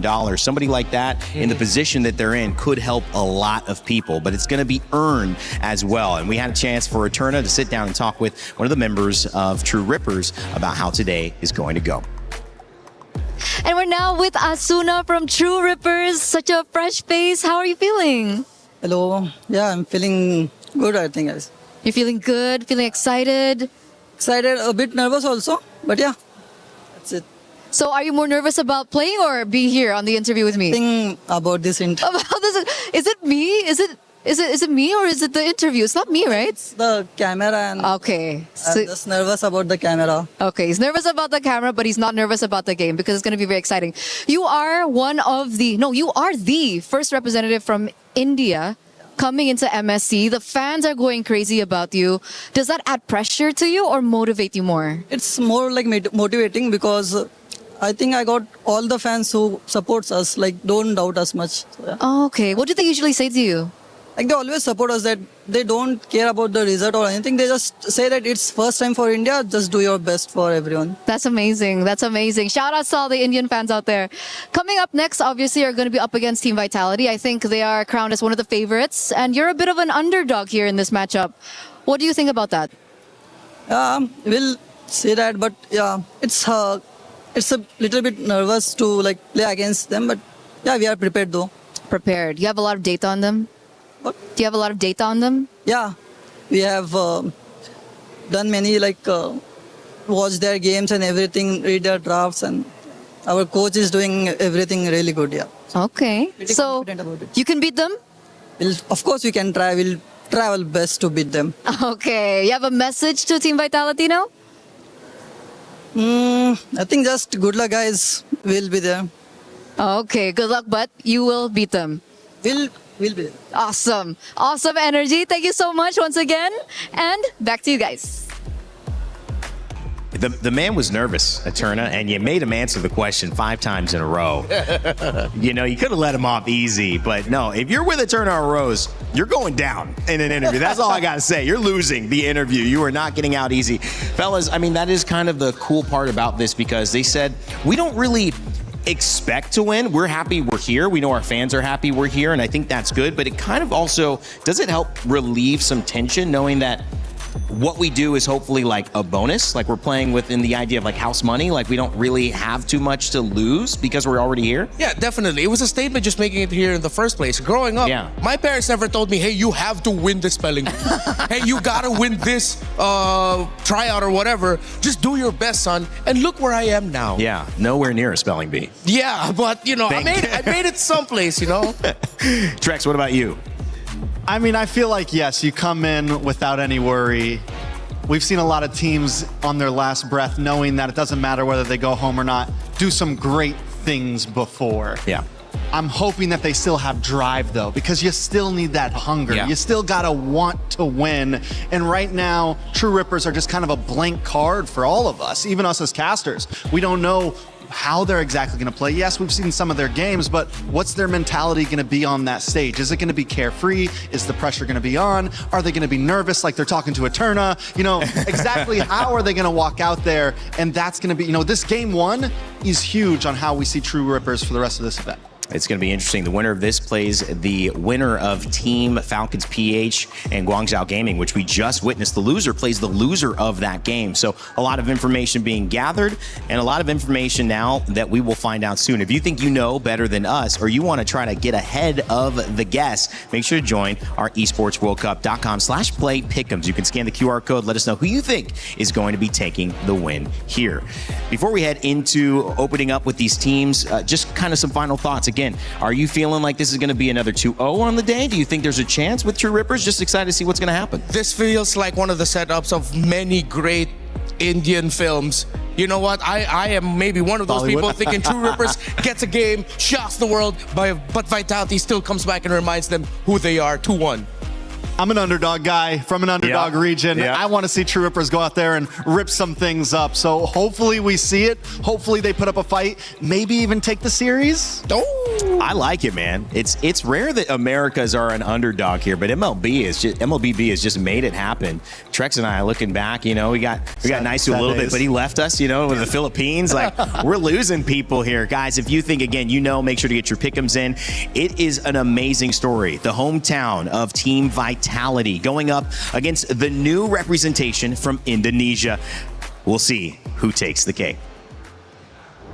Oh my, that match too was an amazing match to watch because if we recall correctly, Milosh, Guangzhou Gaming was in the lead in game number 1 and suddenly Team Falcons PH was like, nah, we're gonna clean sweep this. I'm sad to say this, but the experience won out. Of course, you want to cheer for an underdog, but in this one, it was not meant to be. The beauty of it is, though, underdog stories and dark horses in general do not end with us here in our group stage, especially not on day 1, as we've crossed the halfway point. We're on the way to game 3, and this one on its own has a huge story to tell, I know, for a lot of fans out there. Yes, sir. So, mentioning a match 3, ladies and gentlemen, join me in welcoming the hometown heroes, Team Vitality. This is a team that trusted the process with a championship that took years in the making. As the hometown heroes make their MSC at EWC debut, their resilience will be tested.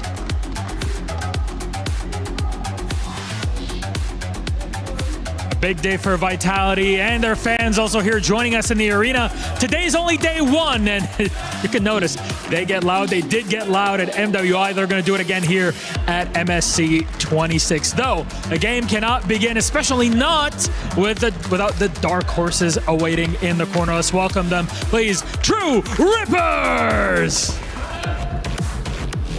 The torchbearers have arrived. And from viewers to participants, the inaugural ML Masters champions step onto the international MLBB stage for the very first time.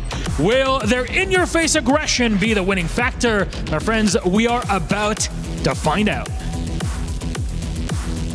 Big moment for them, big moment for India also here. First time participating internationally, Rose. There's a lot of pressure. Yes, definitely. But I feel like this match will ultimately be very exciting because, like I've mentioned, both teams are debuting in EWC. A lot of fun picks to go around that, I'm sure of. Very much so. So, my friends, please, you may go place your keys. Team captains, please go ahead. True Rippers, Vitality, place your keys in their positions. Take your seat. And remember to shake hands at captains because it's all about friendship and love before we get into the server itself. And there it is. Respect between our two team captains. And it's time for us to get into it. Who can take this matchup? Vitality, True Rippers. We'll break it all down on the desk before we get into game. Thank you, Milos and Rose. A big moment for India's first debut here at MSC. And of course, when you look at Vitality, these guys have an incredible sense of, I think, confidence going into this one. But we'll see if that confidence is going to be earned, Rinmar. Yeah, I think it's great here that for True Rippers going up against a confident team like Team Vitality, their styles aren't so different in the sense of both of them are just going to be looking for aggression. At the center of the map, they love to make sure they get to build advantage, and True Rippers is very familiar with that. Maybe through that angle, they could find a way to slowly chip away at Vitality. I mean, yeah, be ready to go toe-to-toe. Maybe take advantage even of the aggression. Yeah. A lot of times you see the more veteran teams that have been doing this longer, try to push in, try to bring that to your face. And if True Rippers are ready for that, maybe build a composition that can kind of absorb that initial shock. There could be something there. I like the point that you mentioned, though, feeling relaxed and feeling like you've done enough to get here. You still have to somehow combat that with the drive.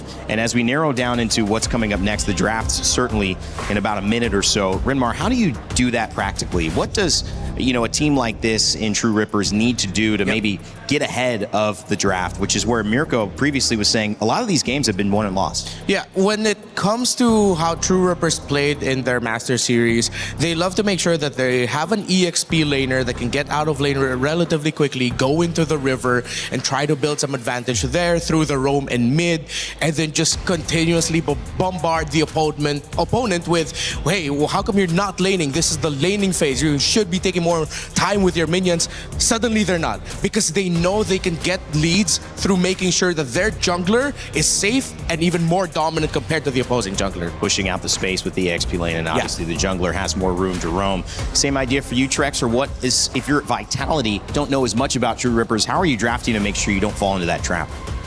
I think you play your game. I think it's harder to say in draft right now just because of how sporadic everything's been, the new picks. We're going to see exactly how it goes. We do have Flying Clouds coming in as the map choice, but I think in terms of gameplay, they have to just come in confident in what they're going to do and be ready for any surprises that True Rippers might bring. And that's where I think draft is key, because that's where new regions coming into MSC, coming into MLBB, you start to see things get a little crazy. Maybe a surprise pick, maybe a cheese pick, maybe a comfort pick for one of the players that no one is expecting.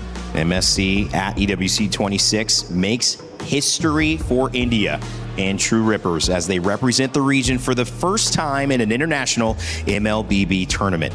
In many ways, guys, it's a chance to measure how far this region has come. This is the first draft that they will be able to make, and obviously bans coming out initially, Trex, to get us started. Yeah, we got a Freya band from the side of True Rippers, Jushin, Phoveus on the side of Vitality. Nothing too crazy. The Harara coming off from True Rippers as well. We haven't seen the Harara get picked up. It's pretty much been on the ban field so far, right? Yeah. Question now is if the Fanny ban is going to be showing up here. We were talking about it. Fanny getting banned out more consistently so far in our matches today has changed the picture of the drafts compared to MWI just a few days ago. So that's an interesting element now compared to our previous tournament here at EWC. You mentioned Vitality wanting to play their game, and True Rippers, they're reading into it. They're checking them really well.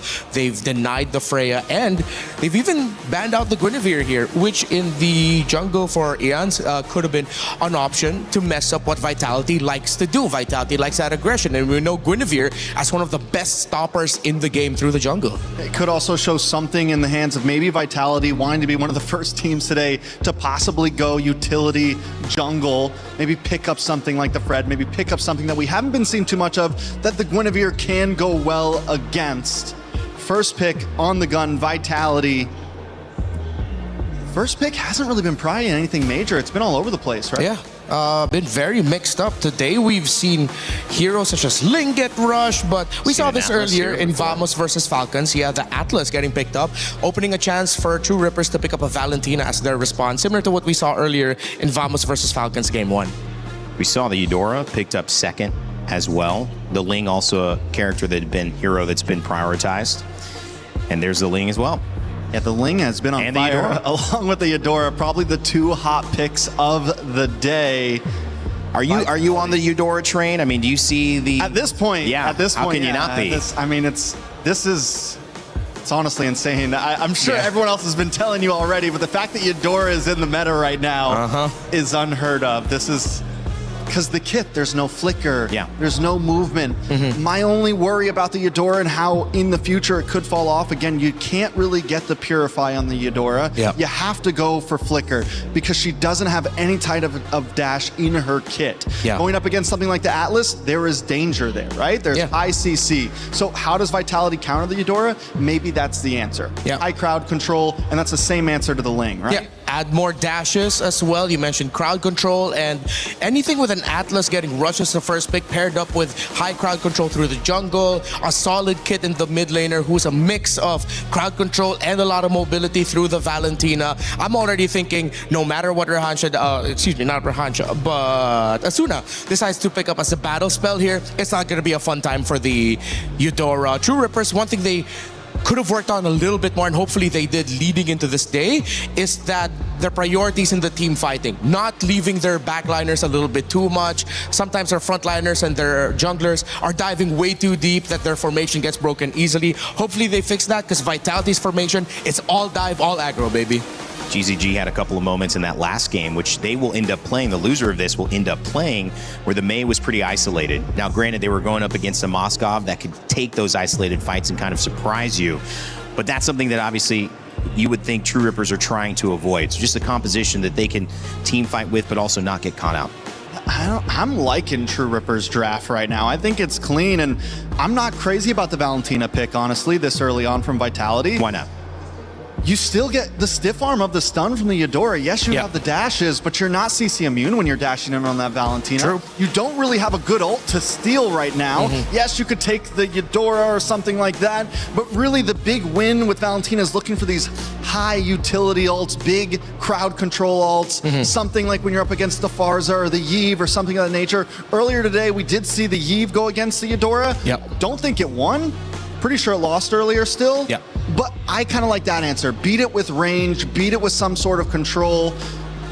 Vitality, yes, it's a solid draft, but I don't know. True Rippers is looking good for me right now. Ooh, I feel like the Valentina came out because Vitality is probably expecting that the best options in the EXP lane for Aeons later, Rahansha later on, would be something along the lines of Yuzhong, Arlot, not Arlot, Lapu-Lapu, Alice, meaning that's three best options for True Rippers. That's easy steal of ultimates for the Valentina. That's why you see heroes such as the Esmeralda, the Uranus taken away, that if you're left with EXP laners as your best in the pool who have high impact ultimates, then the Valentina pick suddenly looks better. But I get your point, where right now it seems like Valentina might struggle early. So what do we see from True Rippers? Do they go for something not as high utility, something that's as much to steal? They go for the Alice. There we go. Clean pick. A little bit of crowd control to help kind of support the team of True Rippers. On the side of Vitality, they still need a gold laner. Do we see something like the Harith come in here? Is that a possibility? Decent dashes to possibly escape the Ling? Yeah, I wouldn't mind that. Let's see if they'll be comfortable enough with fighting under the AoE of the Ling and the Alice. Emon could make it work, but I think to be safer, they'd need something with a little bit more range. Even just playing it safe with the Claude wouldn't be such a terrible thing, but I think Emon, one thing he might be saying is like, hey, but if I go in and the Eudora still has her stun up, I'm wasting my Purify. So he said, you know what? All right, I'll give it a crack. Let's try it out. And the Bakito as well to close out this draft. One last pick here for True Rippers. You said you like their draft treks, but now you've seen the completion of Vitality's draft. What does True Rippers need to pick up here if they're going to keep you in favor of what they've done? Need a big roamer, right? We need a big... Do we go big crowd control? We've seen the Minotaur get picked up, but then you give something over to that Valentina, which we've kind of worried about. Oh, wow. Now that's actually... You're not giving too much over to the Valentina. You have some dash to the back line. You have some possibilities. I mean, it's still, you already have nice crowd control with the Alice, so this could be workable. Yeah, with the conceptually high diving composition that you're up against, Badang loves going up against those kind of lineups. Yeah, you get that stiff arm. You get that stiff arm up. Well, those are the set matchups here so far, and it's two drafts that put MPL Indonesia winners up against India's best here in True Rippers, and their first chance at a performance where that trophy in the middle is at stake. $1 million prize pool, but this is just the beginning of that uphill battle. It is going to be True Rippers versus Team Vitality. Let's kick it over to your casters to start game one. Thank you so much, Terrain Day, and we are officially about to start this debut series from India's finest up against the Indonesian champions, Team Vitality. And it seems like we've solidified the Eudora in the meta so far, at least here in day one, together with the Ling. That they did. Brigitte already an early flicker being burned out by Asuna, but that's fine. You know, that's what you got that for. This is usually what we see in the early game anyway. Some pressure in the mid lane. You want to go ahead and burn out some battle spells, or if you can essentially get a first blood, that'd be great. Let's go ahead and take a look, though, at the emblem setup. So far, again, Ling has been hyper scaling throughout today alone, day one. Paired up with Eudora, it works so well because you can set things up, but I love the Badang pick. As you can see, even the emblems that is rolling here for Kimmy, like you've just got good movement speed, good setup potential. Speaking of Kimmy right now, whoa, a little bit too much, burning his own flicker, first blood to Vitality. I mean, the Badang is a really great pickup if you're just really looking to disrupt, if you want to interrupt whatever engages the opponents might do against you. But in those kinds of scenarios where they're just all going in at the same time, it's tough. Oh! Okay, Jens gets the purple buff. They're going to force this fight, it looks like, anyway. Early on, Kimmy picks up a kill. Some revenge now for True Rippers. They say, get out of my jungle. And the difference is Kimmy's not alone. Yeah, Kimmy's not alone. Kimmy had help there, so with that fist break at least landing and catching multiple opponents, then there was a better punish that you got to see from True Rippers this time around. Handing them over the very slight advantage you're seeing, but that's not a start that you'd want for a Ling jungler, because you really just wanted to interrupt his farming. You don't want him to get those early kills, but now you somehow got him involved in the early skirmishes this game. Oh, okay.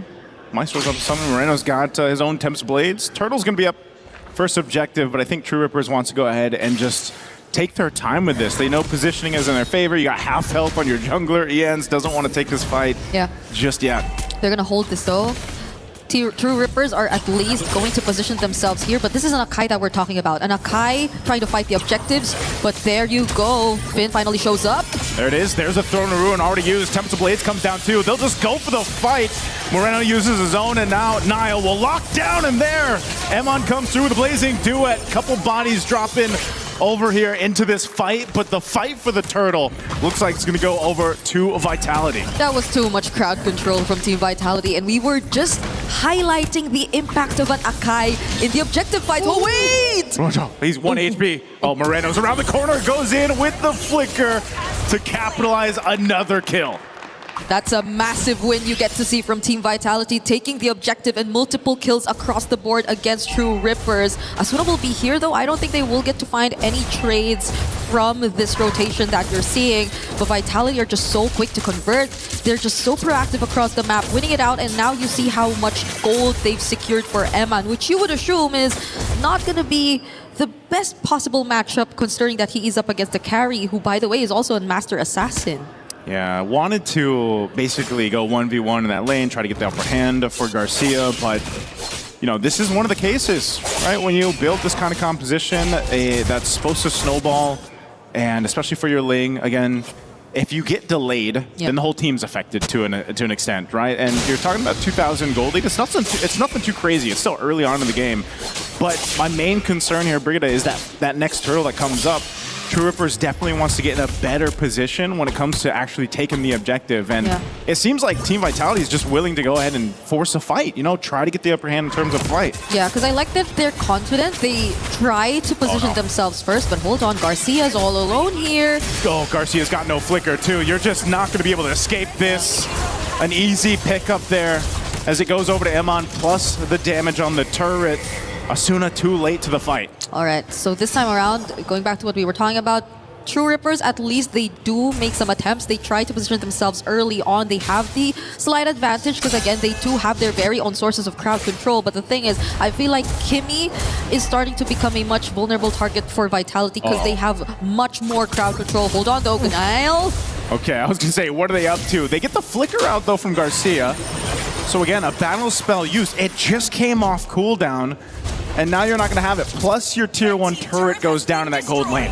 How much gold has he possibly lost in that moment? And how much has went over to the hands of Eman, who's now 201 and who took all these energy shields from that turret down bottom? It's Vitality clearly having the advantage here in this upcoming objective. Asuna couldn't even go anywhere close, not even Kimmy, because I feel like they're really playing from behind. And this is an objective that they are going to give up. No trades across the map whatsoever too, so it's as if True Rippers are now forced to play reactive against Team Vitality. Yeah, they kind of have no choice here at this point, Brigida. They gotta either potentially look for an all-out play, but so far it's just been responding to what Team Vitality is doing. Rahanshaw too, 1v3, gonna get thrown back away from the turret, burns the flicker too, and goes down anyway. That's just how much of a lead Vitality has right now against True Rippers. Oh, I'm not sure why they went back as well. It was possibly trying to take their attention for a much longer time, since True Rippers were trying to look for trades on the other side of the map, but I feel like even then that was a bit too much time because they would have gotten it either way. Oh, Kimmy goes in with a lockdown, but it's Emon. Doesn't even pop the Purify, but now he's going off. Tempest Blade's going to be used. They're going to force the fight anyway, and he'll get out. Purify used. Here's the conceal. Does Vitality choose the fight? No, they're just going to push into the jungle further. That is not the easiest target to catch if you are True Rippers. Going up against or trying to lock down the Claude on a Purify with the BMI, with only just the Badang to rely on for crowd control, because not even Asuna could come close. Garcia! Oh! Garcia just not having a good time in this game. A Fatal Links once again. It's Kimmy the target. Emon's in the area, but it's a double for Nile. And this is the thing of Vitality just choosing their targets at leisure. This is the problem for True Rippers. They don't really have an answer to this tempo that's been set by Vitality. Yep, wherever Eman is, that lane is just so active. You draw him a couple moments ago down bottom, and now it's already the tier 1 going down. And you see him up top, and now even that goes down. And Rihansha could barely survive this. Ian goes in though. Goes in, comes Blades, but you want to get out of there. Shogun's right here. He's charged up, goes in with 1-2 punch, and will take out Asuna under it. But can Kimmy get a kill? Convert it over? No, he can't. So it's again just True Rippers scrambling, looking for anything across the map. They're going to lose a tier 1 turret. This turtle, 3 for 3. Should go over to Vitality unless they just wait it out for that Lord to come through. Yeah, and they could no longer anticipate the angles from which Vitality are actually coming from. Shogun isn't being checked at all. He's just free to go in for these very aggressive plays, even 1v1, considering the amount of lead that's already in their hands. It's 5k. I feel like a majority of it is in the hands of Eman as well, by the way, but you haven't seen the Blazing Duet in action just yet too. So that just adds to multiple layers of the threats that you have to think about when you're going up against Team Vitality. True Rippers. At this point, is it really just counter-engage that they can rely on? Because they have the Badang, they have the Alice, they have set up potential, but their scaling is just mostly gonna take some time. Yeah, Shogun doing what he wants to do here up on this bottom side. Ians will go ahead and survive. Half health. He's actually going to go use the Retribution. Lord's already taken too. Tempest of Blades used. Shogun might get caught. Does have to burn the Flicker, and he's able to escape. Even with the conceal, here comes the rest of Vitality, though, to counter punch. There's the lockdown from Nile, their own version of Tempest of Blades, but from Moreno, and fighting under the turret with Emon blazing to it, shooting everywhere he wants to, and now Rahansha as well. They'll clean up.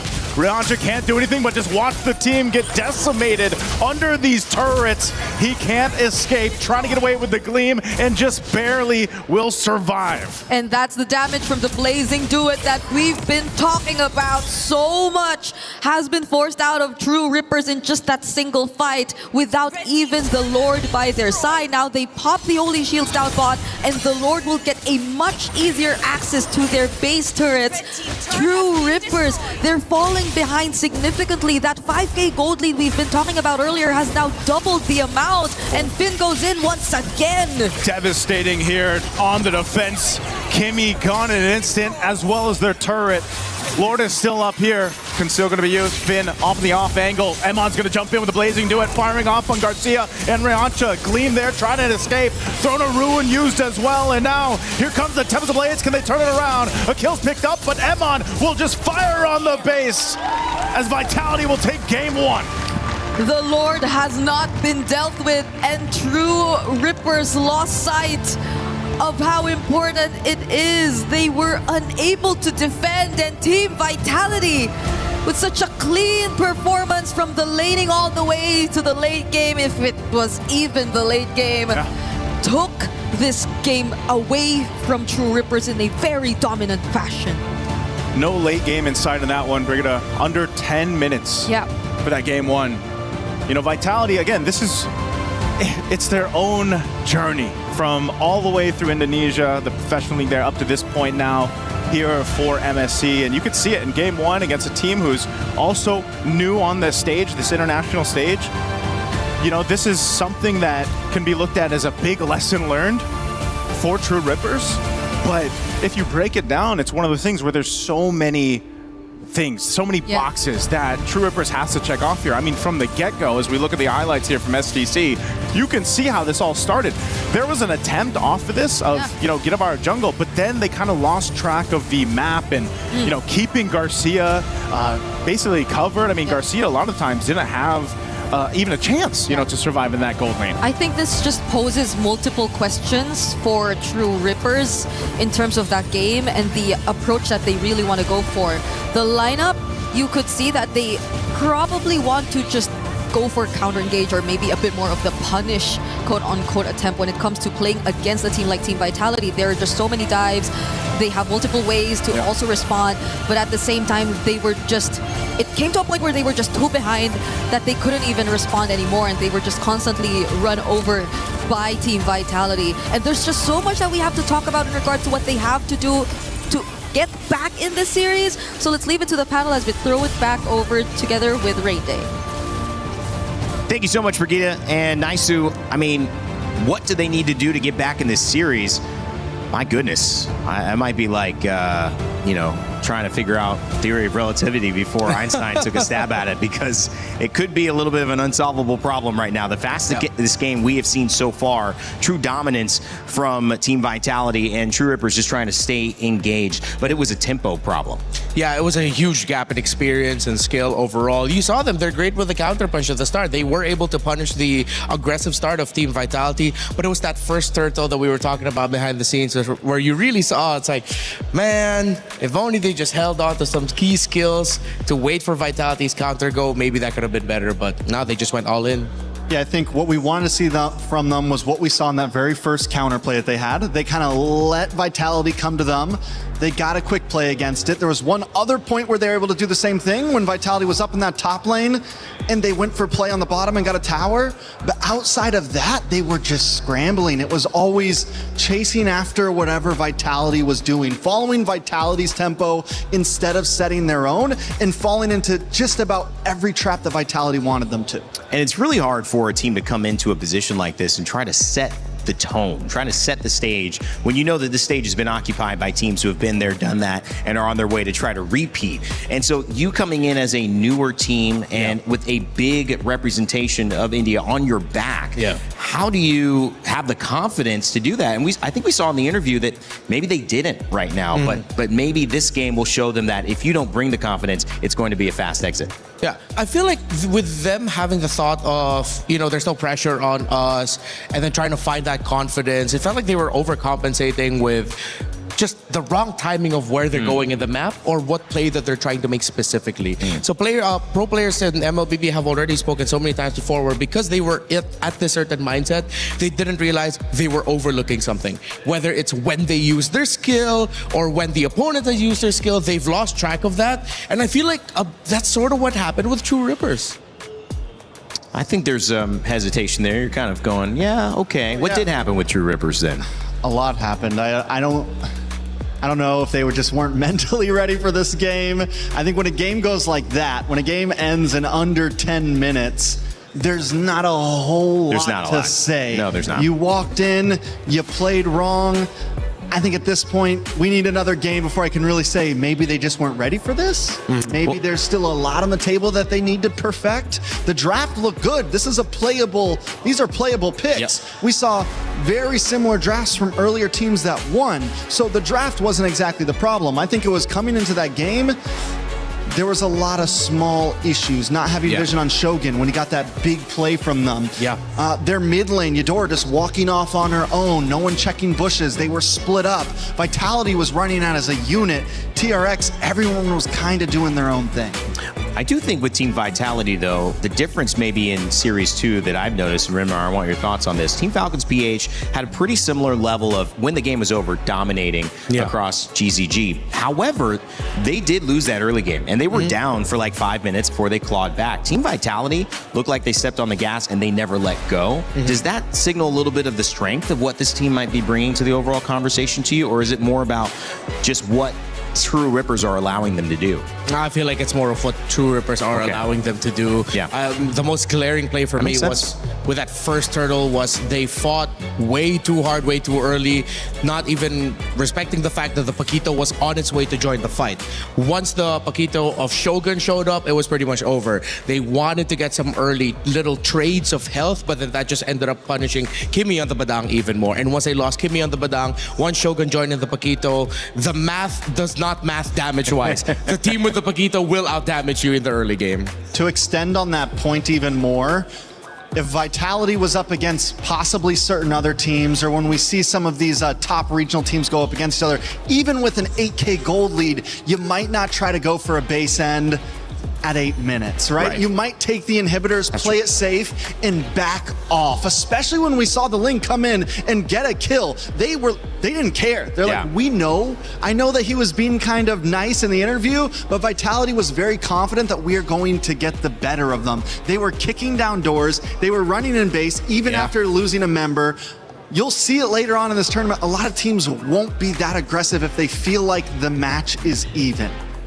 And I think that probably tells us a little bit more. It's kind of like show, don't tell when you talk about film. It's in the same way, it's like they were kind of showing that they didn't really respect True Ripper's defense at this moment in time. Doesn't mean that they can't show us something better. And I think that's what True Ripper's task is now, to go in and say, listen, not a lot to learn. We lost completely. They dominated completely. They feel like they can do it again. So how do we now start working a strategy back to give us some hope? And if I look at you, I mean, what would you think? Is there an answer? All right. Maybe if I was coaching this team, I'd have to talk to my roamer and mid laner real quick. I'll take a quick talk with Kimmy and Asuna. You mentioned a great point earlier where it felt like at times they weren't connected. Like they both wanted to do different things at different times just so that they could regain some sense of control in the map. I think it's best to start there. Okay. And then Rahansha, I feel like Rahansha's doing all right. We mentioned the early EXP lane exits to help your side of the river. He was able to achieve that, but it always starts with a roam mid trio. Roam, mid, jungle, how well are they rotating together? We focus on that. I agree. I mean, I think right now, and that's the problem that we're seeing from the side of True Rippers, some of that rotation was off. There was a few times that I'm looking, and the one fight that they did win, it was on, right? All three, the jungler, we saw the big setup from the Badong. After that, once we started seeing Vitality attack those off lanes, it was either Eudora coming down to bot by herself with Badong somewhere else on the map. It was all of them caught up on that top lane, split up from the rest of the group. Repeatedly, Vitality was running 4-1 once we got into that mid game, to whereas on the side of True Rippers, it was like 2 at top, 1 in mid, 1 at bottom, Ling's over trying to clear lanes. There just seemed to be, there wasn't much glue holding them together throughout that game. And when you're losing that bad, sometimes it's better to just sacrifice the arm to keep the body, right? Yeah. Let that bottom tier 3 go and group up to defend the rest of your team. Let a couple towers go to not lose 2 or 3 members, and that's where True Rippers started to fall there. Yeah, you can hope that this is maybe just a feeler game, right? Maybe this is just something they were needing to get out of their system, get the nerves out as well. It is a big deal, and going into this next draft, they can hopefully do something similar, but it also like raises a bigger question for me, because we look at like Eudora and Ling coming out. I mean, to the meta for today, you could say perfect 1-2. Yeah. Yet when you get a good draft and you still perform like that, Rinmar, is it more of a conversation like, do we even try to like hit meta that well if we're not comfortable on how we're playing it? Do we try to get more of these comfort picks for us so that we feel good on our heroes? Well, from a coach's perspective, you'd want to be able to tell your players at least one good thing to latch on to. Yeah. It's like, and that thing is right now, it's like, hey guys, our drafts are all right. You guys were able to handle that early game response really well. Let's just fix this and this and this. Hey, the 3 of you talk a little bit more. You start from somewhere. Yeah, I mean, in reality, maybe we're being a little harsh on True Rippers, right? It is day 1. I've seen a lot of teams come in day 1, mess up, come back day 2 without all those jitters. This is their first time on a stage like this. This is their first time against a team like this. And yes, you can do well in scrims or you can do bad in scrims, but nothing prepares you for getting on that stage and facing up against a champion of some of the top regions in the world. Because yes, you're right, they had a good draft. And everything we're saying came down to small bad decisions. And one of the big things that small bad decisions comes from is nerves, is pressure, is the comms are off, everyone's shutting down. So I think at this point, the best thing we could say for True Rippers is, just pull it together, guys. Just pull it together. It's a big deal. I mean, you talk about MPL, obviously Indonesia, and winners of that and Team Vitality. But one of the things with regions, especially, and we know this in the Americas, Trex, where you don't have as many representatives, you don't have the highest quality of competition, you have a few stars that maybe make it and you put all your hope on. That is tough for a region to develop because you don't have the same level of day in, day out, high level competitors. And so you got to say, yes, we have to look at this maybe through a different lens. Everyone at home still rooting for True Rippers. If you come in, everyone in the crowd waiting to see what's going on, a stare down. I like it. Just saying, I'm not looking away. Neither should you. Man didn't blink. He did not blink. He 1 to him, 0 to the cameraman. Ice cold. Ice cold. What's cooler than being cool? Ice cold. All right. Yeah, True Rippers, I mean, the energy is, we got to do something different. There is not much to talk about for that one. And I think that can be disappointing, but it also can, set up a conversation here. And that's why I try to give you guys the hard questions. I'm not going to take the E equals MC squared. I want you to look at these drafts and say, can you do any better? What can you do? Can you make it difficult for Team Vitality? I was looking at their bans, and honestly, their bans are great. They took out the Freya because of the Phobia's first ban by Vitality. It was the sensible choice to take out the Freya for True Rippers. They banned the Hirara and the Marcel. I wouldn't even hate on the Badang pick because we saw the potential of it. As tricky as it could have been to run, early on we saw that glimpse of, oh, so this is what this lineup could have done. Oh, this is what they look like when they're together. I think one thing that went really well for Vitality is, besides Finn getting his comfort pick in the Atlas, Niall's timing with the Akai on the every heavy spin was great. He wasn't always using it to engage. Most of the times he was using it to play defensively. All right, thanks True Rippers for using all of your skills. Let me punish you with my heavy spin, and then there's no way you can get away. So Vitality did a lot of things right. I think True Rippers maybe came into that game one. You know, you see the Ling get picked up. You see the Adora. It's an aggressive lineup, right? Yeah. To whereas Vitality, they took the utility jungle. They took the slight slow play. They had aggressive EXP laners. I think True Rippers maybe came in thinking, maybe we can beat them in the micro. Yeah. Maybe you come from a region like that, and you see it the same with NA. You see it with a lot of, outer regions in a sense. Great micro. They want to go for those team fights. They want to meet you face to face because that's what we're good at. We're good at brawling. Maybe Vitality needs to take the slower play in game number 2. Look for a more, we can kind of just bounce you off of us in the beginning. We look for our mid to late game. We try to slow things down in that first 4 minutes. Yeah. I'm all right with that too. Weirdly enough, there's a certain level of speed in taking it slow sometimes, where you're going nice and it's easy, then suddenly you go in for the surprise, you put the pedal to the metal, next thing you know, your opponents are wondering, wait, you weren't like this for the first 5 minutes, where is this impact suddenly coming from, where is all of this momentum coming from? And teams that aren't used to going up against teams like that will almost always get surprised by it, and similar to what we saw in game number 1, get run over. Dangerous Grass, our map choice, was Flying Clouds in previous game 1, so we'll have a little bit more cover towards that base and some of the areas on the map to see how that can help either slow it down or speed it up with those surprise moments Renmar was talking about. Heroes like Hilda always doing well in Dangerous Grass. Some of those more on-the-ground assassins instead of things like Ling that can kind of really take advantage of the extra hiding spots, right? So this time, True Rippers will be on the blue side first pick. We saw the Atlas get picked first last game. We've seen the Atlas get first picked before. Yeah. It's probably been one of the more popular first picks. You don't reveal your hand too much, and it's just a great roamer right now with the crowd control, the amount of movement it has across the map. It could definitely be a first pick here from True Rippers. Yeah, considering that they banned out the Valentina, I feel like that's exactly what they're setting up for, unless they have another pick in mind. If they suddenly swerve us all and pick an old surprise first pick and the juice in just because they want to take it away from Moreno, because this Valentina ban could be two ways, either because they want to set up an Atlas, or they saw Moreno and the Valentina said, I don't want any more of that.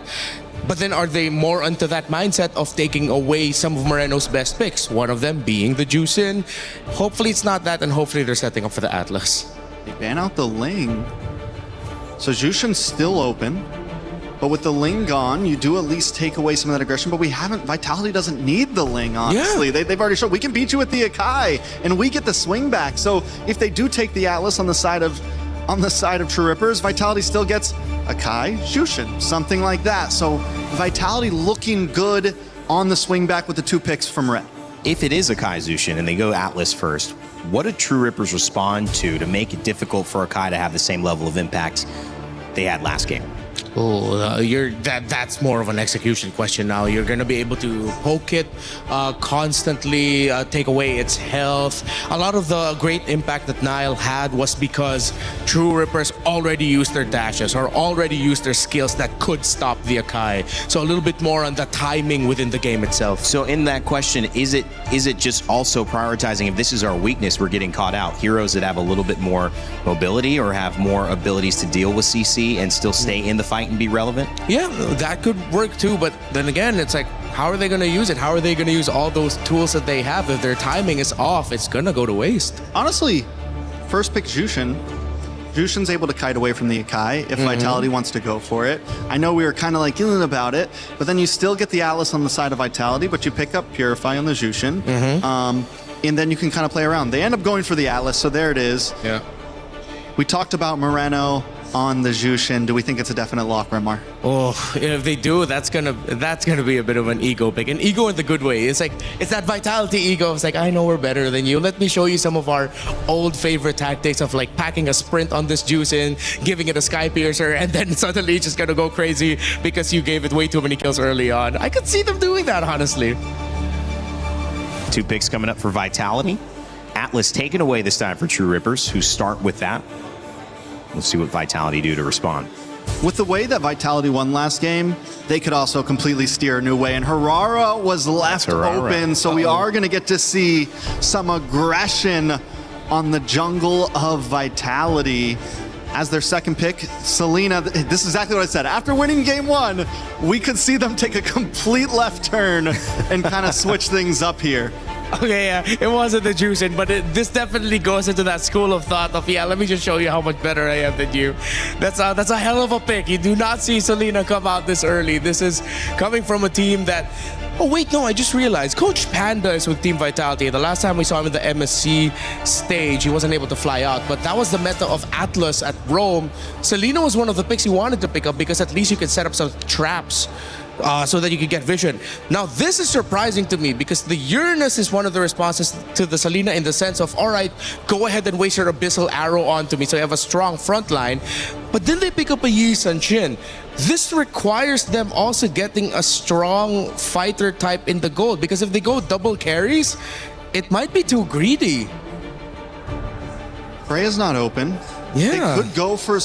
Call me crazy, but they could go for something like a Ruby Gold. You're crazy, but that's good. But honestly, the Harara wants to dash in, the Selena wants to dash in. Something that can stiff arm those heroes that want to get up close and personal. It works great along with the YSS. If you want to see at least a fighter in the gold, something bulky in the gold, it could be an option for sure. Beleric gets picked up by the side of Vitality. This is a roamer we've had our eyes on. Is this a first showing so far today? We haven't seen the Beleric yet, I don't think. So far today, yeah, it's been banned, surprisingly enough, yeah. It's gotten banned out more. Oof. What are they going to pick up at the gold? Actually, that's just my biggest question right now for True Rippers. What are you picking up at the gold lane? Unless they swap YSS to gold. Yeah, exactly. It's like, unless they really go a little bit back into the meta and then suddenly bring back YSS in the gold lane. They have the option. They have the option. They have the option, all right. They have the option. We'll see Sun Chen, the last pick for True Rippers so far. We've got 2 more to go. As Beleric selected. God, I'm not used to seeing that face there. I was like, who's that? Yeah. Who is that? Still getting used to the newer portrait. Yeah. Getting used to seeing that hero anywhere else. Yeah, exactly. We usually see it in our rankings. Wait, that's a hero? Suddenly, it's a meta pick in MSC. Who would have thought? 2026, everyone. Earlier we said fire sometimes needs to be fought with fire. Sometimes you need to cool it down and try to go the opposite direction. In this case, fast game, fast win for Team Vitality. Do True Rippers try to match that pace and out slug them? Or is this better if True Rippers trying to find a lineup that just survives and just builds towards seeing more gameplay? It depends on whether they believe they just played bad last game. Right. Or if they truly think that Vitality's a little bit better. What do you believe they think? We're going to find out. We'll find out. We don't need to find out for you to believe. I mean, I don't know yet. Do you think they see it as a mismatch? I think they drafted very well last game, right? Like I said, I agree with their draft last game. So coming into game 2, whereas it all nerves last game, right? Yeah. That's tough, man. That's tough. I already said that I think they should slow play this game. I don't think they should come in thinking we can just go all out. You're up against Indonesia, which is known as a brawly region. They're great at micro mechanics. They're great at going toe-to-toe, especially with regions like this. They're kind of the stoppers for other brawly regions. Don't get me wrong, Vitality have great macro, but they are ready to headbutt with you a bit. So I don't know if that's the direction True Rippers should go, but hey, they might take it there. They got a YSS right now, so they kind of have to. Yeah. Renmar? Paris, gold. If they decide to go for like a fighter in the gold lane, they will Give me not a have Ruby the firepower. Ruby gold, and then they're going to turtle it out and just hold the fort down for their YSS. With the Selena around, with the Herrera around, that's going to be a tough ask. Unless True Rippers are going to surprise us with a pick here. But no, they'll play it stable. They'll go for a double carry, a Gord in the mid, greedy lineup, but they have the damage. Maybe that's what they felt. I mean, it seemed like the tempo was they wanted to counter-engage, right? Yeah. So there was a lot of understanding that they were going to brawl. The choke comes out, and we were going to deal with the brawl. Maybe they felt they didn't have enough damage to properly punish the counter-engage from Team Vitality. So a different, but I think clear approach, Renmar, and what True Rippers wants to do in Game 2. Yeah, you can see the idea there. It's just with Uranus games, it's always really good or really bad because your EXP laner doesn't have strong crowd control, but the rest of them do. So the crowd control is there somewhat. To an extent, yes, you have some crowd control with the Moskov, but again, like, it's more defensive crowd control. And my big worry for True Rippers right now is with how they lacked crowd control last time they were easily able to get dived on, it's looking very similar. All right, well, Game 2, will it spell another sub-10-minute win for Team Vitality, or will True Rippers be able to even up the series? Let's send it over to Naisu and Brigitte for Game 2. True Rippers cannot let this end sub 10, and they have to find a way back into the series in order for us to get into a game number 3, but Team Vitality, they just came into this with a Selena mid, very similar to what we've been seeing from their women's division, but also a Belric XP lane. Belric XP, man. I mean, we've been seeing so much of Belric the past few weeks that, you know, it's like, oh yeah, he's gonna go in the XP. There's an arrow landing, Moreno. Okay, Asuna at least holding on to that flicker. Nice little stun with the projectile. Has that damage on Finn too, but will be okay. This is one thing I have to say though too. Yeah, Belric and the XP, he's running the Revitalize. And so, just as the panel mentioned, you know, over in the studio, they said they like to fight. Indonesia loves to fight, and now they can extend them even further. An arrow's gonna land, you're thrown in the air, you have nowhere to go. First blood in the hands of the Maestro. Yep, the Belric and DXP lane, I think we are yet to see a successful game from, but the Selena has been very 50-50. We all know for a fact that it has been. In this scenario though, it's been one of the more successful Selena games as she gets 2 consecutive kills in a row. Brigitte, they said it. You know, this is an ego pick. The fact that Selena was brought up that early in the draft and now you've gotten yourselves 2 kills, you know exactly why it was picked up that early in the draft. So this is a problem that True Ripper is going to have to deal with now for the rest of the game. Yeah, because you have to worry about you being spotted out and you having to evade all these abyssal arrows that have so far always been connecting towards the right targets for Moreno. So it's really becoming a statement right here. The ego pick is working wonders for them if ever it is, because the rotations have been completely disrupted for True Rippers. You don't even see them confidently take control nor show up in the river. Just look at how Shogun is holding down all these bushes and making sure that they keep every single member of True Rippers in check. Let's see what happens here. Again, playing on this map too, dangerous grass, extra bushes to work with. They're gonna force out the rest of the members of True Rippers here for this fight. Mountain Shock are gonna be used too. They're gonna come in for the lockdown, and SOD already thrown out. Good kill on Nile. This is what True Rippers need to be able to go ahead and secure themselves an objective. They have all the room to work with right now as EANS will secure the turtle. Fight's gonna break out. There's the Gush, and True Rippers, they've awoken in Game 2.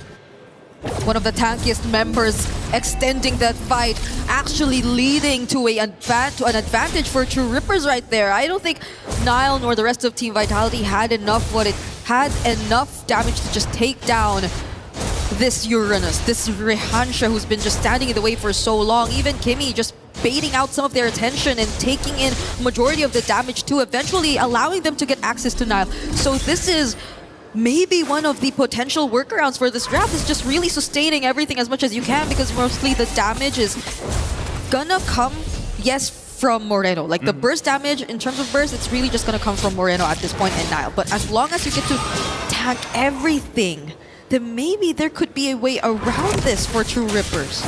Yeah, that way is their tanky front line. Vision used. There's a whole wombo combo for Finn. Another kill picked up here for True Rippers. True Rippers are starting to be a lot more active than you expected them to be. A really great setup on that Fatal Links, as you've seen, but Rehansha too, the way that he's been moving around, I think it's really big help. And SOD, again, Suno with a pickup kill. Next one, looking for more in the mid lane. Arrow thrown out. Finn joining the fight. Has a flicker, but doesn't want to risk it, so they just disengage for now. Vitality now in this position where they're second guessing some of these engages against True Rippers, and that's exactly where they want to find themselves currently, because it's just you don't want to give too much over, right? Yeah. This Gourd, we've seen it before. There's a reason why the Gourd has really picked up in the meta. You get a couple kills going on him. That Mystic Gush is a great zoning tool, but it's also obviously a big damage tool. And that's something they have to watch out for, because not only are you working around Abyssal Arrows for Vitality, the potential for a pickoff with a kick from the Cho, but even True Rippers, this composition has its strengths, and one of them is that amount of synergy that comes with the ultimates plus that Gush. Which is really interesting, because it seems like True Rippers are the ones who are going for the more brawly plays and team fights from this point onwards, but they're setting up for this objective. Shogun finally going to be part of this team fight. We haven't seen the Belleric just yet. Oh, but Finn misses that flicker! Yep, not the setup they were looking for. Down into the Rapid Dryad to be able to pick up one. Shogun gone. Emon under the Zaman Force. They're still going to be firing off, and if Finn falls again here too. True Rippers fighting Vitality, and Emon trying to get away, but will not be able to escape Ransha. True Rippers, they found their footing. If you want to fight brawls, if you want to go all out on team fights, then True Rippers are doing exactly just that. They're playing around Ian, they're playing around Asuna. And even if you wanted, or we wanted to point out the fact that maybe this wouldn't be... Oh, hold on, Jans. Jans is going to be able to survive just 1 HP. Yeah. He cannot go down like that. Just as True Rippers were already getting the advantage. But going back, this seems to be a very straightforward approach for True Rippers, but it's working out for them really, really well. I guess we're starting to feel the demands of hope. Oh, he's going to go for the kill too. Went in for the kick. Ian's able to get enough health back. And Finn is the one to get punished. A misstep there from Finn. Yep, so maybe we are starting to feel the demands of how skill shot based or how mechanically dependent these compositions are for the team Vitality. You really have to layer them out really well. It has to follow a certain sequence, whereas True Rippers can just be in your face. They could just create space, and they could just allow their damage dealer to do their thing. Team Vitality seems to be a bit more precise in terms of the teamfight approach. Oh, Emon. He tries to get away, pop the Purify too. An engagement in the mid lane. Zaman Force already dropped down. There's the Gush on Finn, trying to escape. An SOD thrown out as well. The Revitalize, though, helps the fight as they fight back, but Shogun goes down. A arrow thrown out, and now Finn looking for more. They re-engage once more. Nile not able to capitalize on a kill unless he can go back into this fight. He looks for the moment. He goes in under the turret, able to pick up a double kill for Nile. Looking for potentially more. And again, he has the Sky Piercer, so that's 2 stacks. And they've somewhat turned things around here for Team Vitality, at least for now. They're already able to lessen the lead, but Nile is still being chased by Rehansha here. Okay, we'll get the objective, but Rehansha. Can he escape? Yep. He's going to be fine. Again, this Uranus very strong, and he's had a solid game so far. Again, 3-0-4. He is the bulwark for the team currently, but Vitality shows some fight in them. Off of that exchange in the mid lane, plus an objective, they slowly make a baby step in the right direction, but still, True Rippers up amidst it all. Nice little Rapid Dryad there, used up. Garcia will be able to survive, though. Good thing for some backup up on the other side of the map. They're going to be going once again on Ians. He falls. Top turret. Kimmy could be next. Okay. He gets taunted with Shogun. He tries to get away. Probably conceal, but Emon won't let it happen as he takes down Kimmy. So much happening all over the map. I might want to take a look at the items right now. I am really eager to see what builds have they been picking up, especially for Cho and Belleric, and it seems like they're just going for tank. Yeah. But despite that, you could really feel how much pressure they're actually able to put onto the opponents, how much they're able to actually maybe get out of True Rippers, but I would want to see more, especially from Finn. Maybe a more accurate way of the dragon and targeting from Team Vitality, and that, even if it wasn't a kick, was a really good one. Would you call that accurate? I mean, he got the flicker out, right? he somehow got the flicker out, and I think that's his win for Team Vitality. That's one of those things, though, with a Cho, across them, you don't know sometimes if they're going to full commit to it or not. Sometimes you're like, hey, it's better a flicker than a death, So that is burnt from Asuna, but still, nonetheless, still alive and still in charge, at least for now.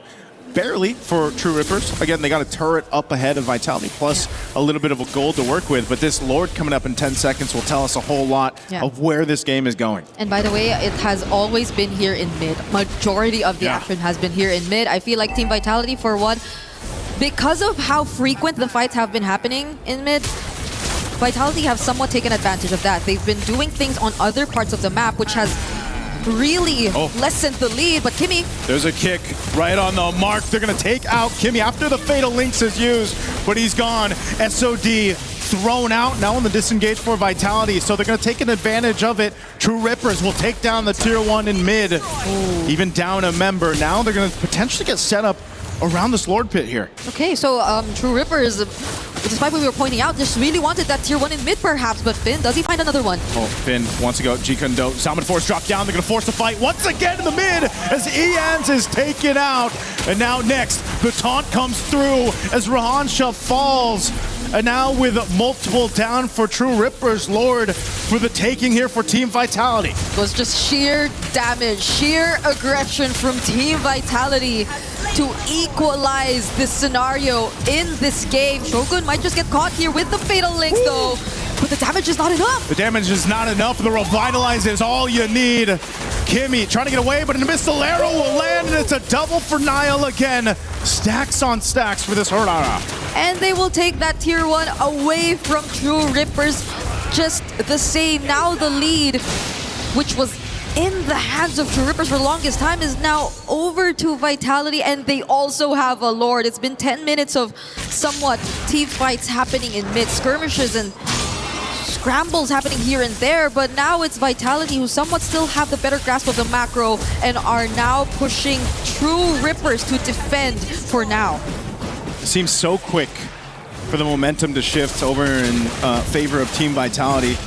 Off of a lot of forced fights or, these skirmishes happening in the mid lane. You can see the stacks here too for Niall. He's got that 44 on the Sky Piercer, and that's deadly to deal with because the way that we've seen the Hirara played is just kind of in and out. You're utilizing the iframes that you have. You have that good amount of damage. You can kind of weave in and out of fights, and now that you have multiple stacks in this way, you're a big threat to the rest of True Rippers. Yeah, at least for True Rippers, they have decent wave clear. They were also able to at least take control of that top lane so they don't feel as much pressure in terms of the synced up waves crashing.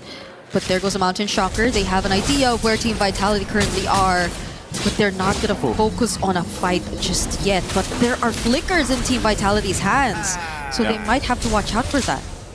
Again, a play could be made here by Finn. A BOD was just picked up by Niall as well. Finn right there in the mid. Not sure if he's going to commit to it. Doesn't just yet. Again, Kimmy waiting for that flicker to be available so that he could potentially set something up. I'd love to see this, all this time that Garcia has had to go ahead and farm up on the Mozkov, to go ahead and turn the tide with a great SOD or, some initiation from the fight from True Rippers, because they've got that potential.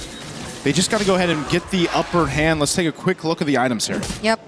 They already have the damage. That's the Trinity already built in here for Garcia, and he also has just locked in the Rose Gold Meteor. So even if Lee, let's say, unfortunately gets to take that Abyssal Arrow, he could probably survive an additional hit or two.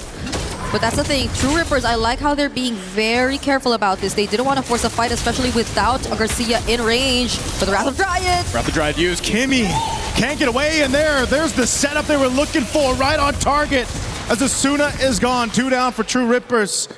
And it was these arrows, once again, from Moreno that just brought Kimmy low enough for them to collapse down, just like they'll collapse on the tier 2 turret. There's a push up top from Garcia. But the base turret in mid's going to be worked on here. The minions will be cleared out. Lord is coming up. Team Vitality will make their way. They're pretty much left with no choice. I like how they're at least getting trades, though. This is different from game number 1. Garcia goes back in, though. And Garcia joins after that, throwing that SOT. Yeah. True Rippers will be able to go ahead and hold up on this front side. It looks like they want to go ahead and at least stall out Team Vitality. The rest of the team is up here. Could they potentially take this Lord They got to dance around these Abyssal Arrows. Nile joined the fight now too. They're going to be going, looking for a potential fight already for the Lord.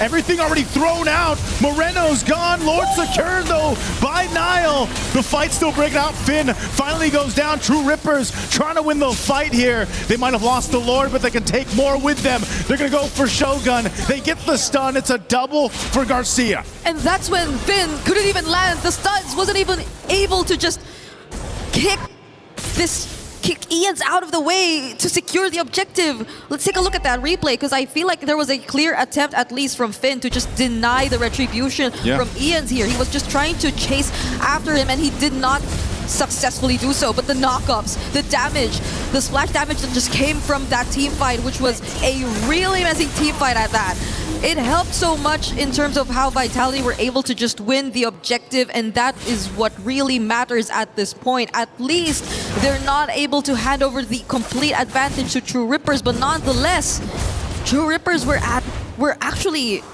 able to somewhat balance out that fight. It's not a huge loss despite them not getting the objective.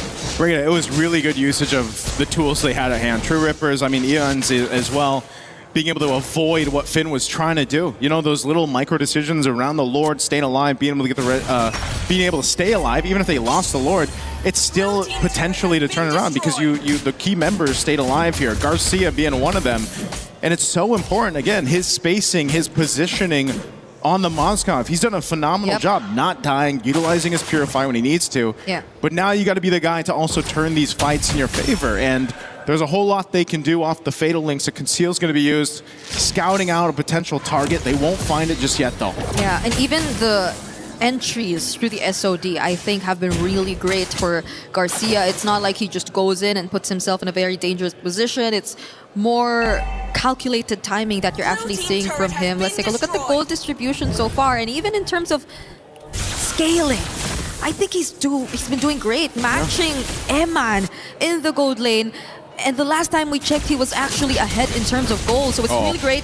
But that's a Purify. Yep, Purify used.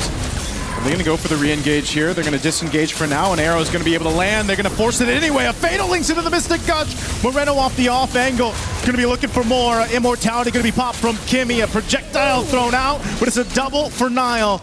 They're able to go ahead and pick up two, expending a lot of battle spells, and SOD just thrown out. Not going to connect though. Oh, iframes, the iframes. Ian's going to find the kill. Finn on the hunt, he goes in with a flicker. There's the kick they're looking for, right into the hands of Nile. Another kill picked up. Team Vitality, what more can they take at this point? 3 members taken down, and they also took that orange buff. To answer your question, they're just really focusing now on resources because we're about to see a Lord spawning in 6 seconds. But let's take a look. That was a clear counter engage. They had all the reasons to do this simply because they already had information. Ian's was all alone. They could go for the chase, and Hirara is just one of the best heroes to rely on in terms of that and outputting the necessary damage. They're waiting for this. Are we actually going to wait for an entire minute, though? Because the Evolved Lord will take an entire minute, it seems like. Yeah. Okay. Oh. Okay. Lord secured. Now, at this point, again, it's Breeder, they're in that situation, right? Backs against the wall. So I don't want to count them out, though. Yep. Even with that, that Lord secured, Team Vitality will have to kind of take their time going into this fight because of the nature of the composition. A lot of times, like I said, they're playing around the arrows.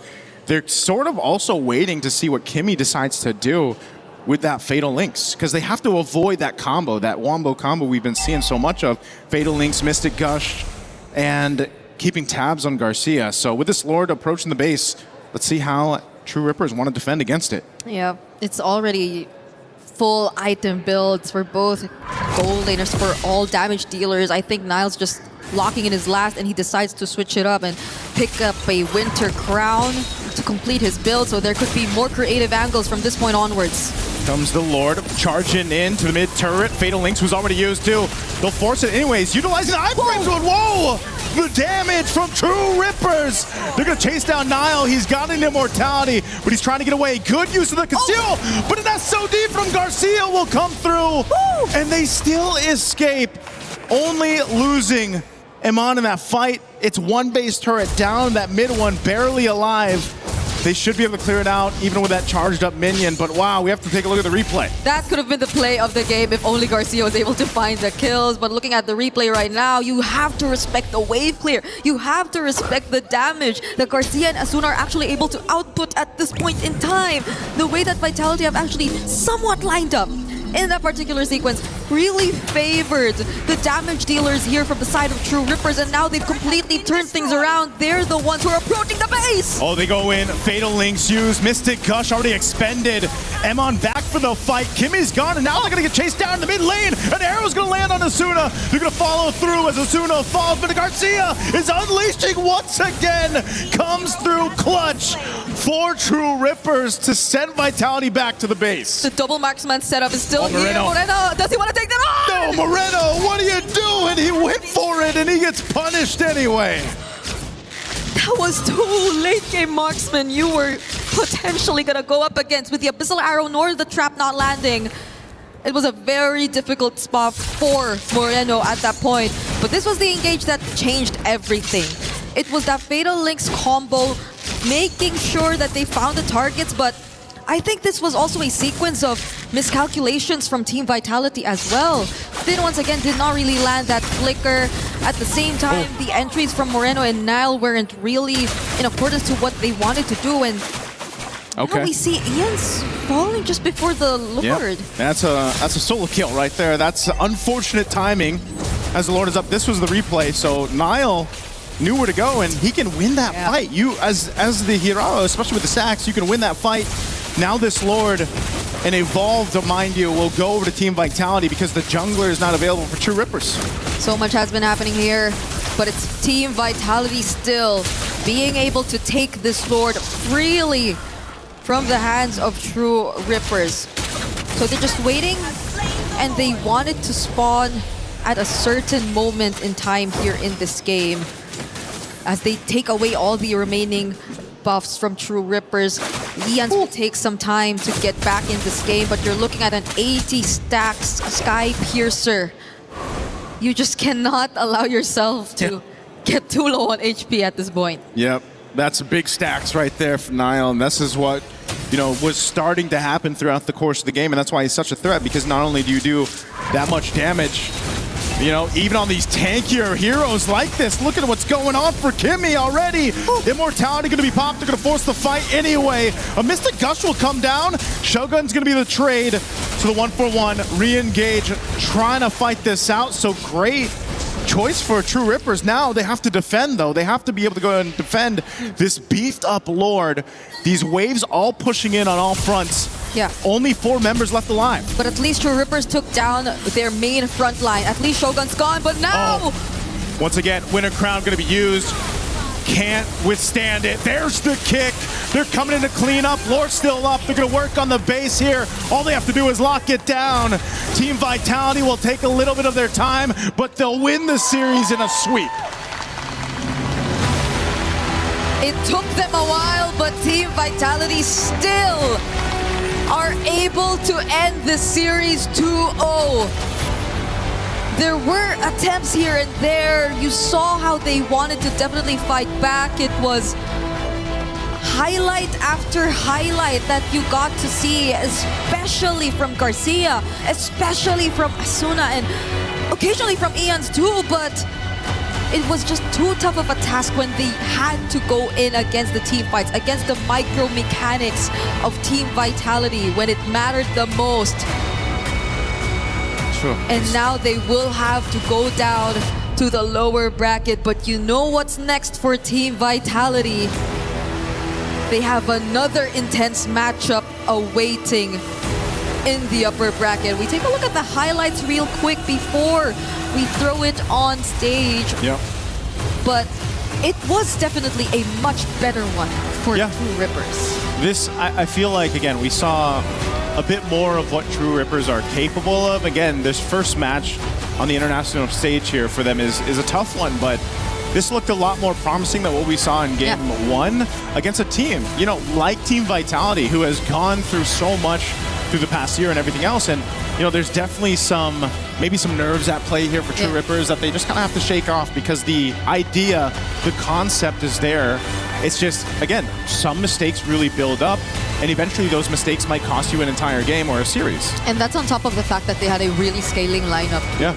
The damage that you had to await for a Yi Sun-shin and a Moskov definitely took their time. But Asuna, Rehansha, they were pretty much able to hold it out long enough for them to become a real threat against Team Vitality. Like there were moments like this where you weren't really sure if Team Vitality still could have just closed it out, because even approaching the base, even the Lord Sieges haven't been as clean. They had to deal with massive amounts of wave clear, but the moment they were able to take out at least one, everything else followed. And now we get to hear from our winners, so let's throw it over to the stage and talk to Emma. Thank you very much, my friends. Eman and Team Vitality victorious. What a huge performance for you and the team. But first, we got to talk about it. Game 1, super fast. Game 2, the comeback over the comeback and the comeback. Can you talk to me about how the game has flowed so far? In game 1, we just to connect to each other and trust each other and believe in ourselves. Yeah. And game 2, it almost slipped away. Yeah, in game 2, we just need to know our win con in game 2 so we can get a comeback. Yeah, just like that. Well, look, MSC 2022, you ended up winning it all. How important is it for you to be back on this main stage, especially now with Vitality in front of the hometown crew, with more and more audience coming as the event proceeds? I'm so grateful because here in Paris, Vitality is hometown, and just a little bit pressure, because Vitality is a strong contender also in all games. Yeah. Very much so, not just here in MLBB, but also, already we saw it in MWI, but thank you very much. Next up, you're playing against Falcons PH. It's a tough game. Anything you'd like to say to them for that game? Just good luck and have fun. We give each other our best for tomorrow. Yeah. Very much so. Thank you very much then, Eman. That's it. Team Vitality victorious in their game. What a matchup for them. Very stressful in some ways, but still, we'll leave it to our desk to break it down. Thank you, Milos. Team Vitality get the win 2-0, but it was anything but a similar matchup. After Game 1's sub-10-minute win, Vitality had to go the distance, almost a 20-minute back-and-forth game with tons of threats that True Rippers were able to provide. It was Vitality who would eventually find their way, but it was a great effort from True Rippers in Game 2. I think something they'll be able to hang their hats high on as they get ready for their game against GZG, the losers of that previous matchup from Team Falcons PH. Welcome back to the desk. I'm Rainday. I'm joined by Renmar and Trex here to break down the action. In Game 2, that was, I think, and I don't want to put words in your mouth, but I think a much better performance from True Rippers. Hell yeah, it was a much better performance. I loved what I saw from True Rippers, and I think that was a game that Vitality and True Rippers needed to have this early on. For True Rippers, something they could really latch onto as a confidence check for them. It's like, hey guys, champions of Indonesia, we did this. Meanwhile, for Team Vitality, it's that sense of like, hey guys, we're the champions of Indonesia. We need to work on this. I know they're a great team, but I know they're also looking at that and knowing Coach Panda, he's going to be getting the boys through the ringer of this is what we need to work on. And it's better that comes out early in the tournament. Yeah, you could definitely tell there were some sweat drops from the side of Vitality for sure. Yeah. Team Rippers, a completely different game, a completely different play style. They seemed very able and capable. There were some plays there that weren't just micro. There were some plays there that weren't just macro. They brought the full package that game. Still fell a little short, still made some mistakes, still maybe overextended at time or lost the point, but still, I think in that lower bracket, they could be a dominating force for sure if they can bring what we saw in that game. Certainly, I think they put up a much better overall game in that game, too, than we had seen, and comparing, let's say, the people who did not win, the GZG versus Team Falcons, who they'll face GZG, they had a lot of identity in this game. Oh, yeah. And I think that is maybe a direction they would want to head heading into their next matchup. Yeah, I thought that because of the performance we saw from game number 1, going for this kind of lineup, double carries would have been way too greedy for them, but they made it work. Apparently, Greed is good for them when it comes to their lineups. As long as you allow the Professor Kimmy to be able to get the vision, Asuna being able to tandem with Kimmy really well, which was a main point we were making earlier, that as long as their tandem is together, then the rest of the map feels great for True Rippers, and it did. And then even Garcia towards the end of that game was just on fire. Man. One of the best Moskov performances I've seen in a while. Yeah. And it seemed like every player had a moment. Even the Uranus for Hansa from early to mid was just unkillable for a time. Yeah. So now if they can all just be stars at the same exact time, instead of everyone having their own moment throughout the game, I think they can start putting some wins under their belt. For sure. So I'm excited to see how they play for the rest of these days to come. How did this game evolve the tournament's meta so far? We've seen the Assassin approached as a high priority pick. Yep. You know, and we've seen similar first and second picks, including the Atlas being heavily prioritized for both the first picks on Yep. both teams. But Rimar, in your eyes, did we learn something here after seeing these two matchups that we'll take to the rest of the tournament? I learned I have a new wish for this tournament. Okay. Wherein something that we usually see at the start is they're willing to be more creative and kind of experimental. Hopefully that isn't just a group stage thing. I hope this continues all the way until knockouts, all the way up until the grand finals, where you see teams taking these risks. Was it risky and egotistic for them to lock in the Selena for Vitality early on? Yes, but it was a big impact for the team. Moreno was a monster on that Selena. But then True Rippers answered with a Uranus, with which you told me the streets have some info about. I mean, yeah, Uranus is supposed to be a very good comfort pick for Rahansa there. And that also leads to what you were saying in a sense of, we're in a meta right now where comfort can sometimes be okay. There is not a set 10 heroes that everyone has to play. Even the YSS we kind of questioned, it did amazing. If you're able to pull it off, everything has a counter, right? Everything seems to kind of, you can go tit for tat. You can get a little outside of the box and still pull off wins. We saw it with the Selena there. I mean, overall, I think the meta's in a very good place right now, a place that we haven't seen it in a long time, if not ever. Seeing some more uniqueness on some of the hero picks as well, and seeing some uniqueness now in terms of these new matchups that will force maybe even more decisions from our players to expand their hero pool. As we look at our bracket for this tournament, it's Group A today. Group B will have their matches tomorrow, but as I've said prior, we have Group A and Group B doing their own upper bracket and lower bracket runs. So we'll see elimination matches now coming up for the 3 and soon to be 4 teams that will have lost these initial matchups. We'll then see qualification matches for Team Vitality and Team Falcons PH, Team Vamos, and the winner of our upcoming game, Team Ignite versus Team Spirit. And that will advance somebody to the knockout stage and send someone else into a decider match against either True Rippers and Guangzhou Gaming or Team Falcons Mena versus the winner of Ignite or Team Spirit.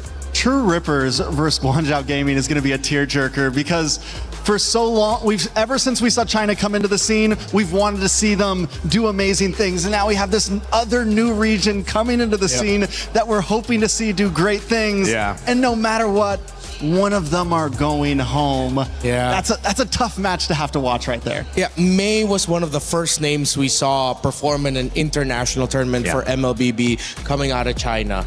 And then now he's at the risk of, he cried when he won the qualification tournament because he's been wanting this for so long, to make it into the group stage, not just be stuck in the wild cards. But now instantly at the lower bracket, up against a region that's been, again, desiring to be part of this scene for the longest time. It will be a tearjerker in that matchup.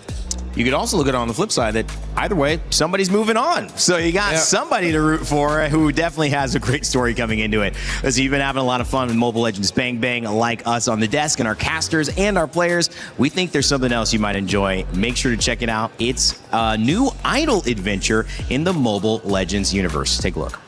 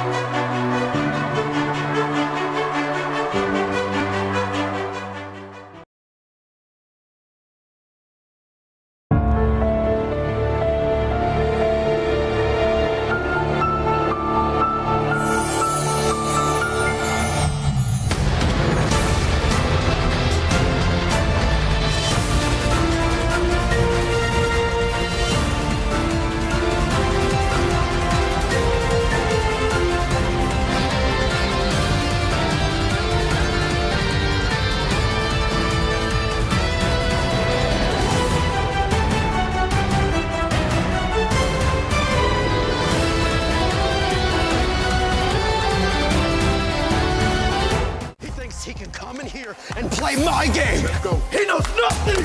Let's go! Tyler 1, you're done. Raw energy. Half from blow the house down.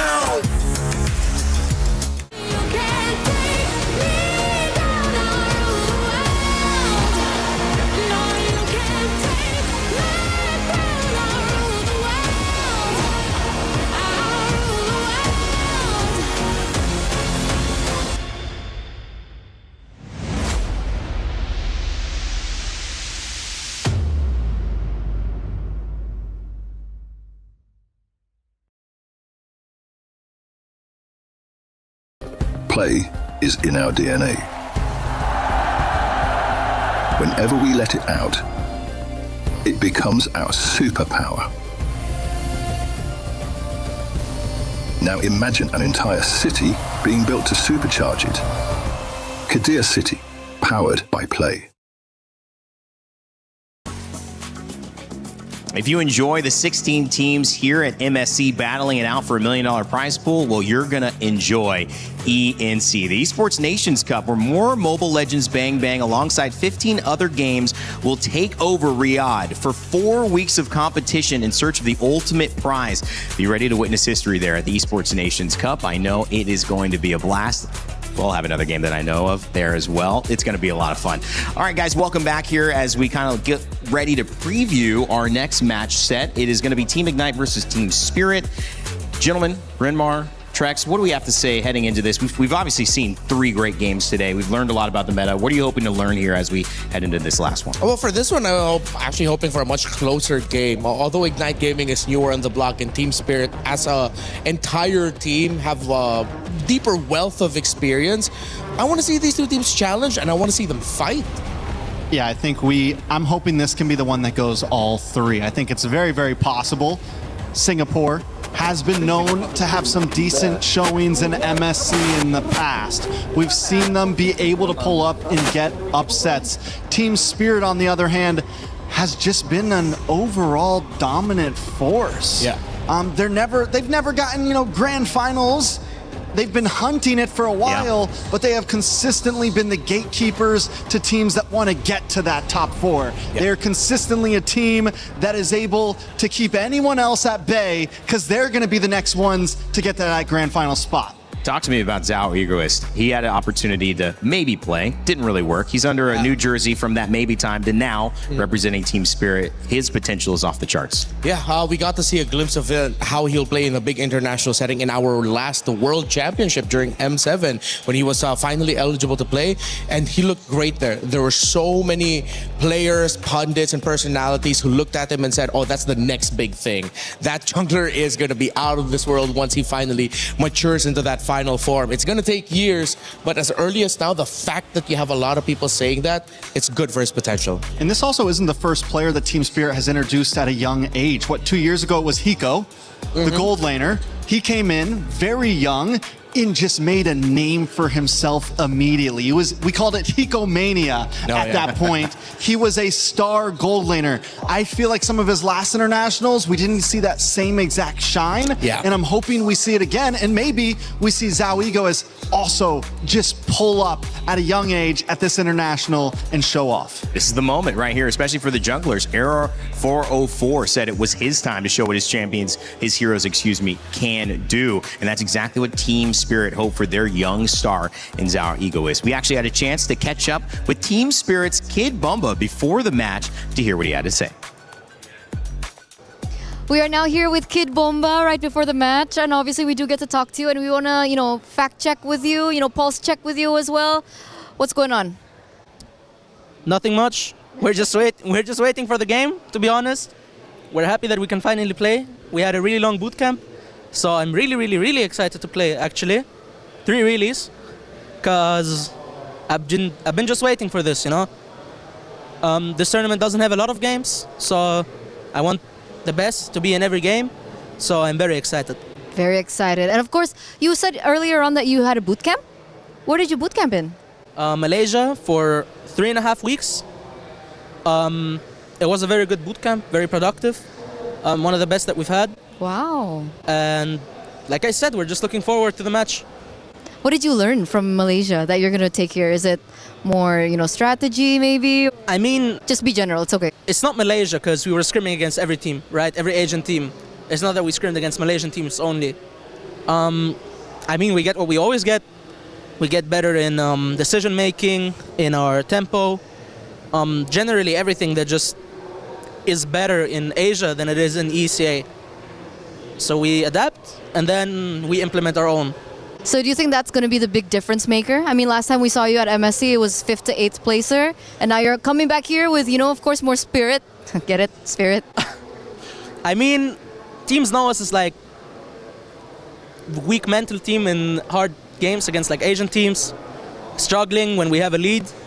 But we want to change it this tournament. So we're going to show our best. And I'm 100% ready to give it my everything to show everybody that we can actually do something this tournament. And if it's not going to go out well, then it won't happen. Everything will happen like God wants it to be.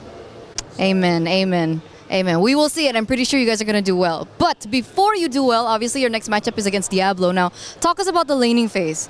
I mean, we know Diablo to be a player that's also very, bombastic. He has a lot of things under his sleeves. Is there any particular preparation that you have for the laning phase against Diablo, seeing as the EXP lane is so important now? For me, he's just a normal opponent. For me, every opponent that I face is just a normal opponent. I don't think highly of them. Laning phase generally for me it doesn't mean a lot. For me, it's about the team play. In laning phase, I just try to do my best. If I win, I win. The goal is to always be equal. The goal is not to win for me. And yeah, that's about it. I don't think I'm going to have any problems. Okay, so that's a little bit of insight coming to the EXP lane from Kid Bomba's perspective. And into the next match, obviously, we do want to know, maybe do you have a message for Diablo? The usual good luck. Oh, come on. Nothing else? You don't want to give him some... No. No, not yet. No, not yet. You're saving it for later? No. No too? So when? Never. Never. Okay, hopefully we get more from Kid Bomba next time. But thank you so much. And of course, good luck for your next. We are going back to the studio. Might be the best handling of an interview I've seen so far with Eterna. She tried to get him, Kid Bumba saying not at all. But mentioning his master class that may be coming up here against Diablo, the XP laner. We mentioned how big that is in order to help the jungle expand. And also just in terms of the pride for Ignite. Team Singapore comes in winning the MPL for Singapore in 11, but also having a little bit of domestic momentum. Trying to see if they can replicate that here at MSC is going to be a big one, but Diablo hopefully feels up to the challenge. He caught up with Eterna as well before the game. So you're now here with Diablo. We can walk a little bit together right now. You're getting prepared for your next end. Diablo, it's so nice to see you. Wait a second. How are you feeling? Excited because it's Paris this time around, so yeah, the feeling is different. The feeling is different. What's different about it this time? Because it's a new team. Yeah, I've always been with Flash for EWC, so yeah, new team, new vibes, I guess. Yeah. New team, new vibe. How's everything going with the team though? Are you blending well with one another? Yeah, because some of them used to be my old teammates, so yeah, we do have some chemistry. Okay, so the chemistry is down, and obviously I think a lot of spotlight is going to come into the EXP lane for you in particular. What do you think about the meta right now? Definitely getting used to it, but I think it kind of favors my team quite a little. Yeah. Favors your team. Can we know why? Because I think my jungler is a very good assassin player. Yeah. Okay, so but are we going to be expecting, crazy picks from you? Because you seem to always stray out of the meta, Diablo. I think it depends on whether the draft allows it. Because right now, I'm more tuned in to play for the team rather than for myself. Yeah. Okay, so we'll see, right? But if you guys want to see it, maybe if I make it far, I might bring out some cheese picks, yeah. Okay, we're waiting for that. Once again, good luck for your next match. And Diablo, it's really nice to see you again. Let's just go back to the studio. Goodbye. Always a blast here. Hearing a little bit from Diablo on team, I believe that was team Ignite. Correct, Ignite guys? Gaming, And he was talking about Kelvin, his jungler, having a little bit to add to this meta, especially with his confidence on Assassins. Played some utility jungle, but I think most of the jungle was utility up until this latest patch. Yeah. How do you feel, Rinmar, in his confidence for his team? Oh no, Kelvin is young. He popped off during his championship win with in MPL Singapore. He was a long-time development league player here in the Philippines. Finally got his first big break and then became a champion now at EWC. So I'm sure he's carrying going into this tournament with a lot of confidence and a lot of momentum for him personally. Yeah, I think overall, Singapore, Kelvin, Jay, Diablo, I'm excited to see what they bring to the table. During that interview, they talked about cheese picks. They talked about if the draft allows it. And Singapore is never scared to throw a little bit of spice into the draft. And kind of backpacking off of what we were talking about in some of the last drafts, the meta is a little open to that. There's possibilities. We've seen some crazy things from them before. I think back in 2024, what was it? The mid lane. Fanny, was it? Oh, wait, no, they did that during regional. Decimation, I can't remember. Turisla? No. I can't We'll come back. He's like, I would try. We'll come back to it. But we've seen some crazy things before from Singapore, so I'm excited for it. Was he referencing NIP Flash at that time? Because they got third or fourth place. At 24, right? At MSC 24. It was a great year for them. Yeah, and that was where they really solidified their identity as like the cheese pick dude. It's like we've always said it just in the regional leagues. Yeah. But then in 2024, the fact they made it that far with some very unique picks. Oh yeah. Oh, I remember. Dude, Martis. There we go. Mid lane Martis. Yeah. I can't believe Decimate. Who is that again? But yeah, hopefully. We got there anyways. Hopefully, but again, he's not. He mentioned it himself. He's not with Flash this time around. Right. It's a newer squad. Technically, he's coming in this as the leader of the group, as the guy with all of his wealth of experience. So he has to lead this. Does he want to lead through cheese picks? With what he said, apparently not. He's gonna do it like the good old-fashioned way. And that's sometimes how you have to do it, especially when you go into a tournament where you don't know exactly what to expect. Obviously, some fans yelling in the background. It's excitement time. Our last series of the day is about to begin. If you think you know how it's going to go, make sure to check out the EWC Pick'ems. Go to esportsworldcup.com/play, and you can decide who's going to win this matchup. Let us know if you got it right over our last 3 series. And if you're with the majority here who have 91% on Team Spirit, only 9% on Ignite Gaming, Trex, you're shaking your head. I think that might be a little much. Let's not completely count out Ignite Gaming. Like I said, this is a time that Singapore has shined before in MSC. Yes, they've had some bad days with their representatives, but we're in groups. This is a time that a lot of times teams like this do show up. Team Spirit has been known sometimes to have rough starts in the beginning. They always make it to top 8. That's almost a guarantee for Team Spirit. But if there's a day that they could come in a little off, today could be the day. Yeah, and they have a good chance to make a comeback. They've shown it in the past. Both of these teams great at making comebacks through lower brackets. Big narrative of the day. Are we learning more about the meta, or are we learning more about how these two teams are showing up with their individual narratives? Because both playing for something, we look at Ignite trying to get back to what Singapore had done a couple of years ago here at MSC. Team Spirit trying to prove that they can compete at these levels as well. Yeah, I feel like this veers away a little bit from the meta discussion. This is going to be a little bit more of a personal story for these two teams as individuals and as an entire group.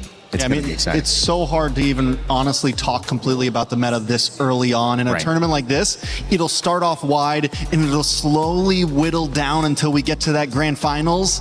And that's when we'll really know, okay, these are prioed. Like, this has to be prioed. Early on, like right now, there's still so many opportunities. Team Spirit, Team Ignite about ready to take the stage as we begin our final series of the day to set up our Group A double elimination bracket. Let's go. My friends, our day is going by so quickly, but still, game 2, or at least match 3 that we had today. Game 1, sub 10 minute. Game 2 goes to 20 minutes. I think even with Vitality's victory, the second one was quite hairy.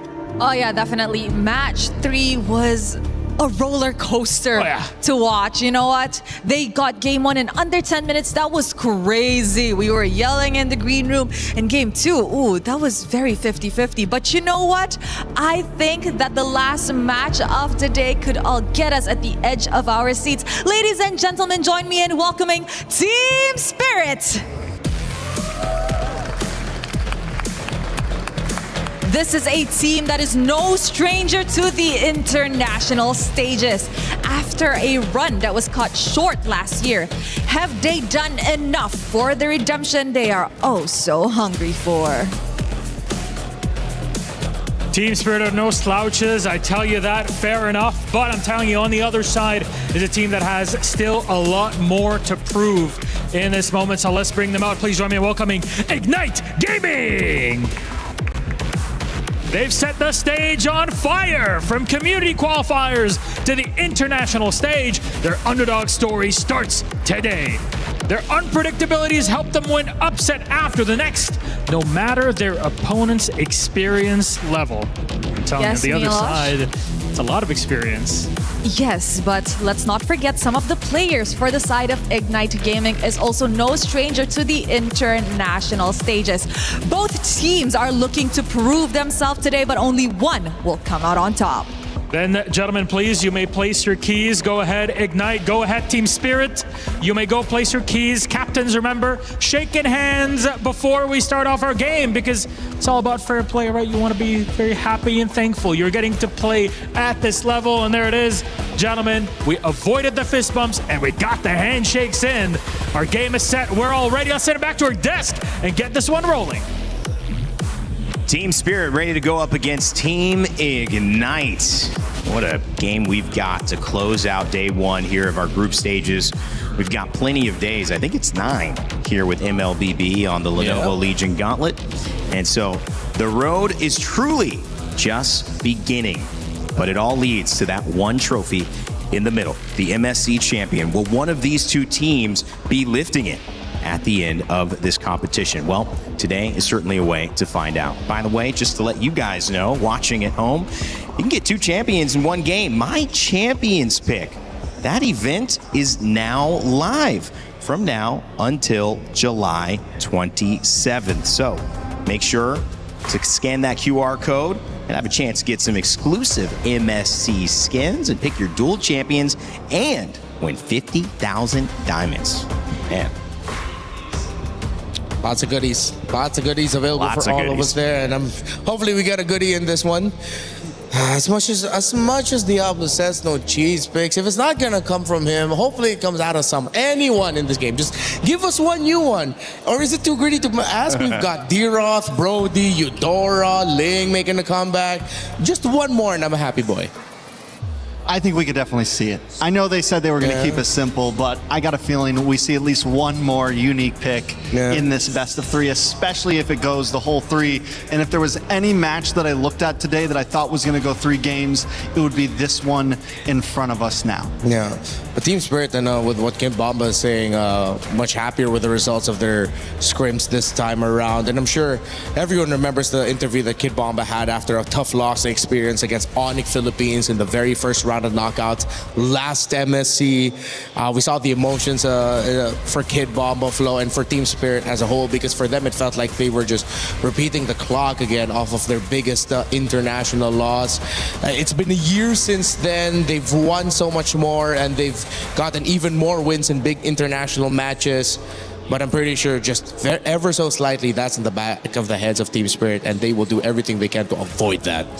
It'll be Flying Cloud for our map reveal coming up in game number 1. Seen a lot of dangerous grass. We've seen a river. We've seen some Flying Cloud as well in our last series. And now it's time to see it again.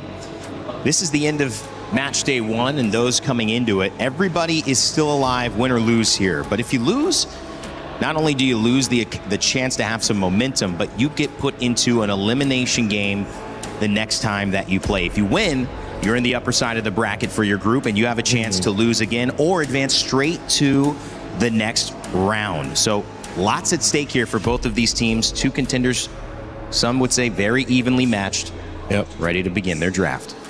All right. The man of the Fanny and the Freya taking away, again, a Fanny pick for Zar Egoist. I expect Ignite Gaming are preparing a game plan where they control the jungle, whether through the draft or through aggressive rotations, just so they can keep tabs on Zar Egoist. They take out another one. They don't want the Herara. They really are trying to minimize the hero pool of their opponent. But with that, I mean, we saw Ling get first pick and Team Spirit go for it. Yeah, Team Spirit has always kind of favored an aggressive jungle. Even when there was opportunity for something utility-based, they like to pick up things like Suyo in the past. They like, now it's the Ling, even with the Herara and the Fanny gone, they immediately lock that in. And a lot of teams have been going for roamers as their blue side first pick. Team Spirit, on the other hand, they want to make sure that Egoist gets as much as he can out of this draft. Valentina coming up in response alongside the Cho. Yeah, very quick answers here for Ignite. But with this Valentina early, they have to watch out that Spirit are going to end up with those long-range mid laners for Sunset Lover. And not even just that.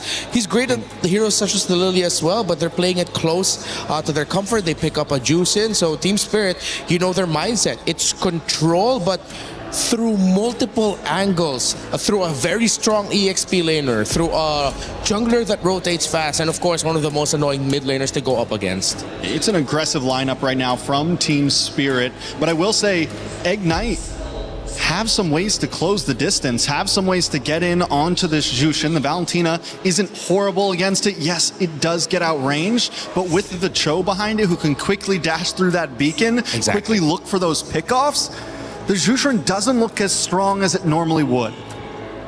We're seeing the Valentina a couple of times here, Trex. Why do you like it or not like it? I think a lot of it just comes down to the matchup. Right now, it's great because you get to steal these skills. It has movability, it has opportunity, and here in this matchup, I do kind of like it, especially paired up with the Cho. Normally the Jushin has so much priority and so much control, and the way to get past that is quick dashes. Quickly close that distance and don't let her just keep that beacon on you for more than a second or two. Yeah, for Ignite Gaming, you mentioned about aggression from Team Spirit, but Ignite, they want to match it. This is going to be ending up as a battle of who gets a better early game. Those little decisions that make the difference between you losing and you winning in the first 3 to 5 minutes of the game. I think we might get a wish, our wish of this will be one of the closer, more exciting games, because based on the first 3 picks alone, you're going to see a lot of aggression and a lot of trades. I really hope we don't get that type of game where it's like, oh, this lineup, both of them, they're great for fighting, and then they both just play so defensively, waiting for that turnaround moment. I hope we don't get that. I think a lot of it will come down to what Team Spirit locks into their roam position here. Right now, with the Cho, with the Suyo, Ignite's going to want to play opposite side of the river. They're going to want to look for those pickoffs. We're going to want to see this Cho hanging out on Team Spirit's side of the map. So if Team Spirit can respond to that well and maybe push back and stop that from happening, look for those pickoffs themselves, because you're right, both junglers want to try to get a kill or two in the first 5 to 6 minutes. Yeah.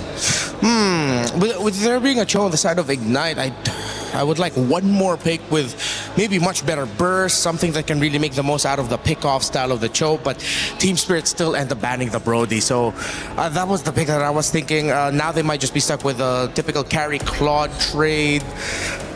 I don't see a Harith slotting in here anywhere unless like they're really confident. I think we're still going to see the traditional basic attack marksman. I like the Claude here for Ignite. You're able to escape away. You have the BMI with all the dashes already with the Paquito and the Ling. I think carry's a little bit too immobile, a little bit too much of a sitting duck. Oh, yeah. Oh, wait, Moscow's still open. Is Harith also still open? Yeah, Harith is open. Moskov, another decent pick, especially if the Paquito tries to come in. You just kind of stiff arm him away. Yeah. Even make space between itself and the Ling. That's just what I was thinking of, like some instant crowd control. Oh, Urine is making a comeback. Back at it again. I think this is going to be the Diablo pick. Yeah, definitely the Diablo pick. Diablo. 2 more picks from Team Spirit here. They still need a roamer. They still need a gold laner. What's the big roam pick? Do they go heavy into crowd control here? We've seen Sawo and things like the Grok before. Could be.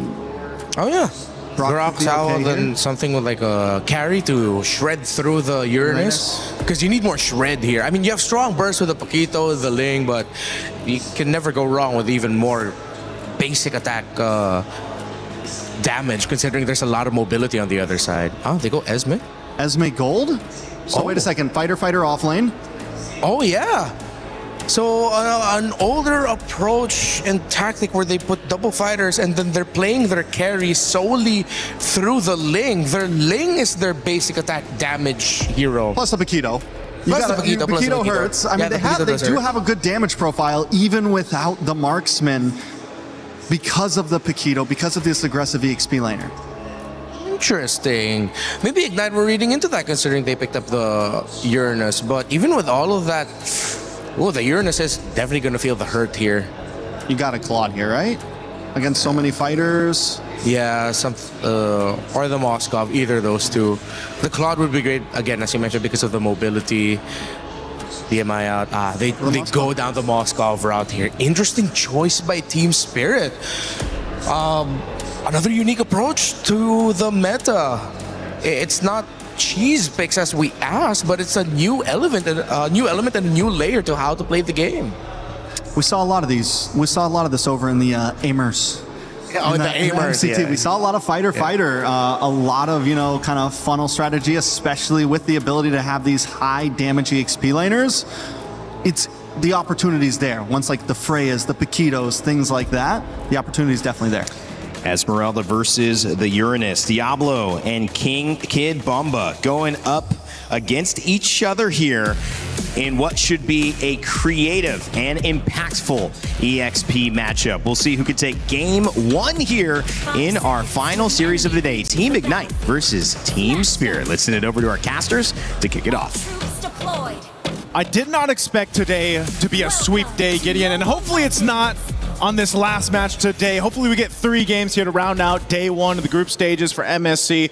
This draft, though, is something we have to always talk about. I mean, today has been a little freaky in the draft, man. I have to admit, it is a little freaky here, but let's see what the adjustments are going to be, right? Double fighters have come into play this time round, and I think that IG has a bit of work to do, right? First off, we're already starting on a different side of the map just in case things go wrong for Moskov. I'm looking at the emblem setup as well, and it looks to be a very, very good spread overall. We're not looking for anybody who's trying to go above and beyond with the Master Assassin on a TS's side. Even the fact that we have a gold lane Paquito, man. The hands of Hiko, again, one of the youngest players before that came through the league, made a big statement on his first international appearance, just a couple years ago. But the thing is, now you have a Paquito in your favor. You're running this kind of double fighter setup for this composition for Team Spirit. And this is what I like about where the meta seems to be going as Sao gets kicked around a little bit here by Jay. But nonetheless, with this kind of idea for a composition, this could hyper scale your Ling. I think you give the grounds for your Ling to go ahead and get scaled up really quickly for Zaraiguis. And again, this is a player who I think a lot of people were looking forward to play. Was it just last year? But he was unfortunately not able to compete just in his MSC appearance last year. But now we get to see it in the hands of a Ling who seems to be rising in stock value right now in the current meta. Yeah, I mean, every Assassin player wants to get their hands on Ling. It's such a impactful style of hero, not only with ultra mobility, but genuinely just an absolute menace to play around. And I think that IG, the question is, how do they eventually punish Team Spirit? A lot of it, I think, has to be directed towards Sao before level 4. After that, we don't really know, right? Somebody on the side of TS has to make that mistake unless IG can force it out of them. And for now, I don't see that happening, considering the double fighters are just good at fighting early, right? You can't win the 2v2 skirmishes anymore. Even the mid lane is a little bit hard to contest as of yet until Roy is able to find a good ult. And even then, there's only one good ult right now. Yeah, you can see that too. Hiko just going to go ahead and cut in that wave again on the Paquito versus that Moskov matchup. It's not the normal, marksman matchup that we usually see. Good little attempt, SOD thrown out towards that purple buff. And now the turtle is up, and this is I feel like the result of just this composition. I mean, no one's committing to the turtle; they just want to make plays elsewhere. Yeah, this is really, really interesting. You know, holding up the retribution, able to make this invasion happen. And I think if you're in IG's position, if you try to attempt a counter invade instead of taking the turtle, it will be too late, and Sawa will hit level 4. So at that point, you probably don't want to send too many members. Okay, Falling Star Moon does not connect, but that's fine. Jay, good movement for now, as IG's considering how they want to approach this. Diablo's going to open up the map first. He's going to get pulled back, but eventually somebody's going to have to take this neutral objective. This is the slowest first turtle we've had today, man. I mean, they finally go and put pressure on Sunset Lover, but still neither team seems to want us to go ahead and secure this. So meanwhile, you have CS doing his thing. He's going to continue to farm up. He's got the SOD available now. So it's just resulted into no one giving it a go just yet. But now this turtle started up by Kelvin. Half health on the turtle. All right, Fallen Star Moon already connects. Is he going to get it? Our Egoist is able to steal it away, but Noam Fury has already been unleashed. Jay forced the flicker out of there as Diablo wants to hop over the wall, takes the flicker. However, Zar chases him over, and with the help of Kid Bomba, they secure first blood. Hiko was making his way for that fight too. If they wanted to go and collapse down, if IG didn't disengage the way they did, then that would have been really bad for IG to go in that fight. We're going to look at the replay here brought to us by SDC. Again, this turtle for the taking happens really fast. Good usage there with the retribution from Zara Egoist. And then they get into this fight that just did not favor IG in this. And they really had to burn some battle spells and, of course, their ultimates to try to survive with all they could. But unfortunately, you know, it was Diablo to go down first. I think it's just unfortunate that Kevin just didn't have the Sever at the right time. It got canceled out initially once the Falling Star Moon came through. And when you're in that cooldown without it, it's really difficult to actually contest for the turtle, especially when your opponent is one level ahead. For now, I mean, this is exactly what I expect from a double fighter composition. Like, these people can take damage for days, and Kid Bubba is like, I don't care unless you kick me, and there's Way of the Dragon. It comes to him, and Noam Fury flicker forward with the SOD already connecting. They can't get any more than this. Zawo finally getting punished. There's the Ionic Edge. Collapse on. Backline getting attacked. Blade of Tempest as well. Gets one. Looks for a second. Zariguis can't take any more damage to this, and they back away. Well, I guess at this point you should care a little bit about what could potentially happen, you know, and the kick being one of them from Jay, but it was a good attempt for things to go ahead and start. And yes, TS will go ahead and grab one themselves, but once again, take a look at the replay. There's the kick we were talking about, that Way of the Dragon right on Kid Bomba. And I have to agree with you, aside from that, this is what the double fighter allows you to do. You get a ton of information for your team because you're usually planning up in that side of the jungle of the opposing team. Now up top, again, CS really comfortably just able to go ahead and farm up. There was some attempt up there, but the rest of the team of IG is there. Conceal's going to be used now. Jay's going to go ahead and spot this out. So, again, this seems to be the case, Gideon, where it's like, if we can conceal, if we can make an attempt, we'll go for it. But right now, it's just kind of waiting here. Oh, in trouble. CS finally goes down here. Tries to make a flicker play. Unfortunately, gets punished significantly for it. That's one of the unfortunate things when you're up against a Ling, you know, and the packed punches of a Paquito coming through too will just bring you down to half health before you know it. Now, Turtle's up. Jay given some vision as well as Diablo. They got to go ahead and grab that purple buff. But we might just see it once again where IG wants to go ahead and take their time for this turtle, not overly committing just because, again, the firepower-wise, they need time to go ahead and build up. Speaking of which, I am interested in the item build in just a second here. Hascall done by Zara Egoist. Let's see how this is going to play out. He still has Tempest of Blades, so it's really difficult for him to actually, you know, not miss the retribution. He hits it. Now Kevin is dead. Pretty easy work for Zara Egoist with the rest of his team covering him. They didn't have to use too many ults, and now they get Diablo. Minoan Fury as well. Flicker 4 doesn't catch anybody, and that's a double for Zar. This is going phenomenally for Team Spirit. Yeah, Team Spirit, a lot of tools in the pocket to work with, and now in the mid lane, Jay trying to keep them from taking down the tier 1 turret. He's going to take a couple shots, tries to get away too, and he'll live. But man, it's costing IG a lot in these skirmishes, and now the bottom turret will be worked on Hiko. So at some point, IG has to be able to go ahead and kind of recalculate here. As we look at the replay, once again, this was an easy objective take. Zara Egoist does win the retribution. you know, that's one of the things, again, this is a very skilled player. He's young, he's just aggressive, likes to pick these hyperscaling heroes, and it'll come down to the Retribution where he's just able to go ahead and cap it off against Kelvin. And there you go. You can see in that replay, he's going nice, knowing that he's done good, his due diligence, and not to mention that he is in a position to actually hard carry this game like he's meant to, right? A 2, oh my god.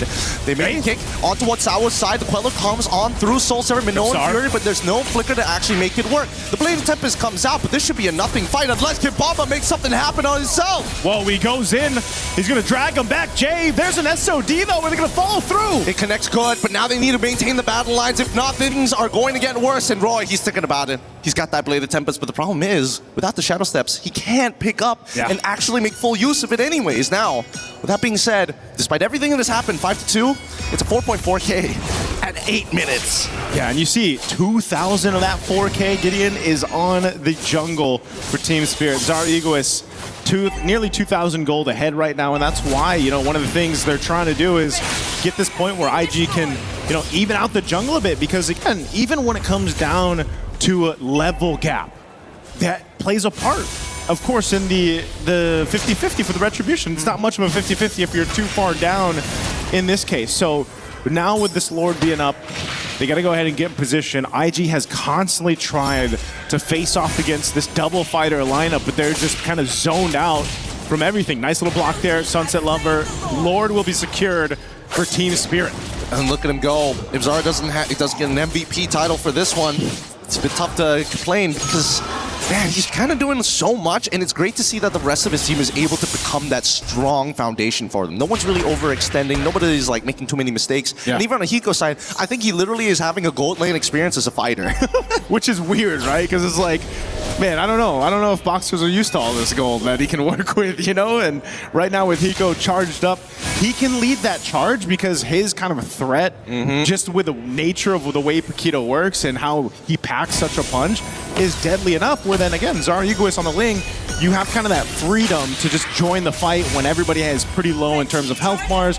You can go ahead and capitalize some kills. Sunset Lover, I'm surprised the Jushin hasn't been picked up as much, right? Even with her nerf a bit, she's still very valuable. Like this, I mean, you're able to go ahead and drag people back. You get the Ice Queen 1, you slow them down a bit. And now this Lord is going to charge in up the top side. Shields are popped top, mid, and bottom. Oh, what a play coming in from Sunset Lover, taking advantage of the last hit on the stacks of the butterflies. Finds one and pulls him back. They try to get a little bit back. They have to move away. Oh my goodness, that was about to be absolutely nasty had it not been for flickers. Yeah, if they did. Either way, take a look at the replay here brought to us by STC. Look at this move. This is why I was saying the Jushin, man, the value, the utility that she still brings to the table as a hero is insane. So you can force this fight into this. Yes, none of the base turrets went down, but look at the lead that Team Spirit has. Dude, that's such a good idea as well. I was paying attention to the butterfly stacks, but Sunset Lover does not miss a beat here. And as you were mentioning, oh wait, no, this should be a pretty good fight. Sunset Lover finds Jays. Diablo backs their way up, and there's just too much damage to deal with. The lead is so gigantic as we get closer to the GG number of 10K. Did they nerf that right? No. Yeah, that's what I'm thinking about right now. Did it change much? Because, my goodness, it doesn't seem like they're able to get away. Oh, Sunset Lover quite low. No, the Minoan Fury is good, but now Zara Egoist is basically unstoppable. Everybody doesn't have the base damage to actually deal with him, and now they're going to be taking literally everything away. This is their timer. As long as they don't make a mistake, DS should find an endgame scenario in the next minute or so. Massive lead, 11,000 up plus. Oh my Look lord! At the difference across the economy here for Team Spirit against IG. This is not looking good at all in game one. Again, we're just approaching the 12-minute mark, but it feels like, you know, for IG, they've just been kind of trying to buckle up in this game and taken for a ride. I think IG were not prepared to deal with DS and their double fighter shenanigans here. And not to mention how polished it really is. It makes you wonder, had they just gotten rid of a couple of other picks? Maybe if they got rid of, I want to say Minotaur, but I think the Jushin is a lot worse. Yeah, maybe the Jushin right now, this is... I mean, I'd say, do they want to contest? No, you don't. When you're down this much, just let the Lord go in the hands of TS. Get ready to somehow defend. But the bad part of this is 2 of your base turrets already gone. you're down at this much gold, so your fighting prowess is pretty much non-existent right now, and even your tankier members, your tankier heroes are getting shredded down. I mean, even if Diablo tries to get in that front line, the risk of that is he's just going to get dragged through by Sunset Lover, like we've seen. And so you have to be able to buckle in on this one, because this defense, as crucial as it is, it's very dire for them. The Lord is going to make its way down mid. It really is, and I think there's a way for the entire team. If they can just zone out specifically CS, then I think they have an opportunity. But here comes the conceal. They're going to take their time. The kick, it's good. It lands on the correct target, and then on Fury is going to be taken away. They try to turn this around, but Zara Ego is able to find one as Hiko kills Jay. And at this point, the base is already done for. A good idea, however, executed just a little late and no way to delay those waves. Such a clean performance from Team Spirit, a clean game. Again, I think a lot of people are wondering, this version of Team Spirit coming through in this MSC 2026 at EWC, man, how would they be? Again, they had a first round exit in their last international appearance, and this is a different version of it, a more refined version of Team Spirit. Yes, it's only their first game and their first match, but so far, from what we've seen, it is clean. And for a team to bring in this kind of composition, the double fighter, make it work this well, it's kind of scary, because again, what more is up the sleeve? Yeah, it's pretty crazy, because there are certain aspects of this particular composition that just work so well against each other. The fact that Sunset Lover and Sawo survived the earlier stages and then suddenly became this massive driving force. No matter what you do, our counter engage will always be better. I will make you run through the mud. I will make you do everything in your power to tax you so you can't get to neutral objectives or any of our quote-unquote backliners. Yeah, this was a very difficult game, I feel like, for IG at all stages of it, just because, again, your jungle was pretty gapped. You didn't really have a chance. I mean, you can see just how much of the shot calls come through for Team Spirit, so this is one of the things, again, where it's just like, what do you do? What do you focus on to get to the next game? That's the main thing that you want to go ahead and look for. So I know the panel, the studio wants to go ahead and break this down a little bit further, so let's go ahead and throw it on over to talk about Game 1. Team Spirit take a convincing victory over Team Ignite, and it was not even close. You saw that just slow tide start to build and build until it was a tidal wave. And Team Spirit, off the rip, looking very good. Rain Day here back on the desk with Renmar and Trex. Guys, we did not have a lot of time to go back into the green room and reset, because that game was over in a flash. What went so right for Team Spirit? Well, they picked up a lineup that we didn't expect them to go for, but it was proactive. With all of their picks, it was picks that from no matter where you are in the map, you are making an impact. You're going at it right away. You are making your presence felt. And Ignite weren't ready for it. I have to agree with the sentiment of the casters. They just looked shocked and awed with what they had to deal with. Is it Team Ignite kind of being surprised by how strong Team Spirit was? I think Team Spirit was just such a steady burn that Ignite, maybe even when they wanted to bring the fights, there was always a good answer from Team Spirit. Team Spirit never fully committed in the early game. There was some small skirmishes. I think by second turtle, it was like 3-2, not crazy kill count, but Team Spirit was just steady every single time. They always got the kills in Azar. They always made sure that it mattered, but they never overcommitted exactly. Even when they lost, even when that one play happened in the mid lane and they lost Bomba, the patience from Zar to sit in that bush in the mid, in the river, and wait until they came just far enough to where he could jump into the back line and get a counter kill that was much more valuable than losing Sawo. Overall, Team Spirit it was a clean game from them. One of our questions was, can Team Spirit do what they do on an international stage? And can Team Ignite come in trying to represent their region on this international stage and keep up with what Team Spirit was putting together? The answer so far is not quite. There remains more to be seen, but as we break down the graph of the end game, Renmar, it was a gold difference, it was a kill difference, it was a pace difference that allowed Team Spirit to stay on top. Yeah, and this echoes again our sentiments about the Paquito pick. No matter what position it's in, it will have the damage. Whether you put it in the gold, meaning you get faster damage. In EXP, it gets access to its upgraded skills a little bit faster because of how much faster you can get with the EXP rolling into you. For Team Spirit, there was a word mentioned, I believe by Nice, it was polished. based off of what Kid Bomba said with how their boot camps were like in Malaysia, getting to play on the big Asian server with everyone else, with some of the big top 3 region teams, they really look like they learned so much from it. They weren't just talking, they really put the action into it. You know, the Paquito and the Ling. We saw the Ling and we talked about Zhao Egoist earlier on. 6-0. I've not seen a game where you can let Ling off the leash and just come back from it. We saw that earlier on in one of our first sets in Team Vamos. They destroyed with the potential of this character. I mean, this seems like something that needs to be limited and addressed somehow in this next matchup. You know, in the past, what it would have been is get into the jungle, slow these assassins down.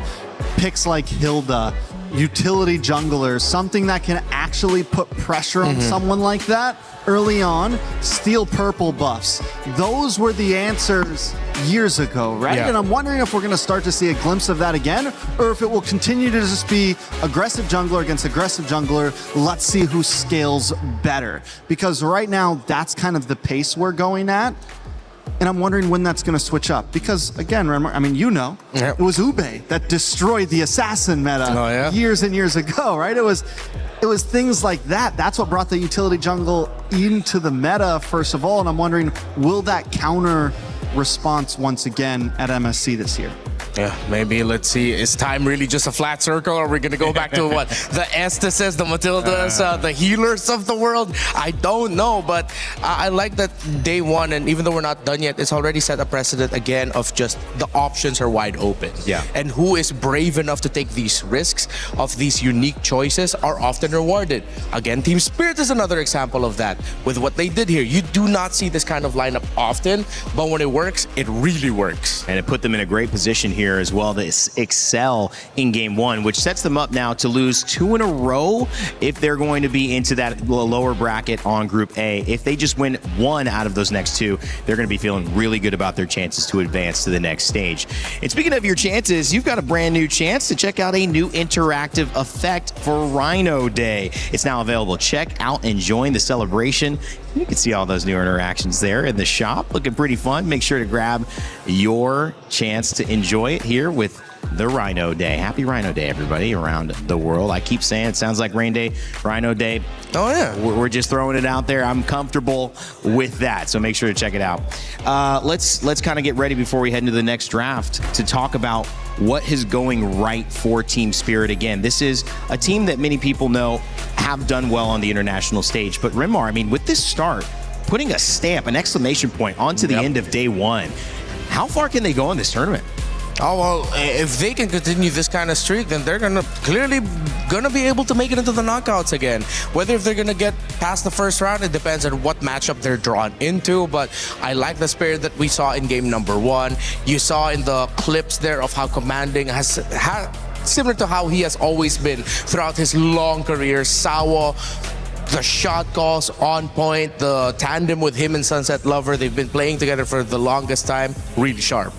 And now I'll ask you, Trex, because you've been kind of my guy for the other team, and it was with True Rippers earlier on in our series, and now it's with Ignite Gaming. What do we need to see to change up this matchup? For True Rippers, they had an answer in game 2, and I think it worked really, really well, though it didn't get them the win.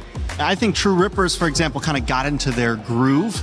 They found that sense of self. They picked some comfort picks, and they were ready to play. I think we saw from True Rippers' sense that game 1 might have actually been nerves. Yeah. I don't know if it's the same thing for Ignite. These are players, at least Diablo, for a sense, has done this big stage many, many times. Now, Kelvin, on the other hand, is new to the big stage, so there could still be some nerves there. But I think, yeah, get comfortable. It's day 1. Don't overpress yourselves. If they get blue side here, then they get first pick up front, and they can kind of focus on themselves a little bit on what they actually want to play instead of constantly playing the counter game. If there's anything that I would ask them to change, is like, just give Diablo something a little bit more active, man. Even if it's not exactly like, oh, this mashup looks really great and this is what we need right now. Diablo has always been the player to, no matter what he ends up with, he'll find a way to make it work. Right. As long as you can stay active in the map, it looks like that's what they sorely needed. With a Uranus, yes, Uranus is a good pick, but I don't think it's the Diablo pick. You need something that gets out of the lane quickly, makes his presence felt, something that allows him to be a superstar and a hero sometimes. What do you want to MSC? Oh, well, we mentioned the Benedetta backstage, so that is his pick. It is currently meta. Why the heck not? Something explosive right out of the gate. Yeah, and that's obviously the matchup we kind of looked forward to. Kid Bamba, Diablo in that EXP lane. It just didn't end up being the kind of fireworks that we expected. So you can, if I were the coach of Team Ignite, say, we need to make sure that we have our win conditions set up. And that means making sure Diablo can, like you said, Renmar, have an impact. Maybe Rome. Is it the Benedetta that they bring out coming into this next game? Draft shortly upon us, as well as we keep speculating after these quick games. There's not really too much to go off of, but in some ways, though, that's kind of nice because it leaves everything open for us to discuss and kind of pick at. And, you know, it's the last day, it's the last game of the first day. I think these teams, too, if you're last, Trex, you're probably focusing on your game, but you're also probably aware of the results. You're seeing what's working to a sense. Your coach has certainly got eyes on what is working with these other games. What do you take away, and do you even take away anything from these first three matchups against teams that you're going to eventually have to play tomorrow in terms of how they're drafting to apply it? Do you leave it be and say, we're coming in with the strategy that we thought would work and we're just going to try what we know and we'll see if it doesn't work or not to get that experience? How do you approach going last at the end of the day and obviously seeing results? I mean, I think it's a little bit of both, right? No matter what, you come into this game with a strategy ready against the team you're about to face, especially with Team Spirit having such a rich history in MLBB. There's a lot of information we already have from them. Now, as far as the games went today, maybe you pull a little something. Was there a good counter pick that we saw today? Was there something that kind of surprised us all today as, ooh, we might be able to use that today? Overall, I don't think, I mean, we saw the Dairoth. It did kind of fall short. We saw a few things come up, a few unique picks. I don't know if there's anything that the coach exactly would take today and be like, oh, we're definitely going to use that for sure. So we'll see exactly how it goes. Yeah, I mean, they just went up against game number 1 Team Spirit, day number 1 Team Spirit, where it was like, hey, we're going to get Hiko Mayon, a fighter, and it's Paquito Gold. You would be thinking that, oh, we're going to be seeing Hito on the traditional marksman. That's what he shined with. Nope, they gave him a guy with boxing gloves and the heaviest fists in the land of Dawn. And it worked out. If they're willing to take those risks, I want to see those risks to come out from Ignite. Just pick up heroes across the board that can have an impact, be aggressive, and make it exciting. Make it a fireworks show. We ended up going back to 2022 where all we got was Esmeralda versus Uranus, and no one enjoyed that back in the days. You know, I think right now Ignite has to think about Team Spirit is no longer a team that you can just bait into the chaos, right? I think even from that interview that we saw with Bamba and him saying, "No, I'm not gonna talk smack to anyone. All I want to do is go even." This guy said, "All I want to do is go even in the EXP lane." This is a guy that used to always try to win. This is a guy that, you know, used to always try to like, let's do this, let's play. So overall, Team Spirit, and even from that last game we saw, they are a patient team now. They're still gonna look for plays. They're gonna get them when they matter, but they're not exactly. They know they don't have to go brawl with you. They can kind of take it slow, and Ignite might need to be ready for that. You know, they're a team that maybe wants to fight, and they're not going to be able to force it out of Team Spirit here. Another expanding cloud pick up for the map. Ooh, okay. So I think this is where we can really get to see some more aggression again. The Flying Cloud being the last one, we really didn't get to see it. It seemed like Ignite really doubled down on the idea of having a strong EXP lane that you can hold so that you're just going to be fine. But then they ended up going up against the double fighters, meaning that holding against a lineup that likes to hold because they're setting up for a carry that wants to farm fast and be high impact, then you're gonna lose that equation. Even though their picks were all right, it just didn't work out for them. I'm wondering if Ignite bans out the Ling here. You know, earlier you asked me about the Ling. Maybe that's the real answer to it. It might be time to finally put on the ban pool. That would force Team Spirit to either ban out the Freya or the Harara. Yeah. Right? Or do we leave both open and do we finally see the Harara versus Ling matchup? But right now there is a lot on the field still. Because Ignite's been focusing so much on the Fannies and things like that, I think we got a match here where we might see the possible trade up. Yeah, considering the Team Spirit once again banned out the Eudora and the Atlas, they are still really leaning into the idea of we're definitely going to pick up Assassins no matter what. And the Eudora has been a big kind of even pick in mid lane to allow some type of stun, some type of CC, potential outplay, or slowdown of the assassin so far. But Trex, I saw you pointing at that ban. Well, that just means there's a lot on the field still. The Marcel it's a good ban, but it's also a throwaway ban because of the fact that we're seeing Atlas and Eudora banned out. We have Freya, we have Harara, we have Jushin still. There's a lot on the field to be traded with, and now it's up to Team Spirit. Do we give kind of a off-brand ban so that we can get the two or three of, you know what I'm saying? Yeah. We get the swing back. Harara has been monstrous. They do it, so it's a Belleric ban, meaning we have Freya and Harara both normally have been banned consistently are on the field. Yeah, Freya, Harara, Ling, all still open. Wealth of choices here, which mean Ignite are willing to trade out. And in first pick, which means Ignite are willing to trade it out. Team Spirit can't get everything, and Ignite might just be able to, math-wise, end up with more by the end of their first 3 picks. Wow, so they go for the Ling. So they take it away, and they say, this is ours now. You're going to have to figure something else out as well. Does that mean the Freya goes to the side of Bumba and Zhao are egoist? Ooh, go Freya Harara. Yeah, I'm okay with the Freya Harara. Just go for damage right away.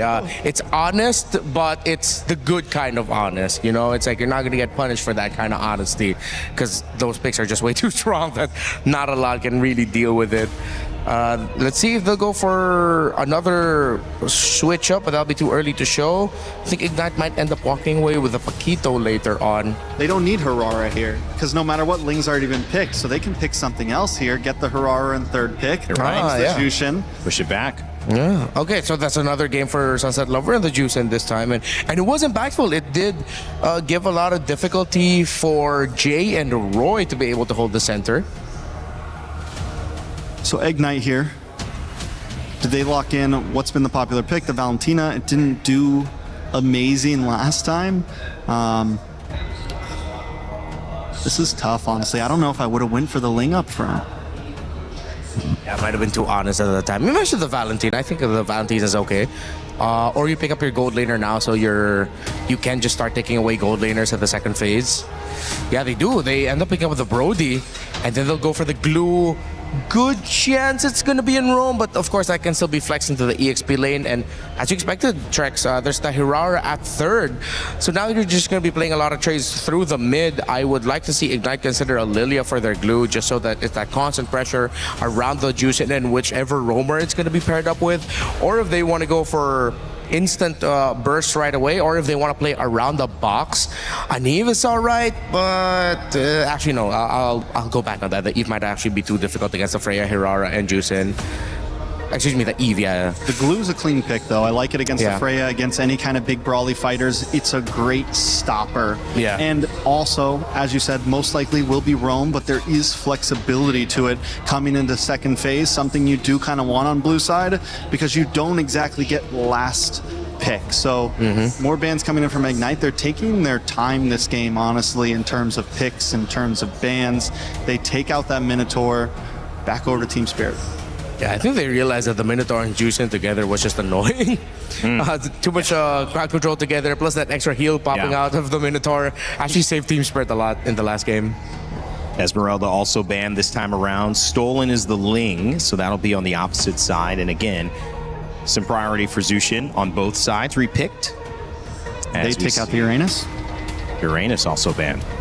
Which, even though Diablo didn't have the greatest game on it, it can still be a nuisance. And it's still an option, right? Yeah, it just limits his choices at this point. So on this side, last ban from Ignite. Do they continue to home into the roam here? Or do they focus on the gold? You mentioned them possibly taking on any gold laners. We haven't seen any. I think at this point they know that there's not like that one gold laner that just owns the game at this point, so is it really worth? Yeah, you ban out the Harith, they pick out the Moskov. You ban out the Moskov, they get the Harith or the Claude. So you might as well get something that might have a bit more of an input, and they go with the Arlot. Yeah, it looks like they're not going to be playing around the static mid laner. They want to get somewhat close to mid-range, a lot of dive. And the R-Lot makes sense as a ban. They're still respecting the possibility that Freya might go gold, and then you suddenly go get an R-Lot EXP. Suddenly, team fighting for a lineup, playing around the Brody looks even more difficult. So they cover their bases and no. Oh, they do not have the damage to deal with this Barras unless they pick a Lunox at mid. Is that a Barat's roam though? It's a Barat's jungle, so where's Harara going? Oh, wait, no, you're right. Team Spirit's getting spicy right now. Barat's EXP Freya gold? Yeah, then jungle Harara, mid Juicin, and then... Unless Harara goes somewhere crazy. Mathilda roll. Yeah. It's gotta be Harara jungle, so yeah. Barat's EXP. Wow, Kid Bumba with the Freya gold. bats. They're going for the fighter. Yeah, they're going for the bulky offlaners again. They go Mathilda. Just so they get the or no, they still go Cho. Team Spirit, you are surprising us in the best way possible. You're packing up picks, and it makes sense. Again, it doesn't have the damage profile early on, and even once it gets later. But let's see if the Lillian Brody might be enough to melt through this overly aggressive, high damage, high crowd control, very tanky frontline. What I love about it is it's showing how much trust they have in their brand new jungler. Picking up these funnel strategies where they know that, listen, we're gonna pick this big bulky box and just do your thing, Czar. And right now, the faith that they have in him is showing up. All right, Team Spirit getting a little funky here with the Barats on the side of Kid Bumba. He'll go up against Alice on Diablo's side, and we'll see if Ignite can pull it back even or if Spirit will close it out 2-0. Let's send it over to our casters to get games 2 started. Coach Coldstar and the rest of Team Spirit are cooking in the draft, and this is going to be a big statement if they end up 2-0 with this kind of draft. Gideon, this is so, I want to say, unusual for what we're seeing, but I love to see it, man. The meta is continuing to focus and shift into different ways than what we're used to. There have been rumors about this Barat's EXP. The question is, I wasn't really expecting it to show up this early on into the tournament, but now we're also seeing what's going to happen on the opposite end, right? Like, the big problem with the Barat's EXP is how do you maintain your stacks consistently, especially both junglers starting on that side of the map, so you don't really have anything to, like, maintain your stacks in the meantime while you're waiting underneath turret or the enemy side. Yeah, this is one of the things that we'll have to see executed through Kid Bomba. Again, Barrett's XP is not something you see too often, but it's tanky enough. Yes, he's going to struggle a little bit to get some of the stacks, but then again, maybe it's going to result in something where, he's just trying to set up the Daytona's welcome for the team. Again, your crowd control utility on this composition from Team Spirit is just kind of out the roof because you have a choke kick, you have the lantern flare and the beacon from Sunset Lover, and this gives a lot of space once again to just funnel things into your jungler and the Hirara. We just saw this earlier today too. If you manage to go ahead and scale crazy fast on a Hirara, and let's say even you to the point where you pick up Sky Pierce and you got 8 stacks, dude, you are a killing machine basically in your own right, and you're hard enough to catch. Yeah. So when you're centered around that and you have all the crowd control in the world, that's the difficult part for Ignite Gaming if they want to go ahead and fight this. Now, the Ling for Kelvin can essentially do the same thing, but you're playing into that. Your Lilia does a lot of this early game damage. Eventually, the Brody can scale up as well. So there's a lot more, I feel like, possibilities for Ignite Gaming to make use of. Speaking of possibilities, I'm thinking whether or not Kid Bomba's entire purpose is to just bog down Diablo, right? Yeah. Go for the Daytona's welcome, eat him up, make sure they don't have an access Throne Ruin. Iframe's already out, Throne Ruin coming through. Flicker, Diablo connects onto 2 as the Daytona's welcome connects as well. Pinning him against the wall, Hiko takes out Jay, but now the Bladed Tempest is out. First Blood is done, but there's only so much he can do. Hiko catches him mid-air as his first turtle has turned into a bloodbath. Gideon, he looked like a Valkyrie there. I mean, he was in the air and he flickered for the kill, and he got it. 2 kills for Hiko on the gold lane of Freya. That is, once again, just a team-fighting upper hand that we see from Team Spirit. Again, this was a great gleam into the Throne of Ruin setup.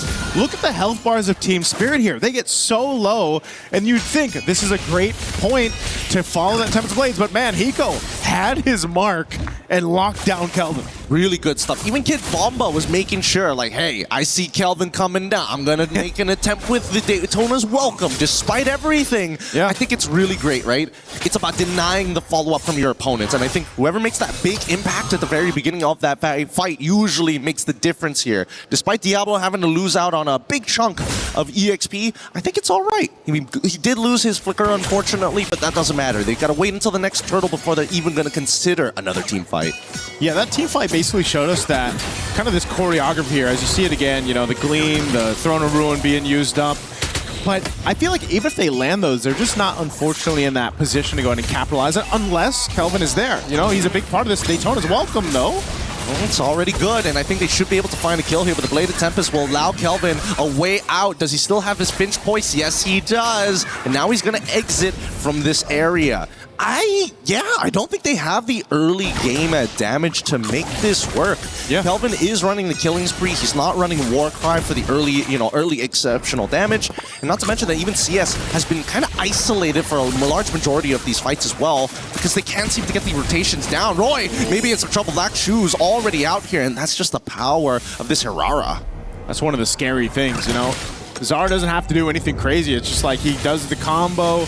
You essentially have to pop your Black Shoes, your ultimate, or even, let's say, a flicker later on. So, you know, that's something to deal with if you're IG, not being able to fight at full force. And what you're noticing, too, Kid Bomba, because he has a Daytona's welcome, and sometimes he's just going for Kelvin, you know, gets the ultimate out of the Ling. You don't have that anymore. And slowly but surely, that's going to delay the Ling further for Kelvin. But they're going to fight it off here. Second turtle is up. He's going to grab his purple buff. We'll see if he gets here in time. It is delayed quite a bit, so IG does a good job at that. Team Spirit, though, they'll calculate this. Again, he goes pushing up top towards that top turret. Here they break out, though. Yep, they're slowly attacking him. Sawo spots out where the backline is supposed to be. He goes thinking about maybe going for it, but he's shown presence here on the map. He might start making his way over into the mid lane. Bomba still maintaining his stacks as much as he possibly can here. Throne of Ruin only connecting onto one, but Sunset Lover is looking to respond. With max stacks on those butterflies, Sawo finds the kick in a perfect angle on top of the glue. Jay should explode here, but he's got nobody to jump on, and Sawo just makes it out with a sliver of health. CS takes him out, and now Hirara looking for an opportunity, but unfortunately just ain't enough, and even flickering forward with the Daytona's welcome. Kid Bomba trying to get the trade, misses out at the very end. Unlucky for Team Spirit, but it's not over apparently. Jay decided to take matters into his own hands. Okay, I understand what Jay was doing there. They had a whole lot happen for IG in that team fight. Oh they my really God, punished. Oh, Kelvin. Okay. He survives, stays alive, turtle secure. That's what matters. But again, going back to that fight, it just seemed like Team Spirit was actually not in connection. You know, like they were all going in at different times. They got kind of caught in a bad position, and it was great to see IG punish that.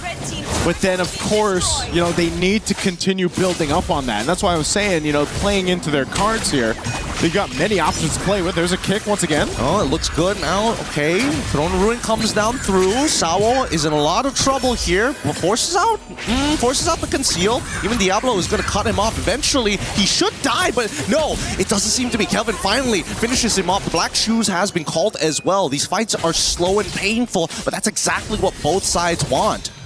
Yeah, right now, too, CS has been able to go ahead and farm up on this Brody. It's going to be a big part of it.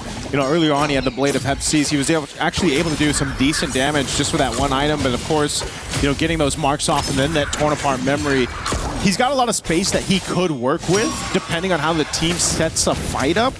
But that's, I guess, the biggest part of that is where does Diablo land with his Throne of Ruin? Is he going to be able to gleam on the right targets? Because like in the last one, again, whether you hit 1 or 3 members, that changes a big part of the team fight, you know?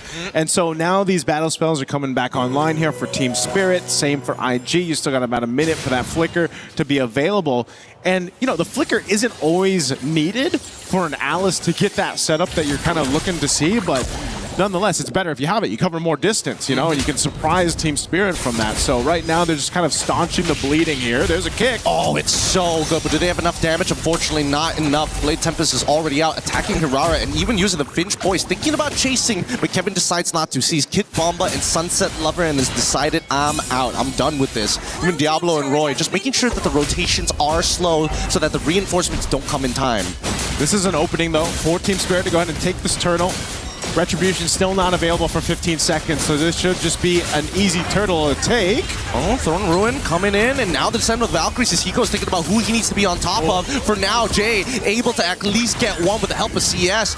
Are they not going to punish this? I'm expecting a punish here, but Sabo going to go for a completely different target as Diablo is dead. Hiko takes out CS, and can they? No, didn't see it, but Roy will pray so hard. Like, how do you get rid of this Freya continuously walking in your face? Kevin is gonna try. Oh my god, he's about to get Sunset Love. Finch Poise gets him. He might actually outplay this, and he does. He gets on out of there just in time. That's what we need to see from a Ling if it's picked up. Great play and movement there from Kelvin. And yes, Team Spirit was able to get a couple kills in the hands again of Hiko. But you gotta keep this Ling scaling up. You gotta build that snowball. That was some hot stuff. I mean, he just purchased the Haas Claw, and all of a sudden now he can enter in and out of the fight, especially if the rest of the members of Team Spirit just don't look at him for half a second, right? Because the fight begins, they start this huge engagement right into the center of the turtle pit. The worst part about it is that Zara Egoist didn't take any of that damage. That's why it's so difficult to kind of get past the anchors of Sunset Lover, because even if you do commit, that's a lot of HP to cut through. Yep, looked like there was an initiation here in the mid lane. They're going! And counter initiation even better as they find it. Ignite might have just cracked it open as Team Spirit have already lost 3 of their members in this fight. Mid Tier 1 going to collapse. Wow, that was a big fight. I wonder if we're going to get a chance to go ahead and see how exactly that all started. But again, off of that, Tier 1, Tier 2 falling now in the mid lane. IG, this is the ignition they needed, man. Ignite Gaming finds it. They open up the map a little bit more. 13 seconds away from the Lord. Here's the replay brought to you by STC. This is where it started. Kelvin, again, this damage that he has off of a couple item pickups already showing, and then a good follow through with the Alice from Diablo here to make sure they won that fight in the mid. Now Lord is up. At this stage, unless Zara has a lot of Sky Piercer stacks, it's going to be hard. But here we go. Blade of Tempest early on, early Retribution. Oh my goodness, thank goodness. They find it. Hiko takes out Roy, and now Roy takes out Kelvin. It's just a chain reaction, but nobody can get on top of this Brody. And they're able to pull through. He turns it around. Hiko, triple kill. What? Gets all, man. Zara takes away the potential maniac here. But man, what a full team wipeout. A triple kill for Hiko. He's off to it again here in this iteration of MSC at EWC 2026. Yes, they got the Lord. Lord was secured here, but look at the team fight. This was set up for success, but then it all fell apart because of the way that you position yourself around the map. Beacon coming in clutch here, giving that opportunity for Hiko. The timing that Sunset Lover just gets the purchase of the Ice Queen wand came in clutch. All of a sudden, IG realized, whoa, we're not keeping up with them as much as we are. And now Sunset Lover's in trouble. Blade of Tempest forcing out the flicker, but Kevin, he's looking for anybody at this point. He wants battle spells. He'll sniff blood in the water. Kelvin is mad, man. He knows that shouldn't have happened after that Lord secure. So essentially, what does it result to? You know, this Lord that they were able to take, it doesn't really get much for them. They're back to square one, but that's not too bad if you're IG, because you needed to go ahead and get yourself settled into this game, build up on that Brody. You can see it. He's got the Sky Piercer, Blade of Hepsies, which he had the first item, Malefic Gun now locked in too. He's able to get that little bit of extra range to work with, which is pivotal for them to win these fights, because as we're seeing, Hiko's a problem, man. Someone's got to shut him down, and he has been sticking to the right targets. And if it's not CS, because CS has movement to work with, he's right on Roy. He's going for Kelvin. You know, he's able to go ahead and be that nuisance, especially when he has the flicker available. You know, you think you get away from the fray, and the next thing you know, she's flying forward to you. Yeah, it's just a lot of handle, if I'm being perfectly honest. Oh, Sabo, he sees this. Luckily, isn't able to knock Kevin off this wall. Roy's got to be really careful, because he's going to be the most reliable source of damage. Only second to CS, and that purple buff is going to get taken away. Now they're initiating Throne of Ruin just to disengage. Kibama, does he want to punish this, though? Won't commit with the Daytona's welcome. They all split, and now back to the lane management. Tier 2 turret going to fall up top. Another jungler battle here. Kelvin, no buffs, but he will be able to go ahead and survive. Doesn't need to go ahead and use the ultimate either, so keeps that. We'll grab his orange, and this is just Team Spirit playing pressure in their side of the jungle against IG. You know, if you're IG, you kind of want to get them out of that space. You know, you don't want to get too far caught up because, again, with the Jushin or the kick available for Sawo, it's like, you know, any overstep, you could get thrown in this fight and you're going to end up burning the flickers and everything else, which are pivotal for the next Lord fight up here in 10. Oh. They're testing the waters here. Yeah, and I think that's exactly what they need to do. As scary as it is to put your foot over no man's land, praying that you don't get shot whenever you lift your head up in the trenches, I think that somebody has to be brave enough to try and bait that reaction from the side of Team Spirit. And so far, in a lot of these scenarios, Team Spirit has been very cool, calm, and collected. Oh, this is going to be started up really quickly. Kelvin thought he'd go back to base, but there is a bit of a push up here, too. Now mid lane. Look at the positioning of Sawo as well. Oh, CS is gone. They picked him up, and now IG can't contest this no longer. Diablo, he's trying to get on out of there, but it's too late. He goes here, and he's here to destroy, demolishing the entire backline. Double kill already. This feels a whole lot Hiko Mania, man. I mean, 9-0 and 3 on a Freya. It's ridiculous, and I mean, it was Bruno initially, and now it's this Valkyrie, and it's so scary to see Spirit in this almost psychopathic mentality, right? Like nothing seems to be phasing them. We're not getting much reactions from these guys as well, yet they are playing like absolute machines. Sawo knows, right? Sawo knows. He knows Kelvin's there. I would assume so, unless, again, buff is not available, so maybe they just think it was stolen and Kelvin is elsewhere. But now they'll start to make a move across the map here. Team Spirit has that advantage. I mean, turret-wise as well, they've opened things up a little bit further. They're going to try to cut that wave up top to keep it from pushing as the Lord makes its way up top side. But Kelvin's still there, so right now he's going to work on it. Again, he should be able to clear this out pretty quickly, but you can see two members, Team Spirit, Sawo and Zariguis, they're here. Oh, good Finch Boyce coming in from Kelvin. Good reaction time just to buy a little bit of space for the team to just breathe for a moment, look at the map, and now simultaneously these waves are not going to be able to crash in at the same time, but at the very least they can delay it and then hit them one by one, minimize the structural damage overall. Yep. He's going to go ahead and cut that mid-wave again. So good usage. Again, this is what you expect with the Ling. Look who's on him, though. Zariguis. I don't think that this is something that Zar should try for, not without help, or at least a single bit of CC. Look at how mobile they are as they're looking to steal away another purple buff. Yeah, this is one of the things, though. They can't really knock down these turrets easily without getting in range. One of the disadvantages of not having that traditional marksman that you're used to seeing. So even with that Lord, they'll do a little bit of damage to the base turret up top, but essentially not able to start taking them down. So IG, they're still okay. I mean, I know this is a 4,000 gold lead for TS, but IG, based on their team composition, might have a chance to go ahead and win a big team fight, play the map. Kelvin is doing exactly what he needs to do on the Ling. He's finding that space. He's buying that time. We're already 16 minutes in, and probably not exactly where Team Spirit was hoping to be. Oh, he just got off the Finch Poise. He's in trouble right now. Gonna get dragged. He's got the Bladed Tempest here, but the question is which direction to go. He tried to outplay it, but unfortunately, it's just too much damage for him to handle, and now the rest of the team might just be in some trouble as the way the Dragon has already been used. They're trying to pull him away, and now they pull him right in front of Roy. He doesn't get it off in time, and the rest of the team is now in some huge trouble as Team Spirit. Oh, they're gonna let Hiko die for this? Nah, they just want to punish Jay. That should be it. That should be an inhibitor turret, unless they can stop this. And they hit it. I mean, what can they do at this point? Under tower, they literally can absorb all the damage. They're gonna chase down Diablo too. They're gonna whittle him down enough. They got a mid-wave push here. TS looking to cap out a game. They're gonna be able, they might actually, no, wait, hold on. Roy, how long until he's come back up? I have no idea. Now, apparently, his Eternal Black Shoes as Diablo get kicked out, and that is going to be it. Look, Kevin, does he have it? Retribution, anybody to try and clear that wave, and manages to do it in time. Oh, Kelvin will keep them in the game for now.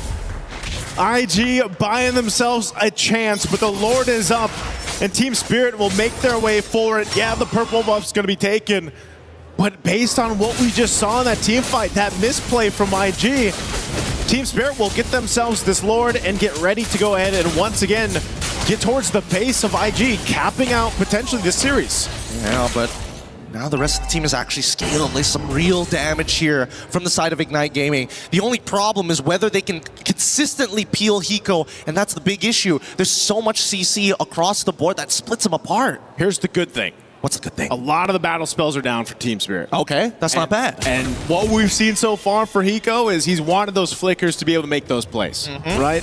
So there is a chance here for IG to go in and clear this out. Conceal going to be used.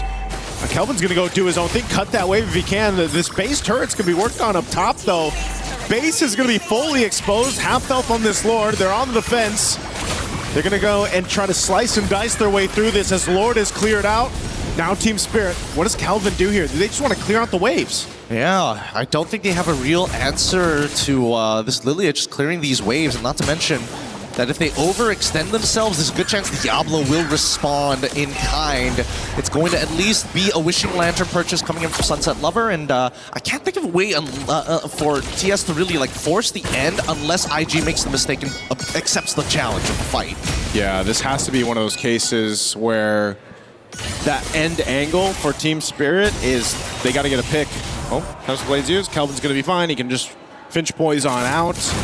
But, you know, essentially when you're waiting for this, you know, 90 seconds for that Lord to be up, this is, again, very similar to what we saw in the previous match where you had 80 stacks on the hero. This one's 77, but nonetheless, still deadly. So dangerous. And I mean, at least for Ignite Gaming, they're playing the tactical approach, right? Just continuously be hidden shadows across the map. Make sure that TS has to react to you. And if they respond, they're the ones wasting time and not the other way around. Okay, Hiko pops that ult. And the flicker as well, leaving Jay all by himself. And now the conceal comes through for the side of Team Spirit. But really, no need to fight here. Just wait for the Lord in 60 seconds. Yeah, interesting that he attempted that. I think that was more of maybe a limit test type thing, you know, just see what he could end up happening, but he's not going to have the flicker now for this Lord take. Oh, I just saw the items, and Jay has been a very naughty boy. He goes for the Genius Wand on top of everything else, and there's only two people that really benefit off of this, which is the Alice alongside with Roy on the Lilia. He just wants to shred that magic defense, man. You know, shred it enough where then maybe the Lilia, maybe you have Diablo contributing to those fights, getting them down. Because, again, what is Jay going to essentially do? He's going to find his target, he's going to stick onto them, whether that brings them back to the team or not. But yeah, maybe if he was a little more durable here, a little tankier, it could help them in the long team fights. But right now, they just don't have much of a choice, Gideon, given how the nature of this game is gone. You're down this much gold, which at a certain point, it doesn't matter so much about the gold difference. It's more so how they're executing things. And this Lord is up, so they want to get in position, it looks like, to actually contest this one. But they're going to have to get here fast if they want to. Already half health on the Lord. Positioning from Sawo through this. Kelvin's going to join it. Where is it? Oh, whoa, wait. Actually, Sunset Lover loses out on his ult and is forced to recall here. IG take the space, and they might be able to steal this Lord away. Kid Bomba looking to take the space back. Sawo, is there going to be a kick? No. They're going to reset it, but now the front root already catching onto 4 targets. They're looking to turn this around as IG needs to start kiting backwards slowly. In Diablo, can he regain composure with the same Kid Bomba goes down? EXP laners traded. Battle of the XP laners falling on both sides. They got a wave pushing up top and mid. And this is the advantage right now of having the base turrets down. Team Spirit has an angle here to go ahead and start up this Lord once again, even without Kid Bomba. They know that IG has to deal with the waves, but this is an evolved Lord, so it's going to take a little bit longer for them to secure. And the wave clear from IG is great. But half health now, they're back here for it. Oh, Kelvin, he's going to try. He's getting spotted out by Hiko, and they completely give this up. They're attacking Sunset Lover, but he immediately has to use the Winter Crown Blade. Tempest is out. He flickers away. All defensive spells have been used. And now Team Spirit understand we've won the game of attrition. We get the Lord now. What a push and pull for this Lord. And Team Spirit shows that experience, that veterancy that they have in this basically evolved type of dance. You know, for the Lord, it's weird to see, especially when assassins are in play, but that's the nature of things now. This is some Muay Thai, right? We thought it was boxing. No, it's kickboxing. No, it's straight up Muay Thai. They are doing everything they can to hurt their opponents, right? Low leg kicks, hurt the ankles, make sure they can't move around as well, get away the battle spells. And now this could be the final moment. This Lord healthy and heavy, pushing on in. They're going to go for it. They're just going straight for the end game, straight for the base, and you can see that Hiko, he's not hesitating. He goes for the throne. There you have it, 2-0 in favor of Team Spirit. A day of sweeps here in our opening day for MSC groups, and man, I'll tell you what, it was great to see all the unique drafts, the way the teams, you know, some of them had their debuts here on the international stage and everything else. We can chalk some of it up as, you know, working on the nerves, international stage, but there's also clearly teams here who have refined what they've showed us previously in previous MSCs and previous internationals. And now it's begging the question of, man, the meta seems almost, I don't want to say completely wide open, but it's definitely different and teams are taking advantage of it. And I think it's just, you know, only the bold and brave can find a certain level of refinement to it. I mean, let's look at this fight all over again, right? Right from the very beginning, we see the teams play, and I think that Spirit understand exactly what each member respectively needed to do. Like, if Sunset Lover had died 2 or 3 times within the 5-minute to 8-minute mark, I don't think this game would have looked exactly the same. Yeah, this is, once again, it was a game, too, where the adjustments for Ignite Gaming was better. You know, I feel like they had a better idea of what they want to do in comparison to Game 1. They had a game plan here. They're trying to execute it. But, again, with Team Spirit, they had a whole lot to play into, whether that was Zard Egoist or Hiko. Hiko is a main point of focus for a lot of teams that are eventually going to face off against Team Spirit. On this type of performance for Freya or whatever he's able to go ahead and play is something to watch out for if you're up against Team Spirit. And the whole team just has this synergy that works really well. And you said it well, man, it's refinement. I mean, even on this push, you think there would be a bigger attempt at defending, but they weren't able to do it for IG, and Team Spirit knew it, so they went right for it. So, again, congratulations to them. We're going to be throwing it over on stage, though, I believe, to hear for our winning interview with Milosh. We have the one and only Zar Egoist with us here. Congratulations to him and to Team Spirit. A few questions post-game. Now, how does it feel to finally play at MSC now that you've hit 16 and officially part of competition? Thank you. I don't have any feel. I don't know. I just play this game. I just enjoy, and that's it. Okay, well, then about the meta itself, how do you feel it's been developing so far, especially that your Ling in this game was flawless? Еще раз. Как вы считаете, сама мета, как она развивалась? Особенно, что ваш персонаж, Линк, был вообще просто великолепен. I think it's very good meta for me because I like play assassin hero, and yeah. You looked very comfortable. Look, I have to say it. You have Egoist in your name. You're seen as this big prodigy mechanically also that's coming up. Is this how it is in the team, or are you more laid back, everybody's playing together, focused on one goal? Еще раз. Вы такой прodigy. Все так видят, что вы так удобно играете, да, вам комфортно. Это ваш общий дух в команде? Вы как вообще ощущаете себя? Да, это общий дух. Yes, this is a general team spirit. General team spirit. It's not Team Zar Egoist. It's the entire squad together. Yeah, of course. Very much so. Thank you very much, Zar. Thank you to you and to Team Spirit. Congratulations. Big story for them. Let's send it back to our desk and wrap it all up. Thank you, Milosh. Our Egoist on the Ling made a big impact, and Team Spirit continued to dominate as they, yes, were your winners, as you guys predicted as well. I think it was 92% or something like that going for Team Spirit heading into this, and yes, you were absolutely correct. But it was a longer game again, and Renmar and Trex joining me back on the desk here to close out the day. I think we've seen 2 series that were pretty one-sided. However, that second game is given despite what you guys thought, which is the 9%, which was correct in terms of Ignite Gaming did not have a chance to do it against Team Spirit. We saw improvement. We saw different choices in the draft. We saw ways to elevate and try to go toe-to-toe. Haymaker versus Haymaker instead of just sitting in a corner and getting wailed on. And I think that was hopeful for these 2 teams because they've still got more MSC to play. Yeah, you definitely could see that this could have gone to a Game 3 at multiple times. It's just that I feel like the lineup that Team Spirit fielded with and some of their timings, especially with the entries of Hiko and the eventual entries with whatever picks our Egoist would end up with, or specifically in game number 2 when he ended up with a Hirara, it just asked too much from Ignite Gaming just to deal with one pick. And then when they've rightfully so used everything that they can to take down that one pick, giving them problems, there's another. And then suddenly they realize, wait, we can't drag this out for as long as we can.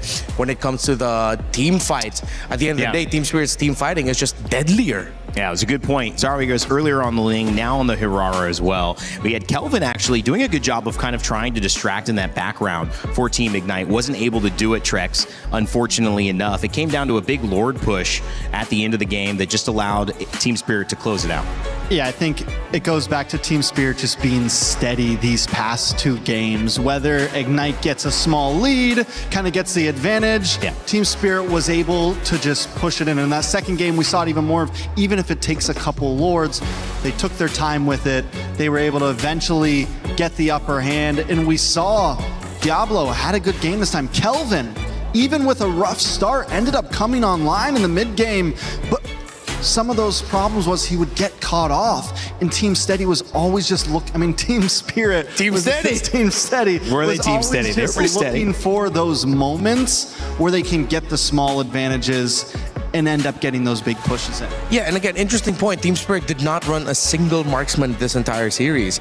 All of their basic attacks came from their melee carries. It came from the Ling in game number 1. It came from technically the Barretts, but most importantly, of course, the Freya in game number 2.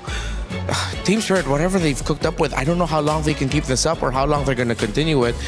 But if this is their approach, then let's see it keep going further. And because we're only on day 1 and we've got a chance to see best of 3s, it does kind of limit the counter to the counter, because we've seen these teams who start off strong. The adaptation is really on the team who's now down 0-1, and they have to do something different. But then what we saw here is they did take the first pick in terms of the Ling away, but then they got the Freya, and that was a 4-0 finish for, I believe, Hiko, who was on that, and it set up another problem that they didn't answer. Now, if we have to do this in game best of 5, even best of 7, which our grand finals will be, there will be continual adaptation. We don't know where that's going to end yet, though, Redmar. Yeah, exactly. Which is why I'm so excited now to see where Team Steady goes from here. Will Team Spirit continue that steadiness and that creativity, or will teams solve them? I don't know, but I really want to find out. I think the great thing about this that we know about Team Spirit is we know Hiko can still play marksman. We know they have that in their bag. So this is definitely only just a taste of what we're seeing from Team Spirit. This is an angle that they can continue to approach matches from. And if it starts to lose, they can always go back to Old Faithful of Hiko popping off on a gold laner. So if anything, this is only added to the repertoire, and we know that they are pushing even more the limits of what they can do this tournament. Still maybe a little bit more to be said and asked of Singapore's representative there in Team Ignite, but obviously Team Spirit really standing strong. Today's results showed that the favorites that especially you guys thought, and who we kind of thought might have the edge in terms of today, well, it was not close. It was not close in terms of going to any sets of final games to determine a winner. It was 2-0s across the board for Team Vamos, Team Falcons, PH, Team Vitality, and Team Spirit. That means those teams will be meeting each other again in the bracket, and it also means that Team Falcons Meta, Guangzhou Gaming, and of course Team Ignite, you'll see the full graphic here as well, and it's also going to be Team Falcons Meta who are going to be fighting against each other in this elimination match. So Redmar, look at the stakes. I mean, these teams already had a lot on the line. You mentioned the True Rippers Guangzhou Gaming matchup, also Team Falcons Meta, and now versus Ignite Gaming. We get a clearer picture on the stakes for those matches. 2 of those teams are going home. Yeah, True Rippers and Guangzhou, we talked about how heartbreaking that would be, of course, for Team Falcons Men and Ignite Gaming, 2 regions who has been here for quite a long time. Honestly, of course, with SG being here much longer compared to MENA, but there were a lot of high hopes for both, and we have to see one of them go home again. That's the sad reality of the sport, and of course, with the makeup of Group A, with how it looked like, it's just how we're going to get it. Team Vitality, Team Falcons, PH, that's going to be a big matchup as well. And Team Vamos going to be against Team Spirit, who we just saw the top and the bottom of the day. Trex, what matchup catches your eye a little more? Oh, that's tough. I think the Vamos Team Spirit. I feel like we've seen some great matches from Malaysia and EECA in the past. Oh, yeah. We've seen some great matches from them in the past. And there's kind of a little known rivalry, I feel like. So I'm excited to see how those matches go tomorrow, or whenever we end up seeing them. Not tomorrow, right? Tomorrow will be Group B. We will find out soon. Yeah, Group B, I believe, is going to be tomorrow. We'll get that schedule in just a second. But also, we want to show you the results for the tournament pick'ems so you guys can see the leaderboard as it stands. We've told you that you have a chance to earn your share of $300,000 and to be involved in the broadcast by selecting the picks that you think are going to be the case in terms of how the match will show up. We're going to bring that leaderboard up for you in just a second. And when we do, you'll be able to see who is actually at the top of it. That's the intention for it. Because again, you guys have been right for almost the entire time. Renmar, we've seen it as well, that the audience has almost leaned completely in favor of the winner. Whether that's a little bit of just knowing the scene so well, or maybe that's a little bit of just, maybe there's something special with our audience watching MSC. No, they know. They've been You're not special? For Is a that what long you say? time. I'm just a dude. They're special. I'm just here. No, but honestly, our viewers, our community, they've grown so much. They've really studied everything so much for such a long time. And you guys are great. All of you. You're all great. But you're not special, is what Renmar was trying to No, I said you are special. Don't get me in trouble, man. I'm just kidding, man. You know, it's been so fun hanging out with these guys. This is just day 1 of 9, as we mentioned. And to verbalize what was happening, you guys have Team Liquid at about 69% to take it all. Trex, I mean, can you really argue with that one? I cannot. Yeah. We love us some Team Liquid. Yeah. I'm going to say, you know. Defending champs. Defending champs. You know, how can monsters you not? in their own right. Some of the best in the world over there. Easy, some of the greatest of all times. You know, I do think if there's a tournament that any upsets could happen, MSC has told us before that those things can happen. Okay. Different regions win every year. Can TLPH give Philippines a back-to-back win in MSC? We haven't seen it for 4 years now, maybe a little over 4 years since we've seen a region win it twice. So first step back on the golden road, right? Trying to get there. So big conversations for this MLBB tournament. Of course, tomorrow the conversation continues and we'll show you what to expect as you tune in. It's Group B's opening day, which means that we get to see who Mirko was really excited to talk about. And just from a top-down point of view, Renmar, many thoughts that we had with our first panel indicated that we could see a winner of this entire tournament from this group. Yep. All champions save for one, and it's weird to say that it's Onyx who's the only one here in this bracket that's not a champion in the region that they came from. Who would have thought in the year 2026 we would be saying that about MSC in a specific group? This draw was crazy. Yeah, this is a group. We talk about groups of death, but this might just go down in history as the group of death right here. Only 4 are going to make it out. Yeah, that's what's crazy about it. It's that they have to face each other, and they're going to send each other home even to get to the other side of the bracket. So we're seeing some serious stuff there, guys. Just some final thoughts on day 1, what we've noticed so far, Renmar. Happy with the meta, happy with the performances for the winning teams. Hope to see more from the teams that struggled. Trex. So many teams have brought something different to the meta. I'm excited to see how it evolves, and I'm even more excited to see tomorrow's games. All right, well, it's been amazing here on desk with Trex, Renmar, and of course we had an earlier showcase of all of your talent across this MLBBC. My name's been Rain Day, and I'm going to leave you with the STC recap to close out day 1 of MSC. We will be back tomorrow, so don't go anywhere.